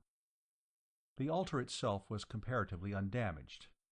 Surprised at this, he ran his hand over it and found out that it was composed of baked clay, hard as rock. The chair and metal rod had not been torn loose. Both were tightly bolted down with huge studs, which he supposed had been taken off wrecked rollers. The victims that were tied in the chair by the savages must have been sitting looking at the audience, so that their backs were to the wall itself. That meant that when the rod was dropped to make contact between the wall and the victim, the discharge only burned the sacrifice's head. Evidence of that was the fact that only skulls were stacked around the altar. The charred head was severed, and the body carted outside to one destination or another. What puzzled Green was how the audience managed to escape the fury of the blast and of the dust, even if they stood at the farthest end of the room. Determined to find out what happened at those times, he returned to the doorway. Just around its corner, in the second room, he discovered what he'd not noticed before, probably because it was placed so upright and so firmly against one side of the wall, and because its back, which was turned away from the wall, was also made of gray metal. When he switched it around so he could see its other side, he was staring into a mirror about 6 feet high and 4 feet wide. Now he could visualize the ceremony. The victim was strapped into the chair, and a rope was tied around the rod. Everybody but the priestess, or whoever conducted the rites, retreated from the altar room. The conductor himself, or herself, then stood in the doorway and released the cord. Before the rod could make contact, the conductor had stepped around the corner. And there the audience saw in the mirror, placed in the doorway so it reflected the interior of the altar room, the ravening discharge of a tremendous electrostatic blast. And immediately afterward, no doubt, they saw nothing because of the dust that would fill the two rooms. Strange and strong magic to the savages. What myths they must have built around this room, what tales of horrible and powerful gods or demons imprisoned in that wall of dirt. Surely their old women must whisper to the wide-eyed children stories of how the great cat spirit had been caught by their legendary strongman and savior, some analog to Hercules or Gilgamesh or Thor, and how the cat spirit was the tribes to keep prisoner with their magic and to appease from time to time with human kills from other tribes, lest it become so angry it burst through the wall of earth and devour everybody upon the floating island. Green knew that it was hopeless to try to dig through that wall, even if it would be safe for days. It might only be several feet thick, or it might be 20 or more. But however thick it was, he bet that anybody who had the tools, time, and strength to excavate would find, embedded somewhere in that mass, several large dust collectors. He didn't know what shape they'd take, because that would depend on the culture that had built them, and their tastes in decorations would differ from Green's multi-millennia later society. But if they had architectural ideas similar to present-day Terrans, they would have constructed the collectors in the shape of busts, or of animals' heads, or even of bookcases with false backs of books filling them, books that would in reality have been both chargers and filters. The busts, or books, would have been pierced with so many tiny holes, and through these holes the charged particles of dust would have drifted. Once inside the collectors, they would have been burned. Looking at the blank dirt before him, Green could see what had happened through the ages. Some part of the burning mechanism had gone wrong, as was the custom of mechanisms everywhere. But the charging effect had continued, and though the dust had piled up around the collectors, the extraordinarily powerful fields had continued to work even through the thick blanket. In the beginning, of course, their field could not have caused any human being harm. But these batteries must have been built to adjust to whatever demand was made of them, though their builders, of course, could have had no idea of how great that demand would some day be. Nevertheless, it had come, and the batteries had been equal to it. By the time the savages had found this room, they were blocked off by this imposing wall. Through the death of their fellows, they had discovered that touching the wall caused a terrible discharge of electrostatic electricity. The rest of the apparatus for execution and the ritual that went with it was foregone and logical, religiously speaking. Green swore with frustration. How he would love to get through that dirt before another charge built up. On the other side must be another doorway, and it must lead to the fuel and control rooms for this whole island. If he could get inside and there figure out the controls, he'd turn this island upside down and shake off the man-eating monsters. There'd be no holding him then. He remembered the story of Sam Drew, the tailor who turned sailor. The legend went that Sam Drew, his roller wrecked upon just such a roaming island as this one, had wandered into just such a cave and through rooms like these, but he'd found no barrier of electrically charged dirt, and had walked into a room which contained many strange things. One of them was a great eye that allowed Sam Drew to see in it what was happening outside the cave. Another was a board which contained many round faces over which raced little squiggles and lines. Of course, the story had its own explanations for what these things were, but Green could hardly fail to recognize TV, oscilloscopes, and other instruments. Unfortunately, his knowledge was going to do him no good. He wasn't going to get through that dirt. Nor was he to be allowed time for excavation and exploration.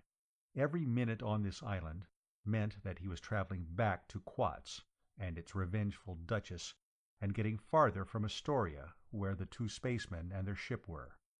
He had to find a way of getting off this place and onto some means of transportation. He left the death chamber and went into the next room.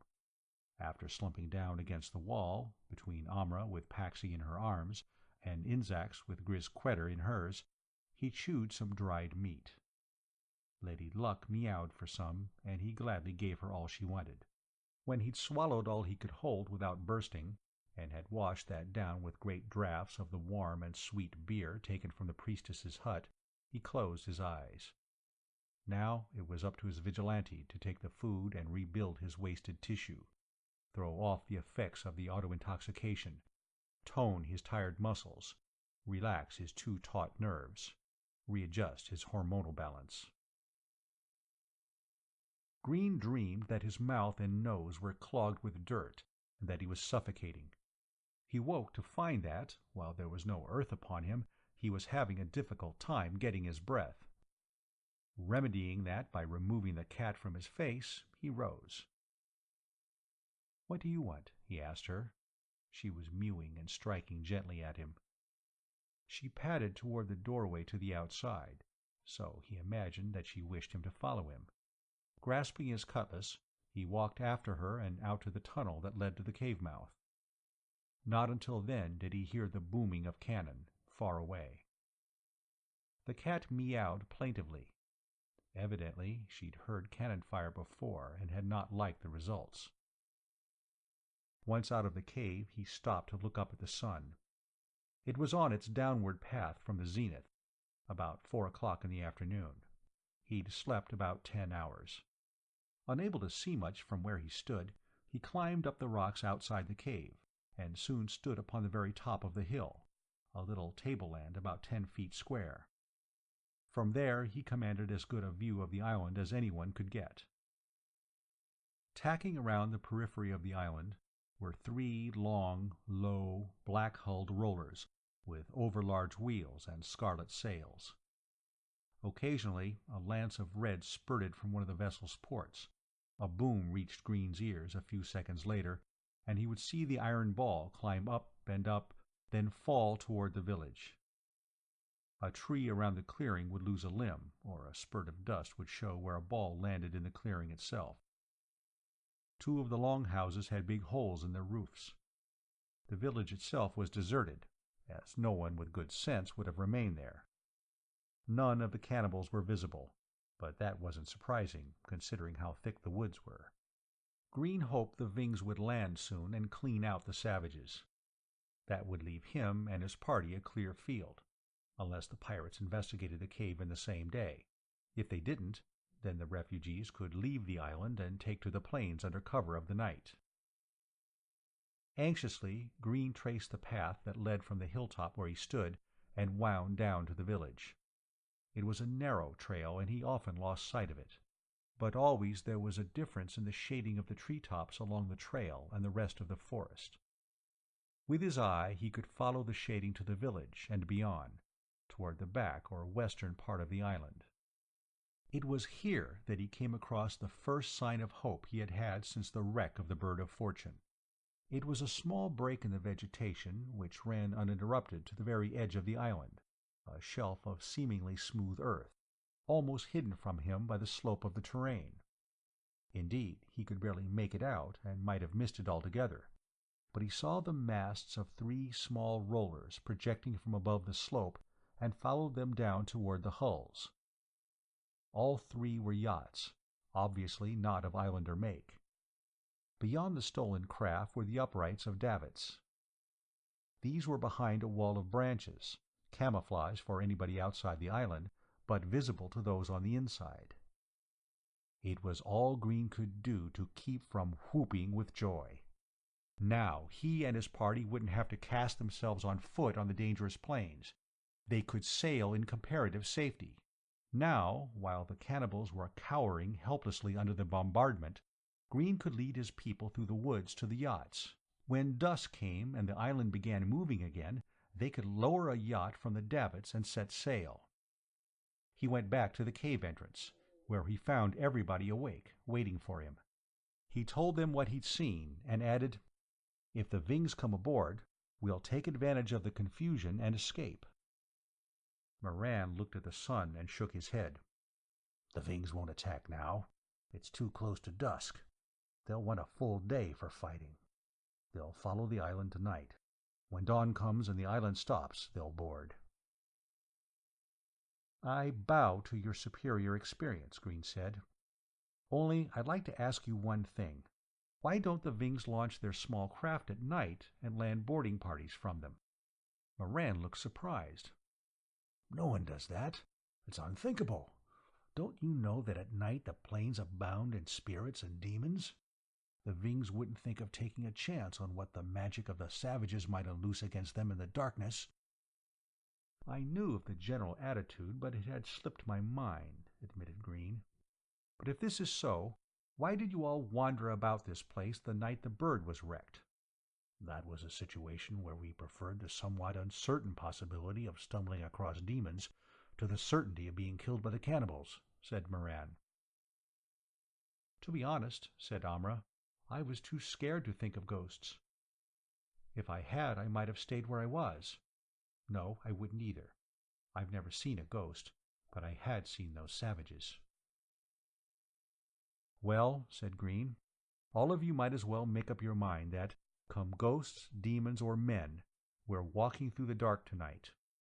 All those too scared will have to stay behind." He began issuing orders, and in a short time he had the sleepy-eyed, bedraggled, and dirty-looking party ready. After that, he turned to watch the bombardment. By then it had largely ceased. Only occasionally did one of the vessels loose a single cannon shot. The rest of the time they spent in tacking back and forth, and in running up close to the very edge of the island. "I think they are trying the temper of the island's inhabitants," Green said. "They don't know whether the woods conceal 100 savages or 1,000, or whether they're armed with cannons and musket or just with spears. They want to draw fire so they can get an estimate of what they're facing." He turned to Moran. "Which reminds me, why is it that the natives don't use guns? They must have had a chance to get their hands on many from the wrecks."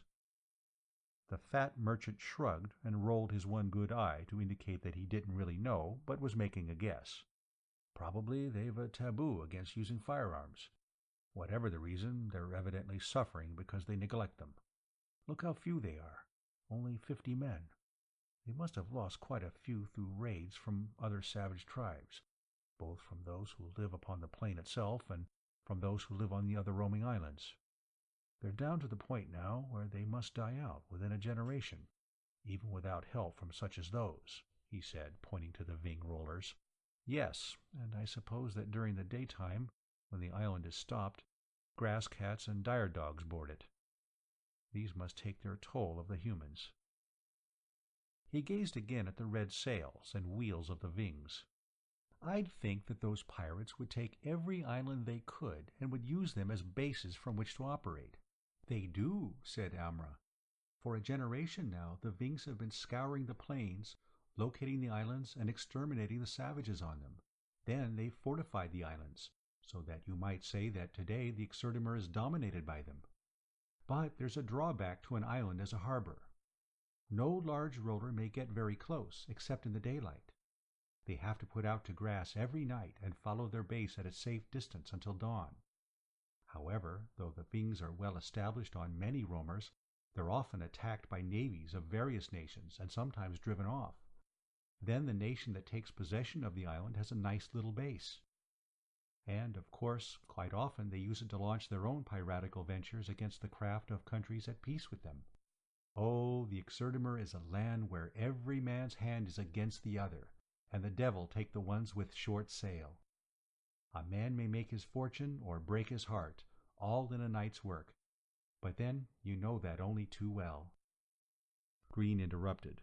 "We'll leave them, and the natives too, when the moonlight gets here. I only hope that there aren't other Ving craft in the neighborhood." "What the gods will, happens," replied Moran. His sad face projected the belief that if he, the favorite of Menorox, could come to grief, then Green could expect even worse. When dusk came, Green walked from the cave into the dark and hard rain. Behind him came Amra, one hand upon his shoulder, the other supporting Paxi. The rest were stretched out in a line behind her, each person's hand on the shoulder of the one ahead. The black cat was underneath Green's coat, riding in a large pocket of his shirt. She had made it plain to him that where he went, she went, and Green, to avoid a big fuss, and also because he was beginning to feel very affectionate toward her, allowed her to come along. The descent from the hilltop was an anxious and stumbling trip. Green, after 10 minutes of groping along the path, had to acknowledge he did not know where he was. So many windings had the path taken that he did not know whether he was going east, north, south, or in the right direction, west. Actually, it didn't matter as long as it brought him to the edge of the island. He could skirt the edge until he arrived at the fleet craft that would give them a chance for flight. The trouble was in finding that rim. He was afraid that it would be possible to wander in circles and figure-eights until moonlight. Then, though they'd be able to orient themselves, they'd also be exposed to the view of the cannibals. And if they found themselves, say, at the eastern edge, their journey around would be perilous indeed. Occasional lightning flashed, and then he could make out his immediate environment. These brief revelations weren't much help. All he could see were the solid-seeming walls of tree trunks and bushes. Suddenly Amra spoke. "Do you think we're getting close?" He stopped so suddenly that the entire line lurched into him. Lightning burst again, quite close by. The cat, curled in his coat pocket, spat and tried to shrink into an even smaller ball. Absently, Green patted her from outside the coat. He said, "Your name is Lady Luck. I just saw the village. Now we're getting someplace. I really needed that referent." He wasn't worried about the inhabitants of the village. All were undoubtedly cowering under the roofs of their longhouses, praying to whatever gods they worshipped that they would not send the lightning their way. There would be little danger if the whole party were to walk through the center of the village. He planned to take no chances at all, however, and ordered everybody to follow him around the clearing. "It won't be long now," he said to Amra. "Pass the word back and cheer everybody up." Half an hour later he'd wished he'd kept his mouth shut. It was true that he'd followed the wandering path to the cove where the boats were kept, but he'd at once drawn his breath in pain of surprise. A lightning bolt had illuminated the gray rock walls of the cove, its broad shelf, and the high black iron davits. But the yachts were gone. Later, Green thought that if ever the time came when he should have cracked up, that instant of loss, white and sudden as the lightning itself, should have been the one. The others cried out loudly in their grief and shock, but he was as silent as the empty stone shelf. He could not move nor utter a word. All seemed hopeless, so what was the use of motion or talk? Nevertheless, he was human, and human beings hope, even when there is no justification for it. Nor could he remain frozen until the next stroke of lightning would reveal to the others the state of their leader. He had to act. What if his actions were meaningless? Mere movement answered for the demands of the body, and at that moment it was his body that could move. His mind was congealed. Shouting to the others to scatter and look about in the brush, but not to scatter too far, he began climbing up the slope of the hill. When he had reached its top, he left the path and plunged into the forest to his right, on the theory that if the yachts were anywhere, they must be there. He had two ideas about where they might be. One was that the Vings had spotted them and had sent in a party aboard a gig to push them over the side of the island. Thus, when the island had begun its nightly voyage, it had left the rollers sitting upon the plain. The other theory was also inspired by the presence of the Vings. Perhaps the savages had hidden their craft because of just such an event as his first theory put forth. To do that, they would have had to haul the rollers up the less steep slant of the cove. At the point where he would have looped a rope around a tree and used it to pull a yacht uphill, he saw all three of the missing craft. They were nestling side by side just over the lip of the slope, their hulls hidden by brush piled up before them. Their tall masts, of course, would be taken for tree trunks by anybody but a very close observer. Green yelled with joy, then whirled to run back and tell the others. and slammed into a tree trunk. He picked himself up, swearing because he'd hurt his nose, and tripped over something and fell again. Thereafter he seemed to be in a nightmare of frustration, of conspiracy between tree and night to catch and delay him. Where his trip up had been easy, his trip back was a continued barking of shins, bumping of nose, and tearing loose from clutching bushes and thorns. His confusion wasn't at all helped when the lightning ceased, because he'd been guiding himself by its frequent flashes. And Lady Luck, alarmed at all the hard knocks she was getting, struggled out of his shirt pocket and slipped into the forest. He called to her to come back, but she had had enough of him, for the time being anyway. For a brief moment he thought of the fantastic device of grabbing hold of her tail and following her through the dark. But she was gone, and the idea wouldn't have worked anyway. More than likely she'd have turned and bitten his hands until he released her. There was nothing to do but make his own way back. After 10 minutes of frantic struggling, during which he suddenly realized he'd turned the wrong way and was wandering away from the edge of the island, he saw the clouds disappear. With the bright moon came vision and sanity. He turned around and in a short time was back at the cove. "What happened to you?" asked Amra. "We thought maybe you'd fallen off the edge." "That's about all that didn't happen," he said, irritated now that he'd been so easily lost. He told them where the yachts were, and added, "We'll have to let one down by a rope before we can connect it to the davits. It'll take a lot of pushing and pulling, a lot of muscle. Everybody up on the hill, including the children." Wearily they climbed up the slope to the top, and shoved one of the rollers up the slight incline of the depression to the lip of the hill. Green picked up one of the wet ropes lying on the ground and passed it around the tree. Its trunk had a groove where many ropes had worn a path during similar operations. One end he gave to half of the party, putting Moran in charge of them. The other end he tied in a bow knot to a huge iron eye which projected from the stern of the craft. Then, ordering the other half of the women to help him push, he got the roller over the lip and down the slope, while the rope gang slowly released the double loop around the tree in short jerks. When the craft had halted by the davits, Green untied the rope. His next step would be to back the yacht in between the davits so that he could hook up its ropes and lift it. Fortunately, there was a winch and a cable for this. Unfortunately, the winch was hand-operated, and had been allowed to get rusty. It would work only with great resistance and with loud squeaking. Not that more noise mattered, for the party had made so much that only the fact that the wind was from the east could have kept the savages in ignorance of the survivors' whereabouts. It was as if his thinking of them had brought them upon the scene. Grisquetter, who'd been stationed in a tree as a sentinel, called down, "I see a torch. It's somewhere in the woods, about a half-mile away. Oh, there's another one, and another one." Green said, "Do you think they're on the path that leads here?" "I don't know, but they're coming this way, winding here and there, wandering like Sam Drew when he was lost in the mirrored mazes of the Gil Kaku. The black one. Yes, they must be on the path." Green began feverishly tying the davit ropes to the axles of the craft. He sweated with anxiety and cursed when his fumbling fingers got in the way of his haste.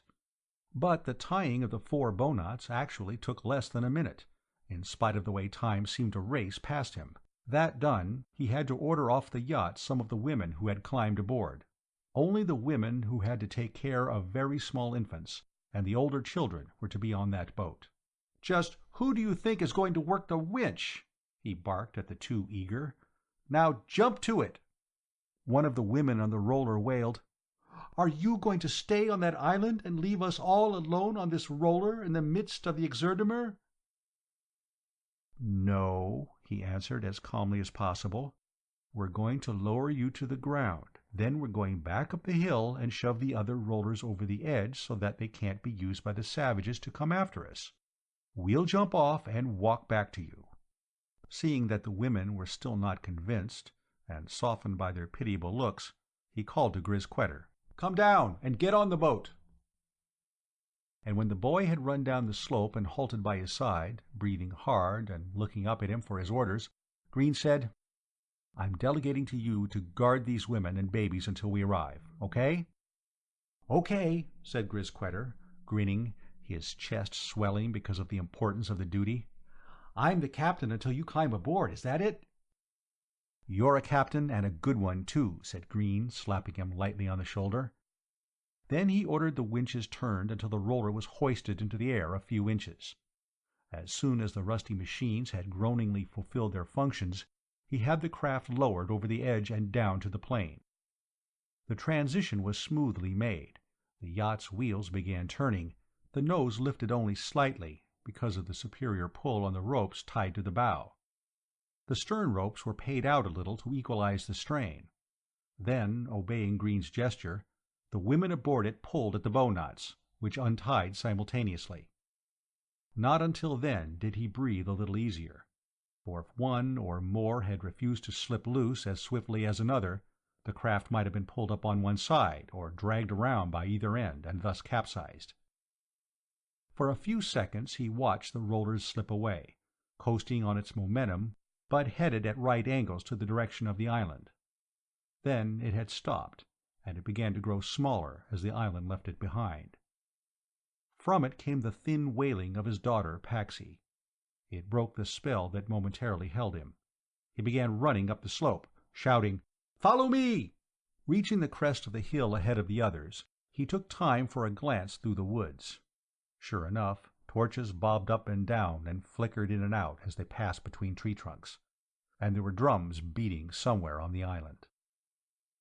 Lady Luck shot out of the woods, leaped upon Green's knee, scaled his shirt front, and came to rest on his shoulder.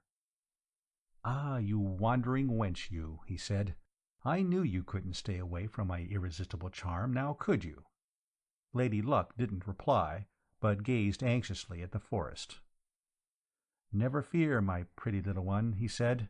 "They'll not touch a hair of my fine blonde head, nor a silky black one of yours." By then the others, puffing and panting, had gained the top of the hill. He set them to pushing on the stern of a yacht, and in a minute they had sent it headlong down the hill.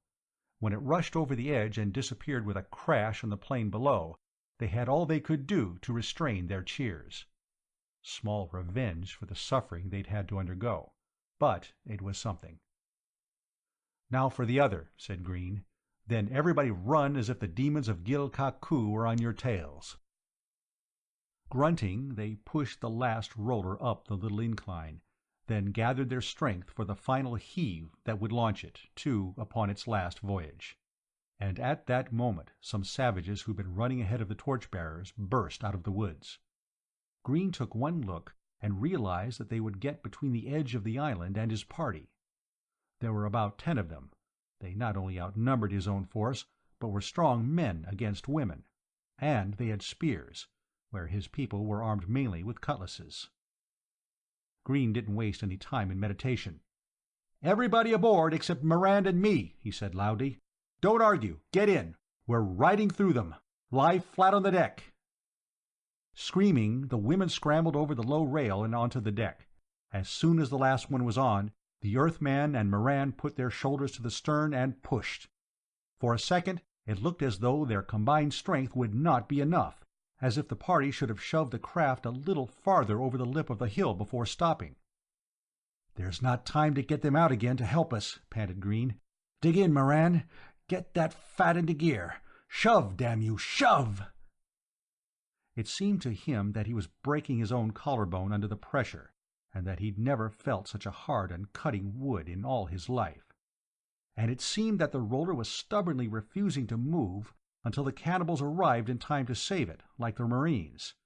His legs quivered, and his intestines, he was sure, were writhing about like snakes, striking here and there against the wall of his belly, seeking a weak place where they might erupt through into the open air and leave this man who subjected them to such toil. There was a shout from the warriors assembled below, and a thud of their feet as they charged up. "Now or never!" shouted Green. His face felt like one big blood vessel, and he was sure that he was going to blow his top, literally.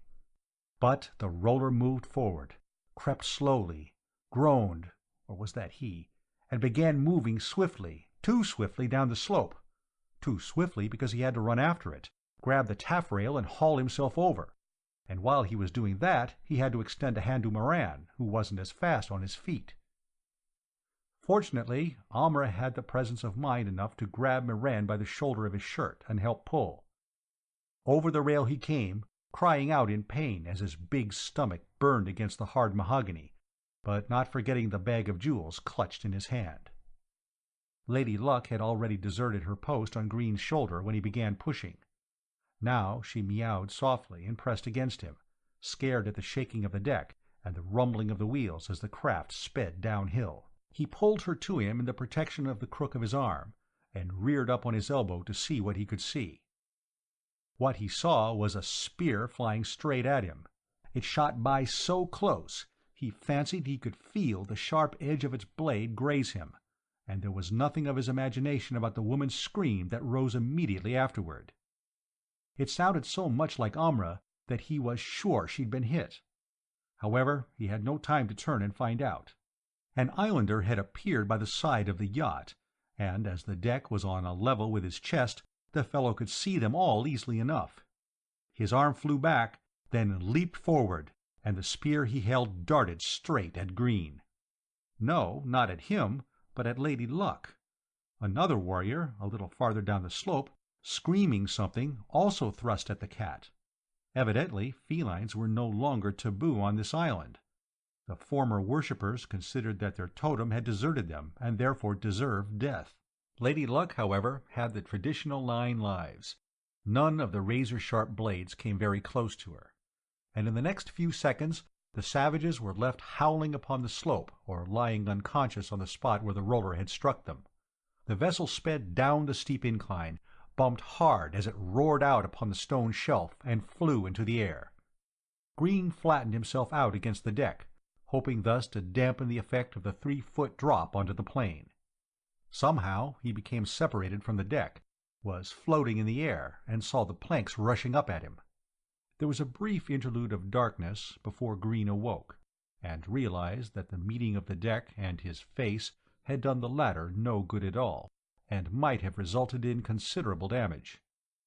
He was sure of it when he spit out his 2 front teeth. However, his pain was overwhelmed by the rush of joy at having escaped, for the island was retreating across the flat, moonlit Exerdemer, while its inhabitants screamed and jumped with fury and frustration on the rim, unable to bring themselves to leap after the refugees. Home was where the island was, and they weren't going to get left behind for the sake of revenge. "I hope the Vings exterminate you tomorrow," muttered Green. Wearily and painfully he rose to his feet and surveyed what was left of the clan Ephaneikin. Amra was unhurt. If it was she who'd screamed when the spear had passed over Green, she'd done it from fright. The spear itself was sticking out from the base of the mast, its head half buried in the wood. He climbed over the side and inspected the damage done by the 3-foot drop. One of the wheels had fallen off, and an axle was bent. Shaking his head, he spoke to the others. "This roller is done for. Let's start walking. We've a boat to catch." 2 weeks later, the yacht was scudding along under a 20-mile-an-hour wind.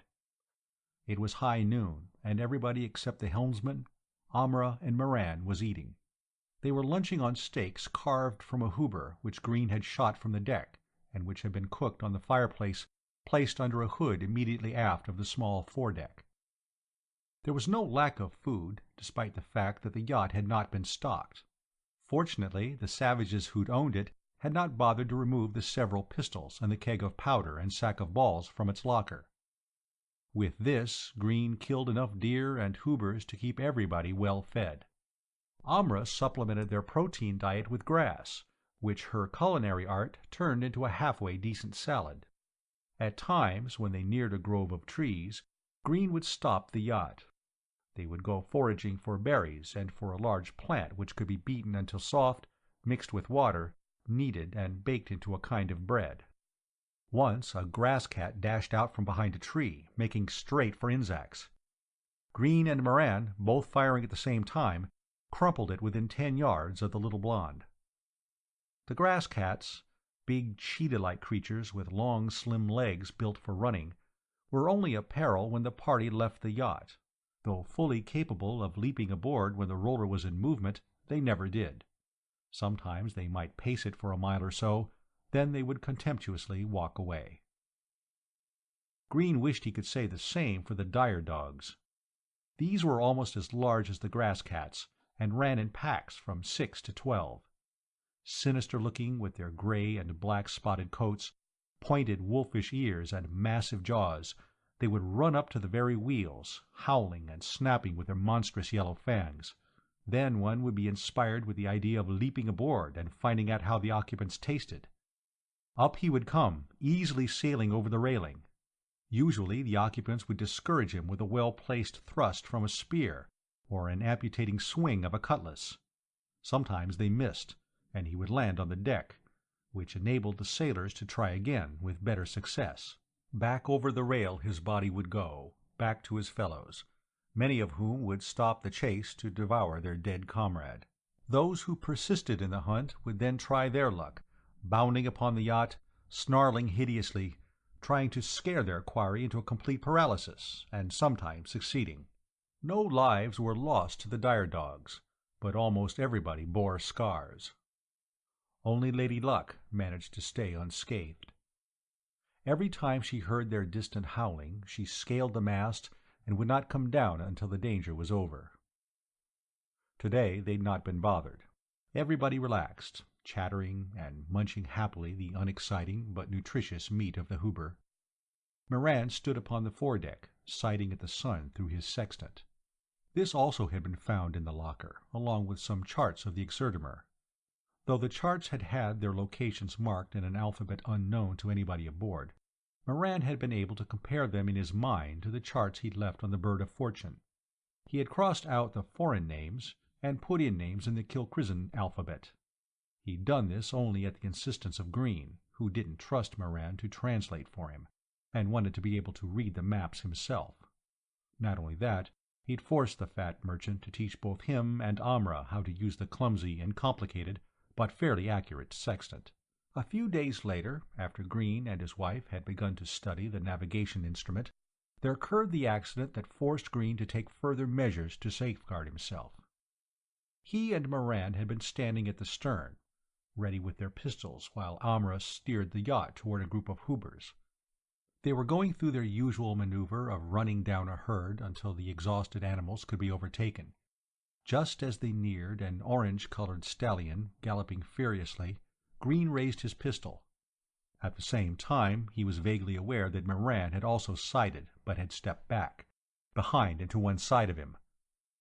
Sensitive about wasting any of the valuable ammunition, Green had turned his head to warn Moran not to shoot unless he, Green, missed. It was then that he saw the muzzle swerving toward the back of his head. He ducked, fully expecting to get his brains blown out before he could shout a warning. But Moran, seeing his reaction, lowered the muzzle and puzzledly asked Green what he was doing. Green didn't answer. Instead, he took the gun away from Moran's limp grip and silently put it away in the locker.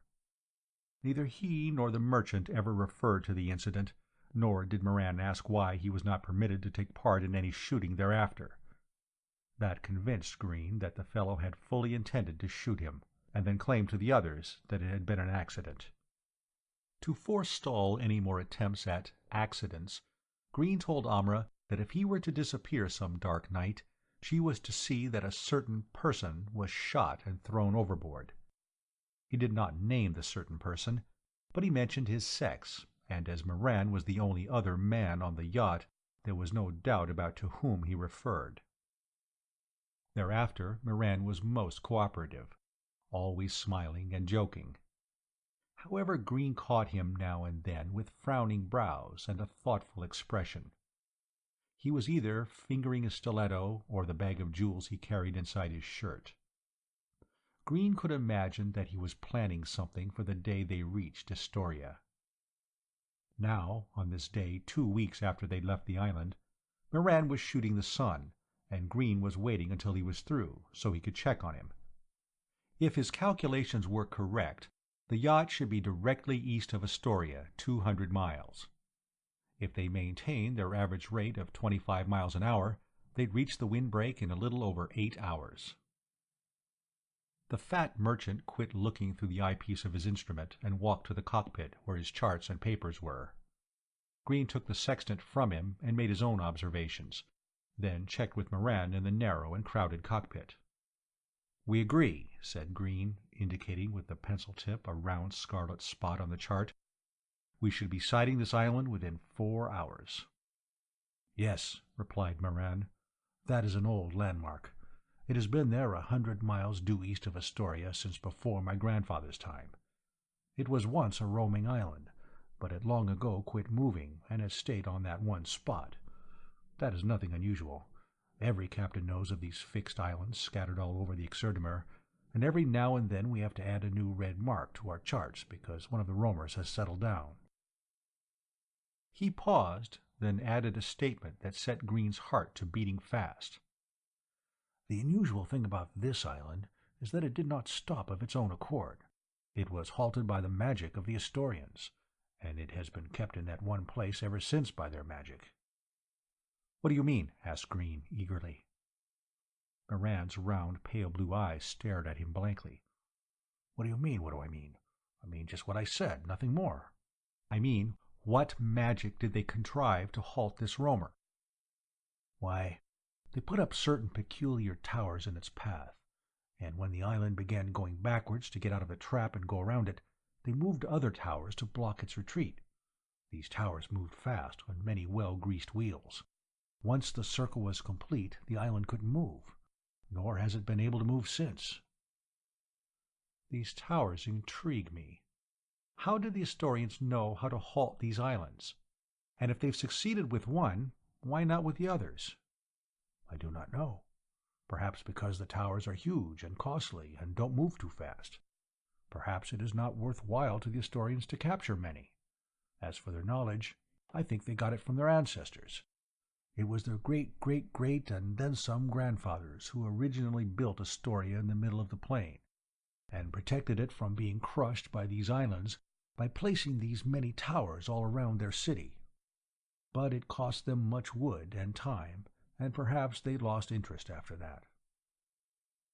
Moran indicated a castle inked in beside the red spot. "That castle means that a military or naval fortification has been built there on the island. It was the furthest eastern garrison of the Astorians. When we come within sighting distance of it, we are supposed to report. Of course, if we wish to avoid it, we may sail to the north or south and swing around it. But then we will have to report to the windbreak master of the city itself.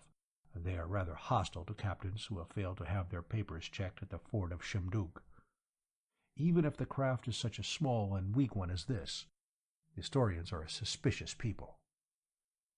"Yes," thought Green, "and I'll bet that you intend to inflate their distrust with certain information about me." He rose from the cockpit, and at the same time he heard Amra hail him from her station at the helm. "Island on the horizon," she said, "and many glittering white objects placed before it." Green refrained from comment, but he had a hard time concealing his excitement, which grew with every turn of the wheels. He paced back and forth, stopping now and then to shade his eyes and look long at the white towers. Finally, as they got so near that he could no longer be mistaken about their size or the details of their peculiar structure, he could contain himself no longer. He whooped with joy and kissed Amra on the cheek, and danced around and around the foredeck, while the women stared with embarrassment and concern, and the children giggled, all wondering if he'd gone mad. "Spaceships! Spaceships!" he howled in English. "Dozens of them! It must be an expedition! I'm saved! Saved! Spaceships! Spaceships!" They were a magnificent sight, those many cones pointing their skyscraping noses upward, and their spreading landing struts sinking into the soft earth. Their white eternum metal gleamed in the sun, dazzling the spectator who happened to catch their radiance full in the eyes. They were glorious, embodying all the vast wisdom and skill of the greatest civilization of the galaxy. No wonder, thought Green, that I dance and howl, while these people look at me if I'm mad, and Amra, tears in her eyes, shakes her head and says something to herself. What can they know of the meaning of those splendors? What, indeed? "Hey!" shouted Green. "Hey! Here I am! An Earthman! Maybe I look like one of these barbarians, with my long hair and bushy beard and dirty skin, but I'm not! I'm Alan Green, an Earthman!" Of course, they couldn't have heard him at that distance, even if somebody had been standing beneath the spaceships to hear him. But he howled with sheer exuberance, not worrying about wasting his breath and making himself hoarse. Finally, Amra interrupted him. "What is the matter, Alan?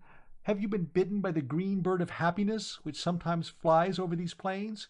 Or has the white bird of terror nipped you while you slept last night upon the open deck?" Green paused and looked steadily at her. Could he tell her the truth, now he was so near salvation? It was not that he was worried about her or the others stopping him from making contact with the expedition. Nothing could stop him now, he was sure of that. It was just that he hesitated to tell her that he would be leaving her. The idea of hurting her was agony to him. He started to speak in English, caught himself, and switched to her language. "Those vessels, they have brought my people from across the space between the stars. I came to this world in just a vessel, a space roller, you might say. My ship crashed, and I was forced to descend upon this, your world. Then I heard that another ship had landed near Astoria, and that King Rosmug had put the crew in prison, and was going to sacrifice them during the Festival of the Sun's Eye. I had little time to get to Astoria before that happened, so I talked Moran into taking me. That was why I left you. That." He trailed off because he did not understand the expression upon her face. It was not the great hurt he'd expected, nor the wild fury he thought might result from his explanation. If anything, she looked pitying. "Why, Alan, whatever are you talking about?" He pointed at the line of spaceships. "They're from Terra, my home planet." "I don't understand what you mean by your home planet," she replied, still pityingly. "But those are not spaceships. Those are towers built by the Astorians 1,000 years ago." What do you mean?" Stunned, he looked at them again. If those weren't starships, he'd eat the yacht's canvas. Yes, and the wheels, too. Under the swift wind, the roller swept closer and closer while he stood behind Amra, and thought that he'd break into little pieces if his tension didn't find some release. Finally, it did find an outlet. Tears welled in his eyes, and he choked. His breast seemed as if it would swell up and burst. How cleverly the ancient builders had fashioned those towers. The landing struts, the big fins, the long sweeping lines ending in the pointed nose, all must have been built with a spaceship as a model. There was no escaping such a conclusion. Coincidence couldn't explain it. Amra said, "Don't cry, Alan. Your people will think you weak. Captains don't weep." "This captain does," he replied, and he turned and walked the length of the yacht to the stern, and leaned over the taffrail where no one could see him as he shook with sobs. Presently he felt a hand upon his. "Alan," she said gently, "tell me the truth. If those had been ships on which you could leave this world and travel into the skies, would you have taken me along? Were you still thinking that I was not good enough for you?" "Let's not talk about it now," he said. "I can't. Besides, there are too many people listening. Later, when everybody's asleep." "All right, Alan." She released his hand and left him alone, knowing that that was what he wanted. Mentally, he thanked her for it, because he knew what it was costing her to exercise restraint. At any other time, in a like situation, she would have thrown something at him. After he had calmed down somewhat, he returned to the helm and took over from Moran. From then on he was too busy to think much about his disappointment. He had to report to the port officer and tell his story, which took hours, for the officer called in the others to hear his amazing tale. And they questioned Moran and Amra. Green anxiously listened to the merchant's account, fearful that the fellow would disclose his suspicions that Green was not what he claimed to be. If Moran had any such intentions, however, he was saving them for their arrival in Astoria itself. The officers all agreed that they had heard many wonderful stories from sailors, but never anything to match this. They insisted upon giving a banquet for Moran and Green. The result was that Green got a much-needed and desired bath, haircut and shave. But he also had to endure a long feast in which he had to stuff himself to keep from offending his hosts, and was also forced to enter a drinking contest with some of the younger blades of the post. His vigilante could handle enormous amounts of food and alcohol, so that Green appeared to the soldiers to be something of a Superman. At midnight the last officer had dropped his head upon the table, dead drunk, and Green was able to get up and go to his yacht. Unfortunately, he had to carry the fat merchant out on his shoulders. Outside the banquet room he found a few rickshaw boys standing around a fire, huddled together, waiting for a customer so drunk he wouldn't fear thieves or ghosts. He gave one of them a coin and told him to deliver Moran to the yacht. "What about yourself, honored sir? Don't you wish to ride home too?" "Later," said Green, looking up past the fort and at the hills behind it. "I intend to take a walk to clear my head." Before the rickshaw men could question him further, he plunged into the darkness and began striding swiftly toward the highest peak on the island. 2 hours later he suddenly appeared in the moonlight-drenched windbreak, walked past the many vessels tied down for the night, and crawled aboard his own yacht. A glance around the deck convinced him that everybody was sleeping. He stepped softly past the prostrate forms and lay down by Amra. Face up, his hands behind his head, he stared at the moon, a thoughtful expression upon his face.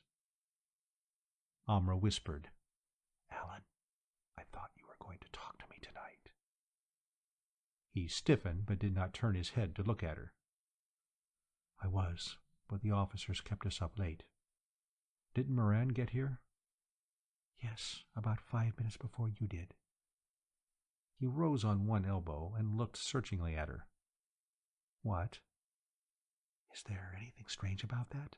"Only that he was so drunk he'd passed out and was snoring like a pig. The fat son of an Ezzet. He must have been faking, and he must have—" "Must have what?" Green shrugged. "I don't know." He couldn't tell her that Moran must have followed him up into the hills, and that if he had, the fellow must have seen some very disturbing things. He stood up and gazed intently at the dark forms stretched out here and there. Moran was sleeping upon a blanket behind the helm, or was pretending to do so. Should he kill him? If Moran turned him in to the authorities in Astoria— He sat down again and fingered his dagger. Amra must have guessed his thoughts, for she said, "Why do you want to kill him?" "You know why. Because he could have me burned." She sucked her breath in with a hiss. "Alan, it can't be true. You can't be a demon." To him the accusation was so ridiculous that he didn't bother to answer. He should have known better, because he was well aware of how seriously these people took such things. However, he was thinking so furiously about what he could do to forestall Moran that he completely forgot about her. Not until he heard her muffled sobs did he come out of his reverie. Surprised, he said, "Don't worry. They're not going to burn me." "No, they're not," she said, choking on every other word. "I don't care if you're a demon. I love you, and I'd go to hell for you or with you." It took him a few seconds to understand that she did believe he was a demon and that it made no difference to her. Or rather, she was determined to ignore the difference. What a sacrifice of her natural feelings she must have made for him. She, like everybody upon this world, had been trained from childhood to develop a fierce disgust and horror of devils, and to be always upon her guard for them when they appeared in human form.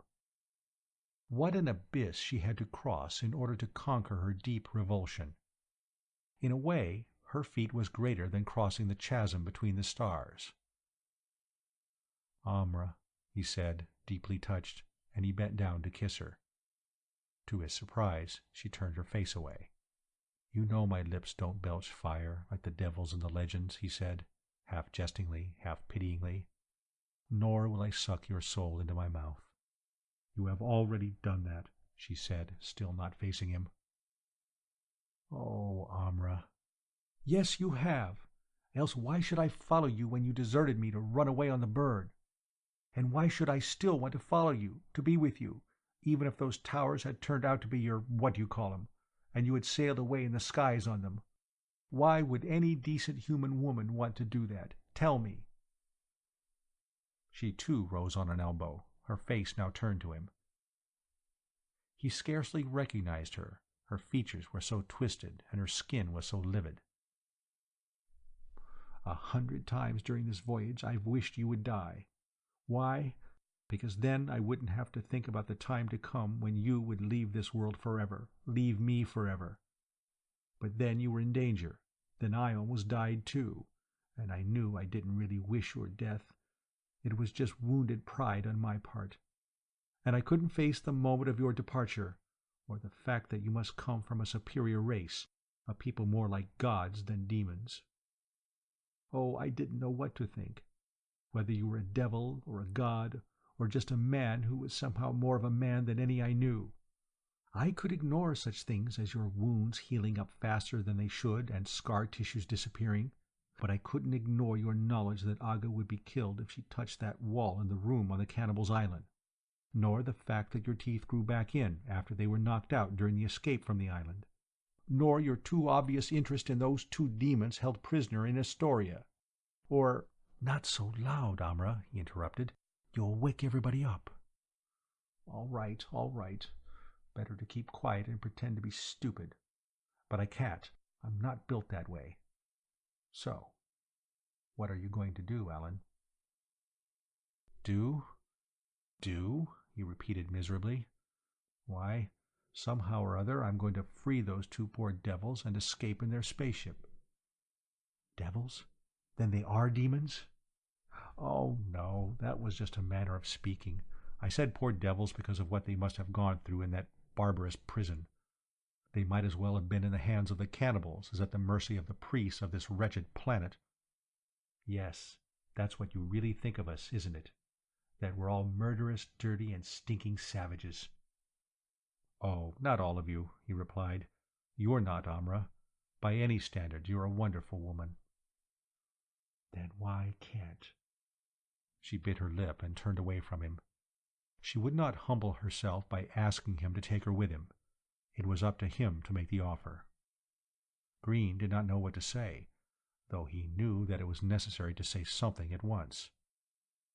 He just could not make up his mind as to how she would fit into Earth civilization. How could he teach her that if somebody whom you didn't like differed with you, you just didn't try to tear them apart, or that if the person you hated was too powerful for you to settle matters with personally, you didn't resort to professional assassins? How could he teach her to love the same things he did, the music and literature of his own culture? Her roots were in an entirely different culture. She couldn't possibly understand what he understood, thrill to that which thrilled him, catch the subtleties that he caught, see what lay behind the nuances of his civilization. She'd be a stranger in a world not made for her. Of course, he thought, there were plenty of women upon Earth and her star colonies who didn't share his culture, even if they'd been brought up in it. But their case was simply a matter of taste, and they could still share a certain amount with him just because they'd breathed the same atmosphere and talked the same words as he. Not that he would have cared to live with him, because he wouldn't. But Amra, desirable in so many ways, just would not understand what was taking place around her, or in the minds of those she would have to live with. He looked down at Amra. Her back was turned, and she seemed to be breathing the easy breath of deep sleep. Though he doubted very much that she could be sleeping, he decided to accept things as they looked. He wouldn't answer her now, though he knew that when morning came her eyes would be asking the same question, even if she didn't voice it. At least, he thought, she'd be diverted from her curiosity about what he'd been doing that night. That was something. He didn't want anybody to know about that, not until the time for action came. Provided, that is, that he could do anything even then. He discovered certain things tonight that could mean his salvation if he could utilize them. That was the rub, as some poet or other had once said. Wondering just who had originated that saying, he fell asleep. Wool gathering had always been a favorite occupation of his when people left him alone to do it. That was the rub. They didn't. Shortly after dawn, the yacht set sail and sped toward Astoria, 100 miles west.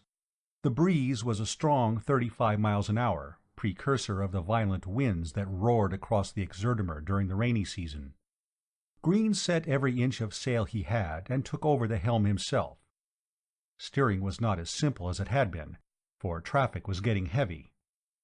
In an hour he saw no less than 40 rollers, ranging in size from small merchants, not much larger than his own craft, to tremendous three-decker rollers of the line from far-off Bartram, convoying even larger merchant vessels, high-pooped and richly decorated.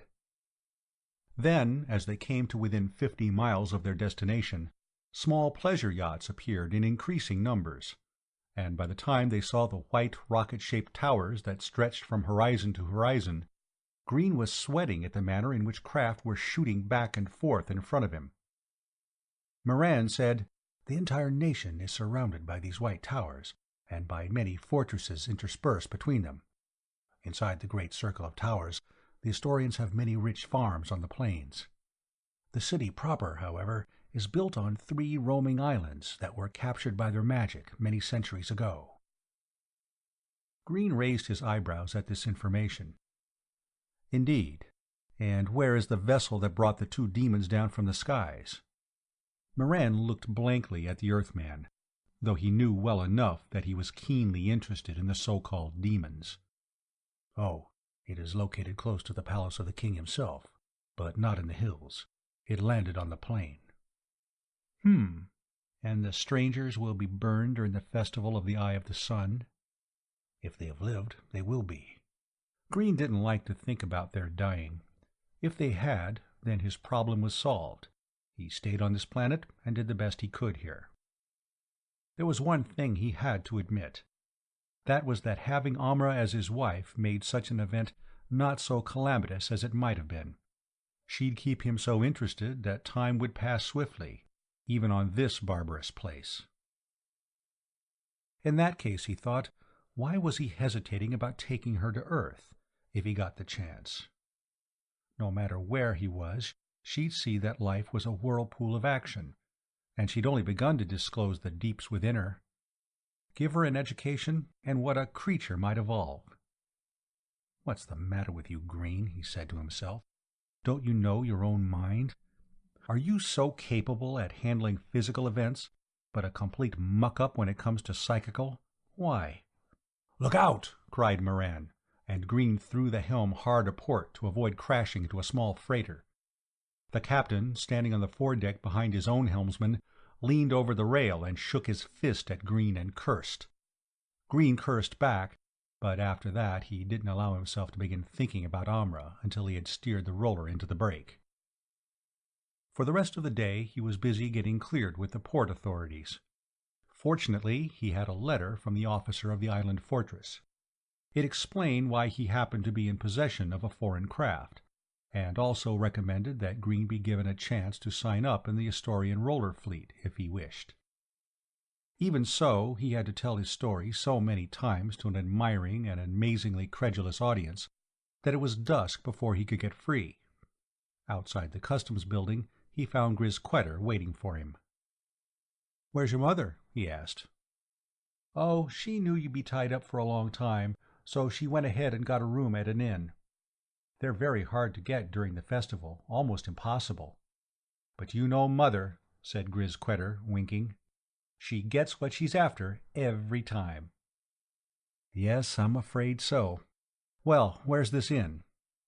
It's clear across town, but it's within sight of the wall that's built around the demon skyship.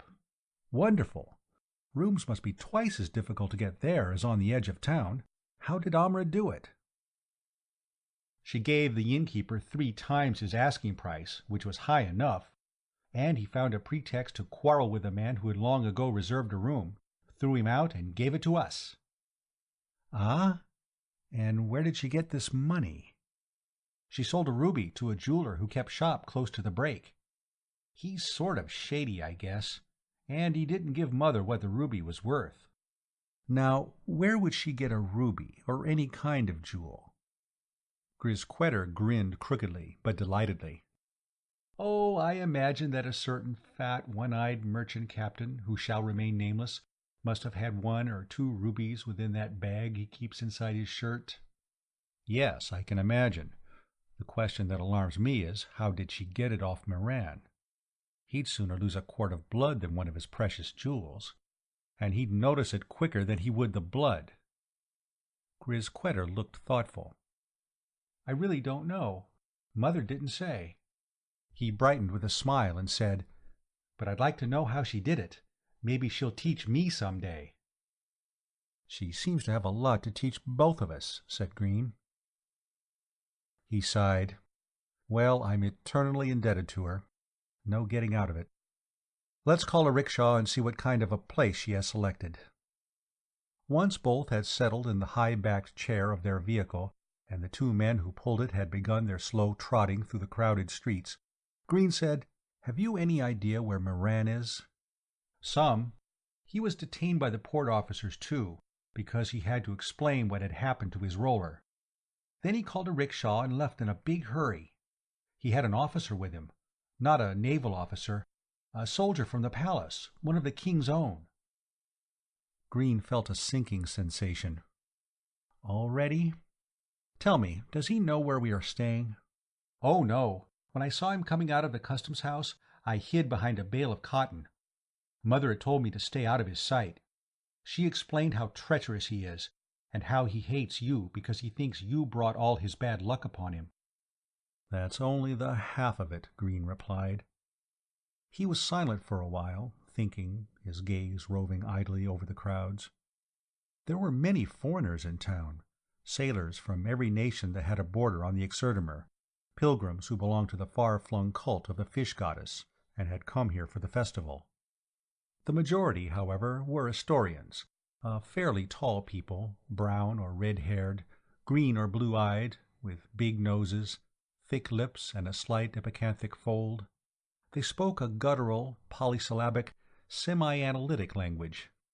They wore broad-rimmed hats shaped like open umbrellas, tight-necked shirts with long string ties, and pants that were skin-tight from crotch to knee, then ballooned out into many ruffles. Little bells tinkled on their ankles, and the women carried canes. All had a fish, a star, or a rocket-shaped tower tattooed on their cheeks. Along the narrow winding street were many little shops, flowering with a variety of articles. Green was intrigued by the magical charms being hawked everywhere. Many of these were little towers, replicas of the large ones that encircled the country. On Earth they could have passed for toy spaceships. He bought one. It was made of white painted wood and was about 7 inches long. The big flaring fins and landing struts were well reproduced, but there weren't any of the fine details they could have found in such a toy on Earth. There were no holes in the stern or nose for the drive exhaust, or any indications of doors or detector apparatus. He gave it to Grisquetter and leaned back to do some more thinking. The charm hadn't disappointed him because he had not expected any more from what he'd seen. If, in the beginning, those models had been furnished with every little detail, the passage of many thousands of years would have seemed blunted and reduced to their present state of fuzzy symbolic images. Time ate down to the skeleton of things. He wondered how the charm could have survived up to the present, because it surely must have been over 20,000 years ago that the prototype, the real spaceship, disappeared, and man sank back to savagery again. Then why had this lasted here, whereas it had not done so on other planets, Earth included. Abruptly, he noticed that his rickshaw had stopped. A procession of priests, going to the palace of the king, where they will spend all night preaching to the demon, said one of the rickshaw boys. He yawned and stretched. I suppose that it will be a fine burning, since the priests have predicted that the sun will shine at high noon. They are safe doing that, as it has not failed to shine on Festival Day for 1,000 years. Green leaned forward, his hands gripping the sides of his chair, and said, Demon? You met demons, didn't you? Weren't there 2 of them? Oh, yes, there were, but one died 2 days ago. Hung himself, I heard, though I can't swear to it since the priests have released no details. The holy ones have been giving the demons a rough time. Demons, said Grisquetter, snorting with disbelief and disgust. Doesn't the very fact that one killed himself prove they're not fiends? Everyone knows that a demon can't kill himself. Quite true, my small friend, replied the taxi-man. The priests have admitted their error. They are truly sorry, so they say. Then aren't they letting the other man loose? Oh, no, because he may still be a demon. Tomorrow, at high noon, the prisoner goes under the sun's eye, and there meets the only death a demon may know. By fire he was born, by fire he shall perish. Chapter 20, verse 62. Or so I remember the High Grouchning saying in his sermon yesterday. Myself, I'm not much for reading. Too busy making a living, running my legs off, killing myself so my wife and kids may eat and have clothes on their backs. Green scarcely heard the garrulous rickshaw man, so shocked was he at the news. Had he been too late?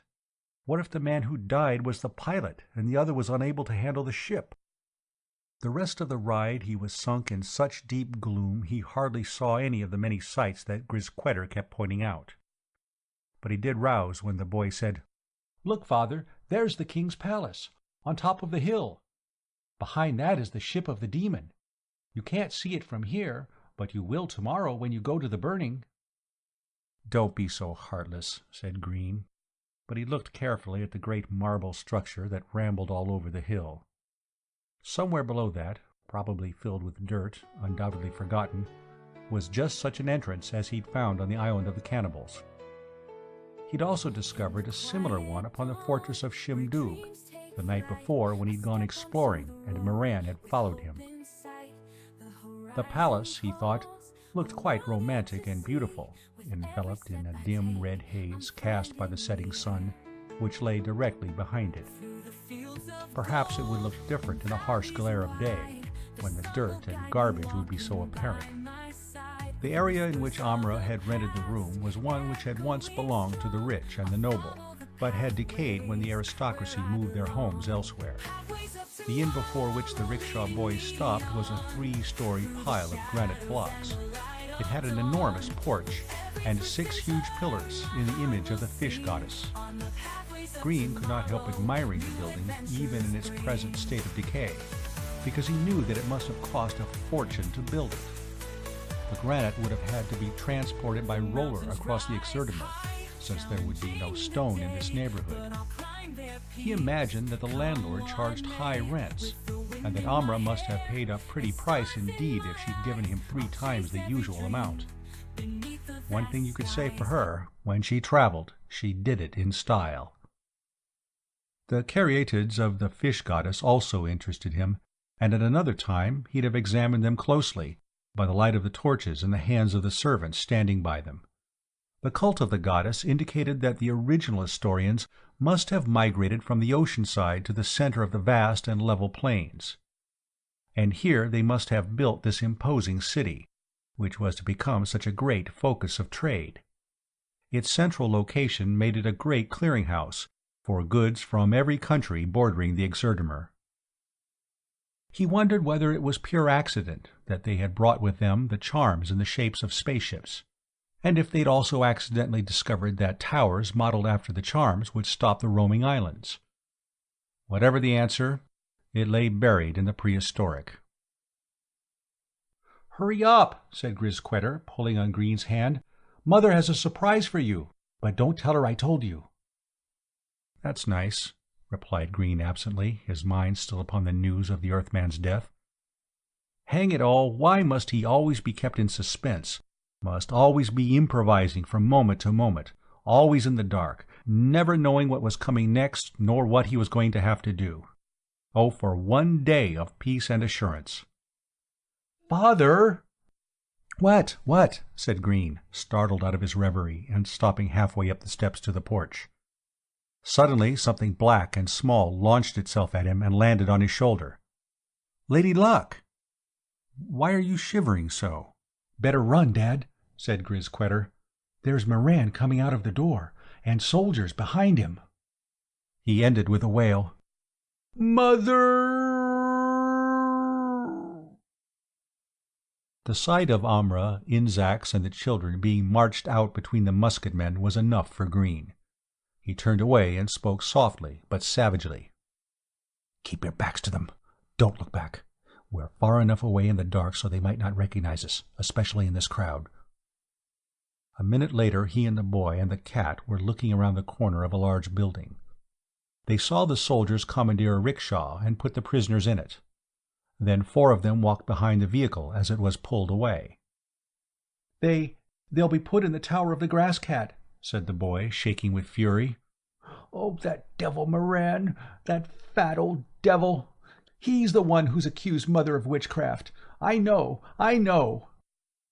"He didn't accuse her," said Green, "but me. She's guilty through association with me. Well, at least we'll know where they are for a while." "There go Moran and the soldiers back into the hotel." "Waiting for us," said Green. "They'd have a long wait. Well, let's go. First things first. We'll buy a ticket, see the ship. I have to know where it's located, what type it is, etc. Luckily, I've enough money on me to do that. But we'll be broke then. You have any?" 10 XR. Well, that's not much, but it's enough to pay for a rickshaw ride to the windbreak. At the box office, Green bought 2 tickets, then walked up the steep flight of steps with Grizz-Quetter. At the top he found himself in a large group standing on a platform beneath a wooden roof. This was for the curious who wanted to get a preview of the demon's vessel. Tomorrow the gates would be open to admit a vast crowd, who would sit on the hard wooden seats of the amphitheater that had been built fairly close to the ship. The ship itself was an Earth naval vessel, a 2-man scout. It pointed its needle nose upward, resting upon 8 jet struts, gleaming in the moonlight. Its naval insignia, a green globe crossed with a rocket and olive branch, was a smudge in the shadows. Nevertheless, he could make it out. He felt his breast swell, and he choked with homesickness. So near yet so far," he murmured. "Even if I get to you, then what? What if the poor devil of a survivor turns out to be a navigator? Still, he ought to know enough to get her off the ground and into space. And from there on, with interstellar drive, we ought to be able to get home, somehow." He sounded plaintive even to himself, for he knew how vast space was, and how complicated astromathematics was. And of course there was no guarantee that the Earthman would even be a navigator. He might just be an officer, or perhaps a civilian official who was being ferried in on one of the swifter small ships. Then there was the awful possibility that the vessel might have landed here because there was something wrong with it, and that it could not rise again even if it had a full crew. In fact, that was the most logical explanation. He sighed and turned to the boy. "This may be for nothing, but we can't just sit down and watch. Let's take off for the windbreak." "What are we going to do there?" asked Grizz-Quetter as they walked down the steps. "Well, we're not going back to the yacht," Green answered. "Soldiers will be waiting there to arrest us. No, we'll go to the other side of the break. Stealing another roller isn't going to get us in any more trouble than we're already in." The boy's eyes widened. "What are we doing that for?" "We must return to the island fortress of Shimdoog." "What? Why? That's 100 miles away." "Yes, I know. And we won't be able to make the speed going back that we did coming. We'll have to do quite a bit of tacking to sail against the wind, and that'll eat up our time. but there's nothing else to do." "If you say so, Father, I believe you. But what is there on Shimdoog?" "Not on. In." Grisquetter was a bright lad. He was silent for a minute, so silent Green could imagine he heard the wheels turning within his head. Then he said, "There must be a cave on Shimdoog, like the one on the Cannibals' Island, and you must have gone into it that night we stayed in the break. I remember waking up and hearing you, and Mother saying something about your being gone and about Mirand following you." Grisquetter paused, then said, "If there is a cave entrance there, why haven't other people gone into it?" "Because it has been declared taboo, off-limits by the priests of Astoria. It was done so long ago that I imagine that the priests themselves have forgotten why they forbade its access to men. But it's not hard to reconstruct the historical causes. Once, I suppose, the island was populated by cannibals. At the time the Astorians captured the island, they exterminated the Aborigines. They found the cave mouth was a holy place for the savages. So, thinking that it held demons, and it does in a way, they built a wall around it and set up a statue of the fish goddess, facing inward and holding in her hand a symbol to restrain the imprisoned fiends from breaking loose. That symbol, of course, is the same charm that is sold on the streets of Astoria, that circumscribes the country and the island of Shimdoog. It is the same as the spaceship that landed near the king's palace." Green hailed a rickshaw and continued his account while they rode through the still crowded streets. There was so much noise that he felt quite safe talking, provided that he kept his voice soft. By the time they had reached the northern end of the windbreak, Green had told the boy all he thought he should hear at that time. If, later on, his trip to Shimdoog proved successful, he would enlighten him even more. For the present, he was concerned with the problem of getting transportation. Fortunately, they found almost at once a nice little yacht with speedy lines and a tall mast. The craft must have belonged to a wealthy man, for a watchman sat close to it before a little fire just outside his shed. Green walked up to him, and when the fellow rose, his hand suspiciously resting upon his spear, Green struck him on the jaw, then followed with a hard right to the pit of his stomach. Grisquetter completed the job by hitting him over the head with a length of pipe he'd picked up off the ground. Green emptied the handbag of the watchman and was pleased to see several coins of respectable denominations. "Probably his life savings," he said. "I hate to rob him, but we have to have money. Grisquetter, do you remember those slaves who were drinking and gambling outside the Striped Ape Inn? Run off to them and offer them 6 Duncan if they'll tow us out of the break. Tell them we're paying them so much because it's so late at night, and also to keep their mouths shut." Grinning, the boy ran off. Green hauled the limp body of the unconscious watchman behind the hut, bound and gagged him, and threw a tarpaulin over him. Grisquetter returned, leading 6 noisy and reeling men, sturdily built, with legs and backs big-muscled from hauling rollers.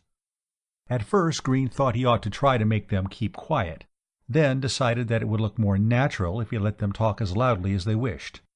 There was a festive air over the city tonight, and more than one yacht was going out for a moonlight cruise.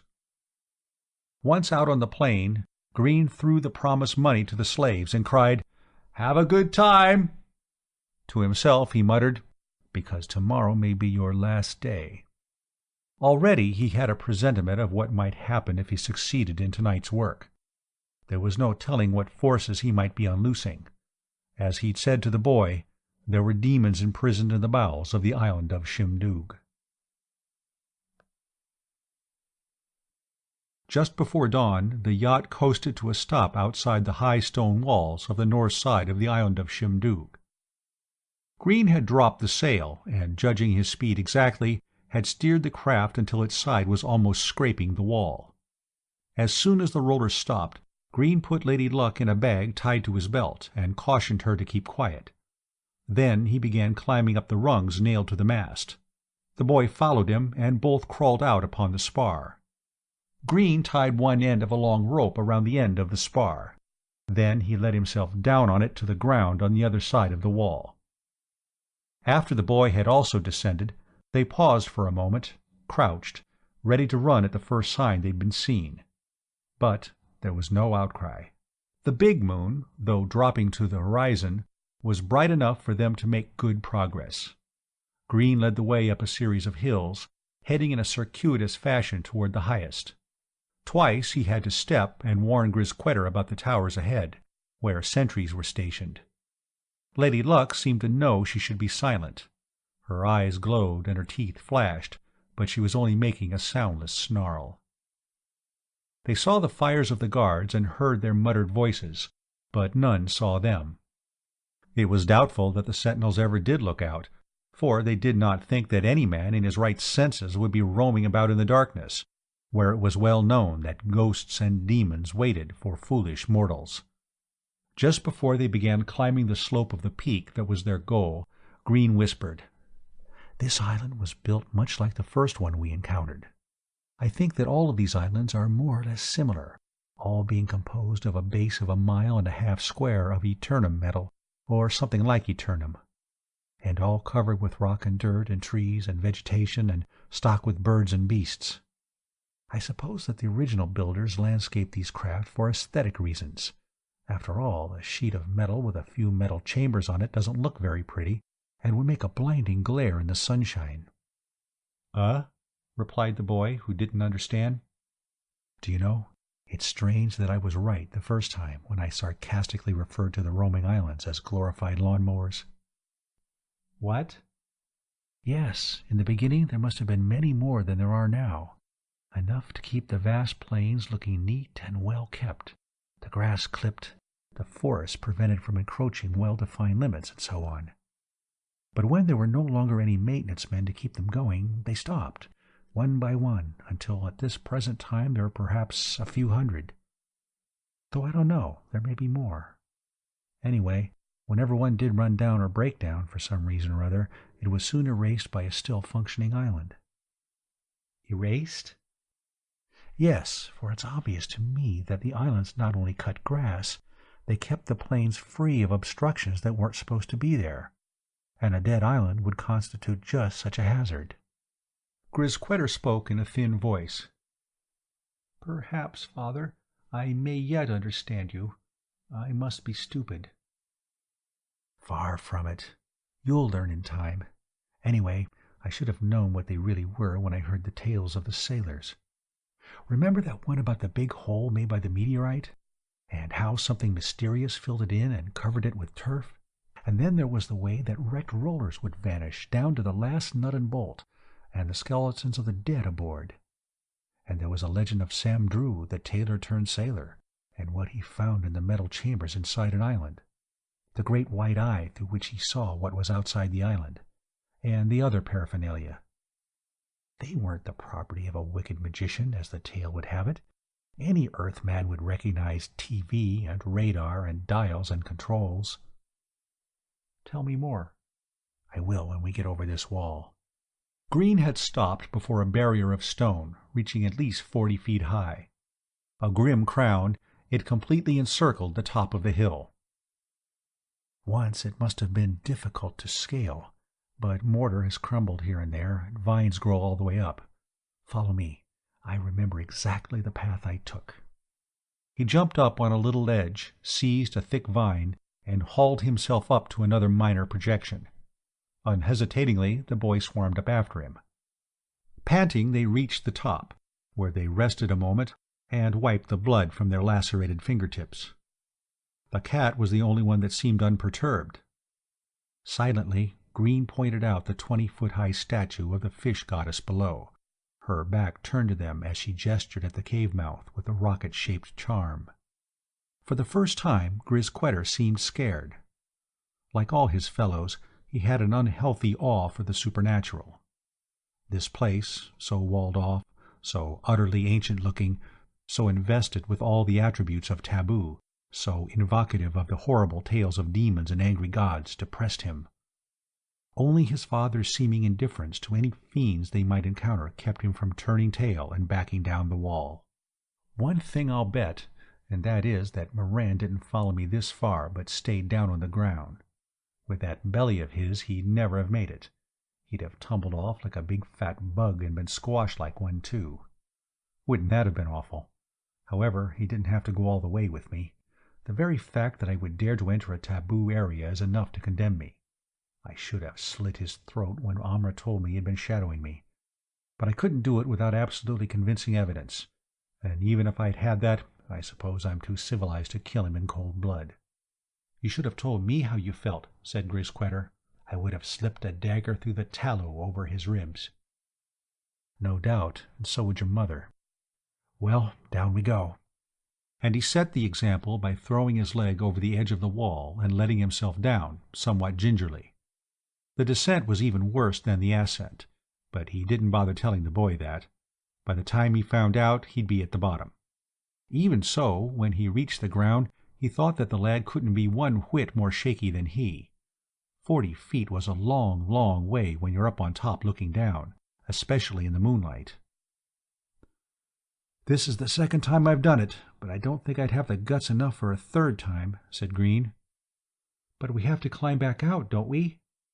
"Oh, we'll have to go over it, but I hope it won't be so high by then," said Green, looking mysterious. "What do you mean?" "Well, I hope these stones will all be tumbled to the ground. In fact, it's a necessity, if we're to do what I expect to do." He took the bewildered boy by the hand and led him past the cold and silent statue and into the cave's entrance. "We could use a light," he said, "but a torch would have been too awkward to carry up that wall, and we can grope our way to the rooms that are lighted." Wonder why the passageway wasn't lighted too, he thought. Or had this cave been added by the savages who used to live on the island, so that the sanctum sanctorum would have been approached through darkness? Perhaps it was, the primitives having constructed such a chamber so that the initiate into the religion could go through darkness both literal and symbolical and come into a light that also embraced both worlds. He didn't and couldn't know. He could only guess. "But I can take advantage of what I do have on hand," he said to himself, gritting his teeth with determination. The dust beneath his feet gave way to clean metal. They rounded a corner and found themselves in a chamber much like the one upon their first island, except that this had furniture. A skeleton lay in the middle of the floor, face down. The back of the skull exhibited a great hole. "He may have been here for 1,000 years or more," said Green. "I'd like to know his history, but I never will." "Do you think the goddess killed him?" "No, nor demons either. It was the hand of man that struck him down, my boy. If it's violent death you're trying to explain, don't drag in the supernatural. There's enough murder in the hearts of humankind to take care of every case." In the third room, Green said, "There's no wall of dust to stop us. The ionic charges haven't stopped working. Notice how clean everything is. Ah, here we are, before the door." Grisquetter looked puzzled. "Door? I see only a blank wall." "That's all I saw, too," said Green, "and that is all I would have ever seen if it hadn't been for the tale of Sam Drew." "Let me tell you how you got in," chattered the boy excitedly. "I know what you were thinking of, what you did. You stood before the wall and you made a sign like this on it." He traced a rough outline of a rocket against the cool white metal. "And the wall suddenly slid to one side and you had an entrance. See?" A whole section had moved noiselessly into the wall, leaving a round doorway. Yes, I remembered the story of Sam Drew, and though it was ridiculous to think that it would work, I did what the sailor did. Remember that the cannibals were after him, and he ran into the cave and came to just a blank wall. And he, wishing to protect himself against the evil spirits that he was sure lived in the cave, traced the sign that is supposed to prevent them from touching a man. And the door slid open, and he plunged on into the chambers of the wicked magician, the savages howling frustratingly after him. And, continued Green, I did just what he did, and the sign proved to be an open O Sesame for me. A what? Never mind. The point is that the ancient maintenance men must have used just such a gesture to open the door, or else used it in conjunction with other means. And if they did, then they must have also been repair technicians for the ships that landed here. Perhaps the sign of the rocket was a secret symbol for their guild, I don't know, but it sounds reasonable. Ignoring the boy's flood of questions, he walked into a great room. It was more bare than he'd expected when he had found it the first time. It contained 4 machines, or their fuel supplies, all concealed in 4 large square metal containers. In the center of the room was a chair and an instrument panel. The panel contained 6 TV windows, several oscilloscopes, and dials whose purpose he didn't know. But the controls attached to the arms of the chair seemed simple enough. "The only trouble," he said, "is that I don't know where the activating switch is. I tried to find it the other night and I couldn't. But it must be so obvious that I'll feel like a fool when I do locate it." Vainly, he pulled at the little levers set in the arms. "My failure to activate this was the main reason I returned to the yacht and sailed on to Astoria. Of course, I had to go and find out just what the situation was and get a good idea of my plan of campaign. Perhaps if I'd stayed here and taken a chance on going into the city blind, we'd have been better off. At least your mother wouldn't now be in prison, and we wouldn't have the additional worry of rescuing her." He rose from the chair and began pacing back and forth. How ironic if I'd come this far and could get no farther. But then, what else could I expect? It's up to me to solve this, and I'm not infallible, omniscient. It should be functioning as of now. I know that the ring of rocket ships has got it paralyzed, so it can't act. Nevertheless, unless it's blown a fuse, gone neurotic from frustration, or just worn out, there should be some indication that it is still in operation. "What do you mean?" said Grisquetter. "How can the island be paralyzed?" Green stopped pacing to gesture at the radar scopes. "See those? Well, there should be some funny lines squiggling across it, or little dots moving, or arcs sweeping across it. They should be indicating the shapes of things in the immediate neighborhood outside the island, and the lay of the land. Thus I imagine that in the ancient days, when it spotted a rocket ship, which would then have been a genuine spaceship and not a mock-up, it would have detoured around it. The whole island was, in one of its functions, a field attendant, a scavenger. It removed anything from the plane that wasn't supposed to be there. There's why they now attack rollers and crush them and disintegrate the parts that fall beneath their bases. That also explains why the island is trapped by a ring of rocket-shaped towers. The radar detects a complete circle, and being unable to molest any object shaped like a rocket, it squats in one place until it runs down or the rocket shapes are removed. Of course, it worked automatically, but there were controls for a man to operate it when there was a special job to do. Or if he had to take it to another place, it ordinarily wouldn't go when on automatic. These controls must be the ones. The question is, does the island switch itself off and on at certain intervals, scanning the area around to see if the inhabiting objects have gone? If so, there's no telling how long we may have to wait before its next sweep, and we just can't afford to wait. He was in agony. As long as he could keep his body and brain in action, he felt he was progressing. But as soon as he had to wait upon some inanimate object he couldn't attack, or came across a seemingly unsolvable problem, he was lost. He just didn't have the patience. Lady Luck whined. She was tired of being imprisoned in the bag at Green's waist, and felt that she had been a good girl long enough. Absently, he lifted her out and put her on the table. She stretched, yawned, licked her lips, and then padded across the table. Her tail switched back and forth, and its tip brushed the surface of the centrally located TV screen. Immediately, a metal ball on the panel glowed red and a sharp whistle sounded.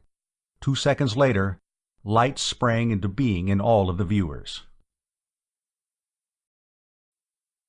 "Oh, you beauty, you doll, you lovely Lady Luck! Whatever would I do without you?" shouted Green. He started forward to caress the cat, but, alarmed, she jumped from the table and sped across the room. "Come back! Come back!" he called. "I wouldn't hurt a single one of your lovely black hairs. I'll feed you on beer and fish the rest of your life, and you'll never have to put in a day's work." "What's the matter?" said Grisquetter. Green hugged him, then sat down in the chair. "Nothing, except that wonderful cat showed me how to activate the equipment." You do so by brushing your hand across this screen. See? I'll bet you do the same when you want to deactivate it." He touched the screen. The whistle sounded again, the metal ball ceased glowing, and the screens went dead. Again he touched it, and life came back. Nothing to it, but chances are I'd never have found out how simple it was. He began sobering up. Down to work. Let's see. The 6 TV windows showed them the north, east, south, west, above and below. As the island was resting upon solid dirt, there was, of course, nothing to see beneath. "We'll remedy that, but first I think we better see if these screens give expanding and contracting views." He fiddled around with the levers. When he depressed the second one, the room jumped. Hastily replacing it in neutral, Green said, "Well, we know what that one does. I'll bet the people outside think they had a slight earthquake. They've seen nothing yet. Here, I think, is the one I want." He twisted a knob on the right-hand arm. All the TVs began narrowing their field of vision. Reversing the knob, however, made them spread out their view, though the objects in them, of course, became smaller. It took him 5 minutes more of cautious testing before he felt justified in beginning operations. Then he raised the island off the ground about 20 feet, and rocked it back and forth. Lady Luck leaped for his lap and cowered down in it. Grisquetter, bracing himself against the table, turned pale. "Relax, kid," called Green. "As long as you're going along on the ride, you might as well enjoy it." Grisquetter grinned feebly, but when his father told him to stand behind him so he, too, could learn how to operate, he gained color and confidence. "When we get to Astoria, I may have to leave this chamber, and I'll need somebody who can see me through the TVs and answer my signals. You're the candidate. You may be only a kid, but anybody who can calmly talk of slipping a knife through a man's ribs has what it takes." "Thank you," breathed Grisquetter in all sincerity. "Here's what I'll do," said Green. "I'll roll this island back and forth until the soldiers are thoroughly panicky and seasick, and the walls around the cave are tumbling down. Then we'll lower to earth again and give the rats a chance to desert the ship. But we're no sinking ship, not us. After everybody that's able has fled to the plains, we'll take off at top speed for Astoria." Fascinated, the boy watched the screens and saw the soldiers run off into the early morning light, yelling, their eyes and mouths bulging with horror. Some, wounded, crawled off. "I feel sorry for them," said Green, "but somebody's got to get hurt before this is over, and I'd rather it wasn't us." He pointed to the scopes, which still indicated the ring of towers. "As long as this island was on automatic, it couldn't pass those inhibitories. But I've bypassed that with this switch. Now we go ahead, and not over the towers as we could easily do, but through them. I think we've got the weight behind us." There was a slight shock, the rooms trembled. Then the towers before them were gone, and they were speeding across the plain. Minute by minute, Green increased their rate, until he thought they must be making about 125 miles an hour. "Those dials are probably telling me my speed," he said to Grisquetter, "but I can't read their alphabet or numerical system. It doesn't matter." He laughed as he watched rollers wheel hard a port or hard starboard in a frenzy to get out of their way. The rails and ratlines were lined with white faces, like rags of terror fluttering in the breeze of the island's passage. "If there were time to send a message, I imagine we'd encounter the whole Astorian fleet," said Green. "What a battle that would be! Rather, what a massacre, for this craft is built for eating up whole navies." "Father," said Grisquetter, "we could be king over the whole world. We could rule the Exerdimer and take tribute off every roller that sailed." "Yes, I suppose we could, you little barbarian you," replied Green. "But we won't. We're using this for just one purpose, rescuing the Earthman and your mother and sisters. After that, yes? I don't know." He fell into a reverie as the plane beneath raced past, the white sails of the rollers blooming from small patches to great flags, then dwindling as swiftly. Finally, rousing from his thoughts, he began to explain a little to the boy. You see, many thousands of years ago there was a great civilization that had many machines that would seem to you even more magical than this one. They traveled to the stars, and there found worlds much like this one, and they put colonies upon them. They had swift skips that could jump across the vast abyss between these worlds, and so keep in fairly close touch. But something happened, some catastrophe. I can't imagine what it could be, but it must have happened. While it would be interesting to know the cause, all we can know is the effect. Travel ceased, and as time went by, the colonies, which were probably rather small to begin with, lost their civilization. The colonies must have been rather dependent upon supplies shipped to them, and they must have had a limited number of highly trained scientists and specialists among them. Anyway, whatever the reason, they lapsed into savagery. And it was not until ages had passed that some of these colonies, utterly without memory of their glorious heritage, except perhaps disguised in myth and legend, attained a high technology again. Others stayed in savagery. Some, like your world, Grisquetter, are in the transition stage. Your culture is roughly analogous to the ones that existed on Earth between 100 AD and 1000 AD. Those dates mean nothing to you, I know, but let me assure you that we present-day terrestrials regard those times as being, well, rather hazardous and unreasonable in their conduct. I only half understand you, replied the boy. But didn't you say that nothing of the wisdom of the ancients survived on your planet? Well, why had it done so on ours?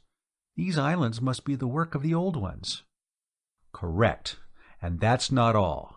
So is the Exerdimer itself. What? Yes, it's obvious to me that this planet must once have been a tremendous clearinghouse and landing field for spacecraft.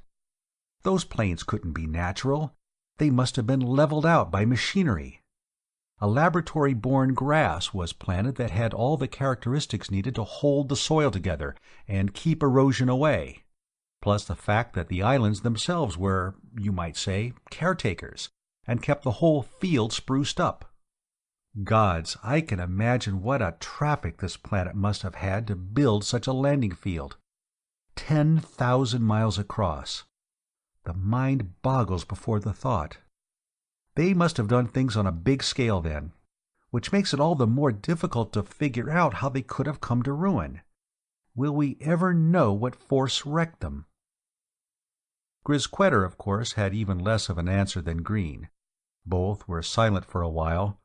Then they cried out simultaneously when the pointed tips of the white towers surrounding Astoria glittered upon the horizon. One of the screens began flashing a series of cone shapes that indicated the towers.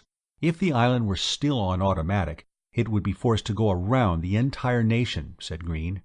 But I'm running it now, and we're paying no attention to those towers. Knock 'em down! That's just what I intend to do, but not right now. Let's see, wonder how high we can go. Only one way to find out. Upsy-daisy! He pulled back the lever and the island began rising, though still maintaining its horizontal attitude. The ancients, like us moderns, knew how to build anti-gravity machines, and they also must have kept building their spaceships in the conventional rocket form long after there was any need for it. Perhaps, though, they did so in order for the islands to have a more definite radar image. Maybe. No one really knows. He spoke to himself, meanwhile glancing at the screen which showed him the plains and the city of Astoria beneath, ever dwindling as their height increased. Do me a favor, Grisquetter. Run out to the cave's mouth and tell me if those walls have fallen over. And on your way back, close the door to this room. It's going to get colder very quickly, and the air will be thin. But I imagine that this room is equipped with automatic heat and oxygen. If it isn't, I want to find out now. The boy began running back. The walls are all shaken down all right, he said breathlessly. And the fish goddess fell over, and her head almost blocks up the cave's mouth. I wriggled through without any trouble. I think you can squeeze through. Green felt a little sick. That possibility had not occurred to him. It would have been ironic if the statue had completely blocked the entrance and he'd had to stay inside until he starved to death. The historians, of course, would have considered his death a case of poetical justice. No, he wouldn't have died either. He'd just have gone back to the controls and rolled the island over on one side until the statue's head came loose. But what if the big stone blocks from the tumbled wall had fallen down behind the statue so that they wedged her too tightly to be released? He sweated at the thought and glanced fondly at the black cat. He wasn't superstitious, not at all, but it seemed to him that his luck had been better since she'd adopted him. Of course, that wasn't the scientific attitude to take. Nevertheless, he felt comforted just knowing she was around. By now, the whole nation of Astoria could be encompassed in one glance, and the sky was getting darker. "We're high enough." He stopped the island. "If anybody didn't get off, he must be dead by now, the air's so thin. And I was right. We do have automatic heat and air providers. Very comfortable in here. I only wish we had something to eat." "Why not lower us to the height where I can go out and find food in the garrison's kitchens?" said Grisquetter. "Nobody'll be alive to stop me." Green thought that was an excellent suggestion. He was very hungry, for he always had to eat for two, himself and the vigilante. If the symbiote within his body provided him with more than normal strength and powers, it also demanded fuel on which to operate. And, deprived of food, it would survive by living on Green's tissue. A vigilante wasn't all advantage. It had its dangers. He lowered the island to about 2,000 feet, set the controls on neutral, then decided that it would be safe to go out with the boy. Just as he got to the door, however, he began feeling uneasy and wondering what he would do if somehow the door closed and he couldn't get it open again. That would be a fine situation, to be stuck 2,000 feet in the air and no parachute. Perhaps he was silly, absurdly apprehensive, but he wasn't going to take any more chances. Grinning sheepishly, he told the boy to go on by himself. He'd decided to study the controls more closely and think out his strategy in finer detail. When Grisquetter returned with a basket loaded with food and wine, Green swore at himself for his moment's weakness, then forgot it. After all, discretion was the better part and all that, and he was only playing it smart. Greedily he devoured the food and drank half a bottle of wine, knowing the vigilante would use alcohol before food, and that little of it would remain in his bloodstream before being consumed. Between bites, he told Grisquetter what he planned. "We'll descend as soon as we're finished eating. I'll write a note, and you'll drop it over the side upon the steps of the palace. The note will inform the king he'd better release his prisoners unharmed just outside the windbreak. There we may easily pick them up and then take off like the proverbial big bird. If he refuses, we will proceed to lower the island upon the temple of the fish goddess, crushing it and her jewel-encrusted golden idol. If he still isn't convinced, then we'll smash the palace, not to mention toppling over the entire ring of towers around the country. Of course, before we drop the note, we'll knock over a few anyway, just to show him we're not bluffing." Grisquetter's eyes shone. "Can the island crush a big building?" "Yes, though I think there's a possibility we could as easily disintegrate it. I've wondered how the island cut the grass, and can only conclude that it must use a device similar to one we have on Earth. It cuts through objects by breaking up their atomic structure with a beam that is only a molecule thick. When on grass-cutting duty, the island must emit such a beam, and only beneath its base. Of course, it must have other machines, too, for cleaning up wreckage and debris, and other stuff that its memory banks tell it has no business being on the field. But I don't know how to operate these." Grisquetter looked reproachfully at Green. "Well, I don't know everything. I'm not Superman, am I?" The boy did not reply, but his expression conveyed the idea that he had thought his foster father was just that. Green shrugged his shoulders and sent the boy out to get paper, pen, and ink from the garrison. By the time the boy returned, Green had lowered the island to about 50 feet above the palace. He hastily wrote a note, put it in the basket, which had a cover that could be snapped shut, and told Grisquetter to throw it over the side, aiming at the steps. "I know you're going to be worn out with all this running back and forth," he said, But you can do it. You're big and strong." "Sure I am," said the boy, chest expanded. He dashed from the room, almost tripped going through the door, recovered, and disappeared. Grinning, Green began to watch the crowds that had gathered below. Presently he saw the basket hurtle toward a group of priests upon the great stairway. His grin broadened when the group disintegrated in panic, and several of them lost their footing and rolled down the steps. He waited until one of them got enough courage to return and open the basket. Then he lowered the island another 20 feet. At the same time he saw a cannon being hauled into the square before the palace, and its nose being raised so that it could fire upon him. "Have to give the beggars credit for guts," he murmured. "Or for sheer folly, I don't know which. Well, fire away, friends." They didn't, because a priest came running to stop them. Evidently his note, though written in Huingro, had been translated swiftly enough, and the Astorians were taking no hasty action. "While we're waiting for them to make up their minds, we'll give them a taste of the feast they can expect if they aren't reasonable," Green said. He then proceeded to push over about 20 towers just outside the windbreak. It was great fun, and he'd have loved to knock down 100 or so more, but he was too anxious to find out about Amra and the Earthman. He returned to his former vigil above the palace steps. Impatiently he waited for 10 minutes that seemed like 10 hours. Finally, when he could bear it no longer, he growled, "I'm going to squat on the roof of the temple and make them hurry up. Do they think this is a diplomatic conference or something, that they can dilly-dally about like this?" "No, Father," said Grisquetter. "There they come. Mother and Paxi, and soon and Inzax. And a strange man. He must be the demon." "Demon your horned hoof," snorted Green. "That man's as human as I am. And the poor fellow must have gone through hell. Even from this height I can see he looks bad. Look how he has to be supported between 2 soldiers." Amra and the others, he was happy to note, seemed to be unharmed. Nevertheless, he was anxious about them during their ride through the city streets and out to the windbreak.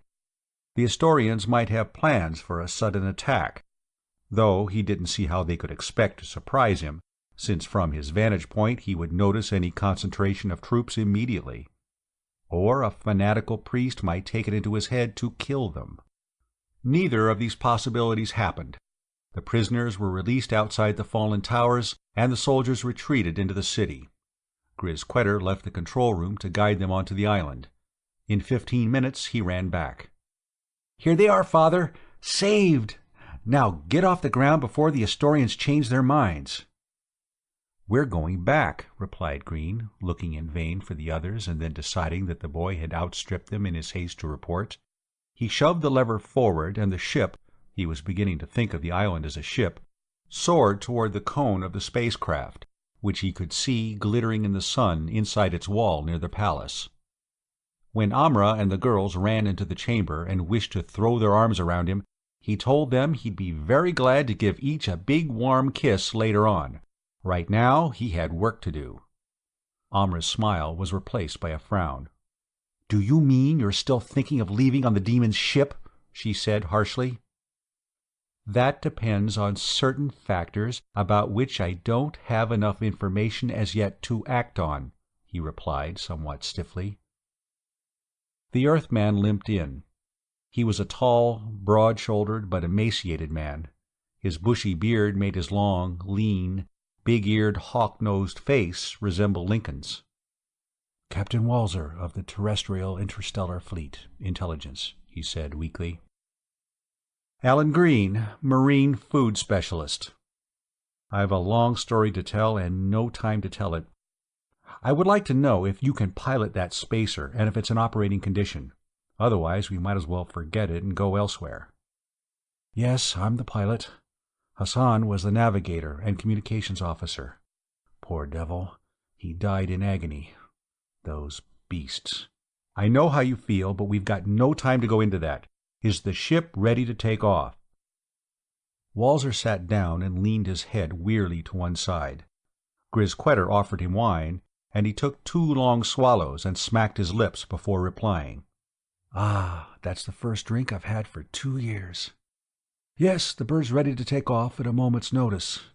We'd been on a mission whose purpose I can't tell you. Security, you know. We were returning when we encountered this system. Since it's part of our duty to report any T-type planet if we've time, we decided to stop off and stretch our legs. We'd been in space so long we were beginning to suffer from claustrophobia and were ready to fly at each other's throats. You know how it is if you've made any very long voyages. And those scouts have especially cramped quarters. They're not made for long trips, but the nature of our mission required the use of one. Well, we won't go into that. Anyway, we were wild to breathe fresh air again, to see a horizon, to feel grass beneath our bare feet, to go swimming, to eat freshly killed meat and freshly picked fruit. We rationalized ourselves into the idea that it was our duty to land. We decided on this city because it was so conspicuous, stuck out here in the middle of this incredible plain. And, of course, when we got close enough to see that it seemed to be surrounded by a ring of spaceships, we had to enter the city itself and inquire about this phenomenon. We were greeted friendly enough, lulled into being off guard, then attacked. The rest of the story, you know. Green nodded and said, "Here we are, just above the ship." He rose from the chair and faced the group. "But before we take any further steps, I think we ought to thrash out something right now that has been bothering Amra and me. Tell me, Walzer, is there enough room for Amra, Poxy, Soon, Grisquetter, and myself, and perhaps for Inzax if she wants to come along?" Walzer's eyes widened. "No, man, absolutely not. There's barely space for you, let alone anybody else." Green held out his hands to Amra. "You see, I was afraid of this all the time. I'll have to go without you." He paused, swallowed, then said, "But I'll return. I swear I will. I'll get the Interstellar Archaeology Bureau interested in this planet. When I tell them of the Exerdimer, of the rocket-shaped towers, of the islands with their anti-gravity machines, they'll not hesitate a moment in organizing an expedition. The chance of solving the mystery of how man spread all over the galaxy in prehistoric times will be too strong for them, and I'll come back with them. I'll make this planet my life work. I have a Ph.D. in ichthyology, and I can get accredited as a scientific member of the expedition. There's no doubt about it." Amra fell into his arms, weeping, crying that she'd known all the time that he couldn't leave her. Then in the next breath she was swearing that he was just promising to return so he would avoid a scene. "I know men well, Ellen Green, and I know you especially. You won't come back." "Yes, I will. I swear it. If you know men so well, you ought to know that no man who is worthy of being called a man could even think of leaving a woman like you." She smiled through her tears and said, "That's what I wanted to hear you say." "But, oh, Alan, it'll be so long. Won't it take at least 2 years? "Yes, at least. But it can't be helped. I'll worry about you when I'm gone. Or I would if I didn't know how capable you were." "I can learn how to run this island," she said, half sobbing, half smiling. "By the time you get back, I'll probably be queen of the Exerdimer. I could contact the Vings, and together we could have the whole plane and every city along its border under our thumbs. And—" He laughed and said, "That was what I was afraid of." Turning to Walzer, he said, "Look, you're too weak to consider another long trip immediately. Why don't you just follow this island in your ship until we get to a safe distance from here, say about 1,000 miles due north? We'll live on the island until you get your strength back and get over your claustrophobia. I imagine it wasn't helped any by being cooped up in that dungeon. When you're ready, we'll take off. In the meantime, I can be showing Amra and Grisquetter just what can be done with the island. She can live on it while I'm gone. We'll trap wildlife to replace the animals that were strangled when I went up too high for them to breathe. She can shuttle back and forth over the Exerdimer, or over the whole planet if she wishes. And she will, I hope, stay out of mischief until I get back." "That's fine," said Walzer. "I'll get in the ship and follow you." 3 weeks later, the 2 Earthmen boarded the Scout and closed the port behind them. The port that would not open again until they were on Earth, some 4 months subjective time away. They sat down in the control cabin, and Walzer began pushing buttons and throwing switches. Green wiped the sweat from his brow, the tears from his eyes, and said, "Phew!" "A fine woman," said Walzer sympathetically. "A rare beauty. She has a tremendous impact upon one." "Something like crashing into a planet head-on," said Green. "She has the faculty of wringing out every last bit of energy left in the particular emotion she happens to be feeling at the moment. A great actress who believes in her roles."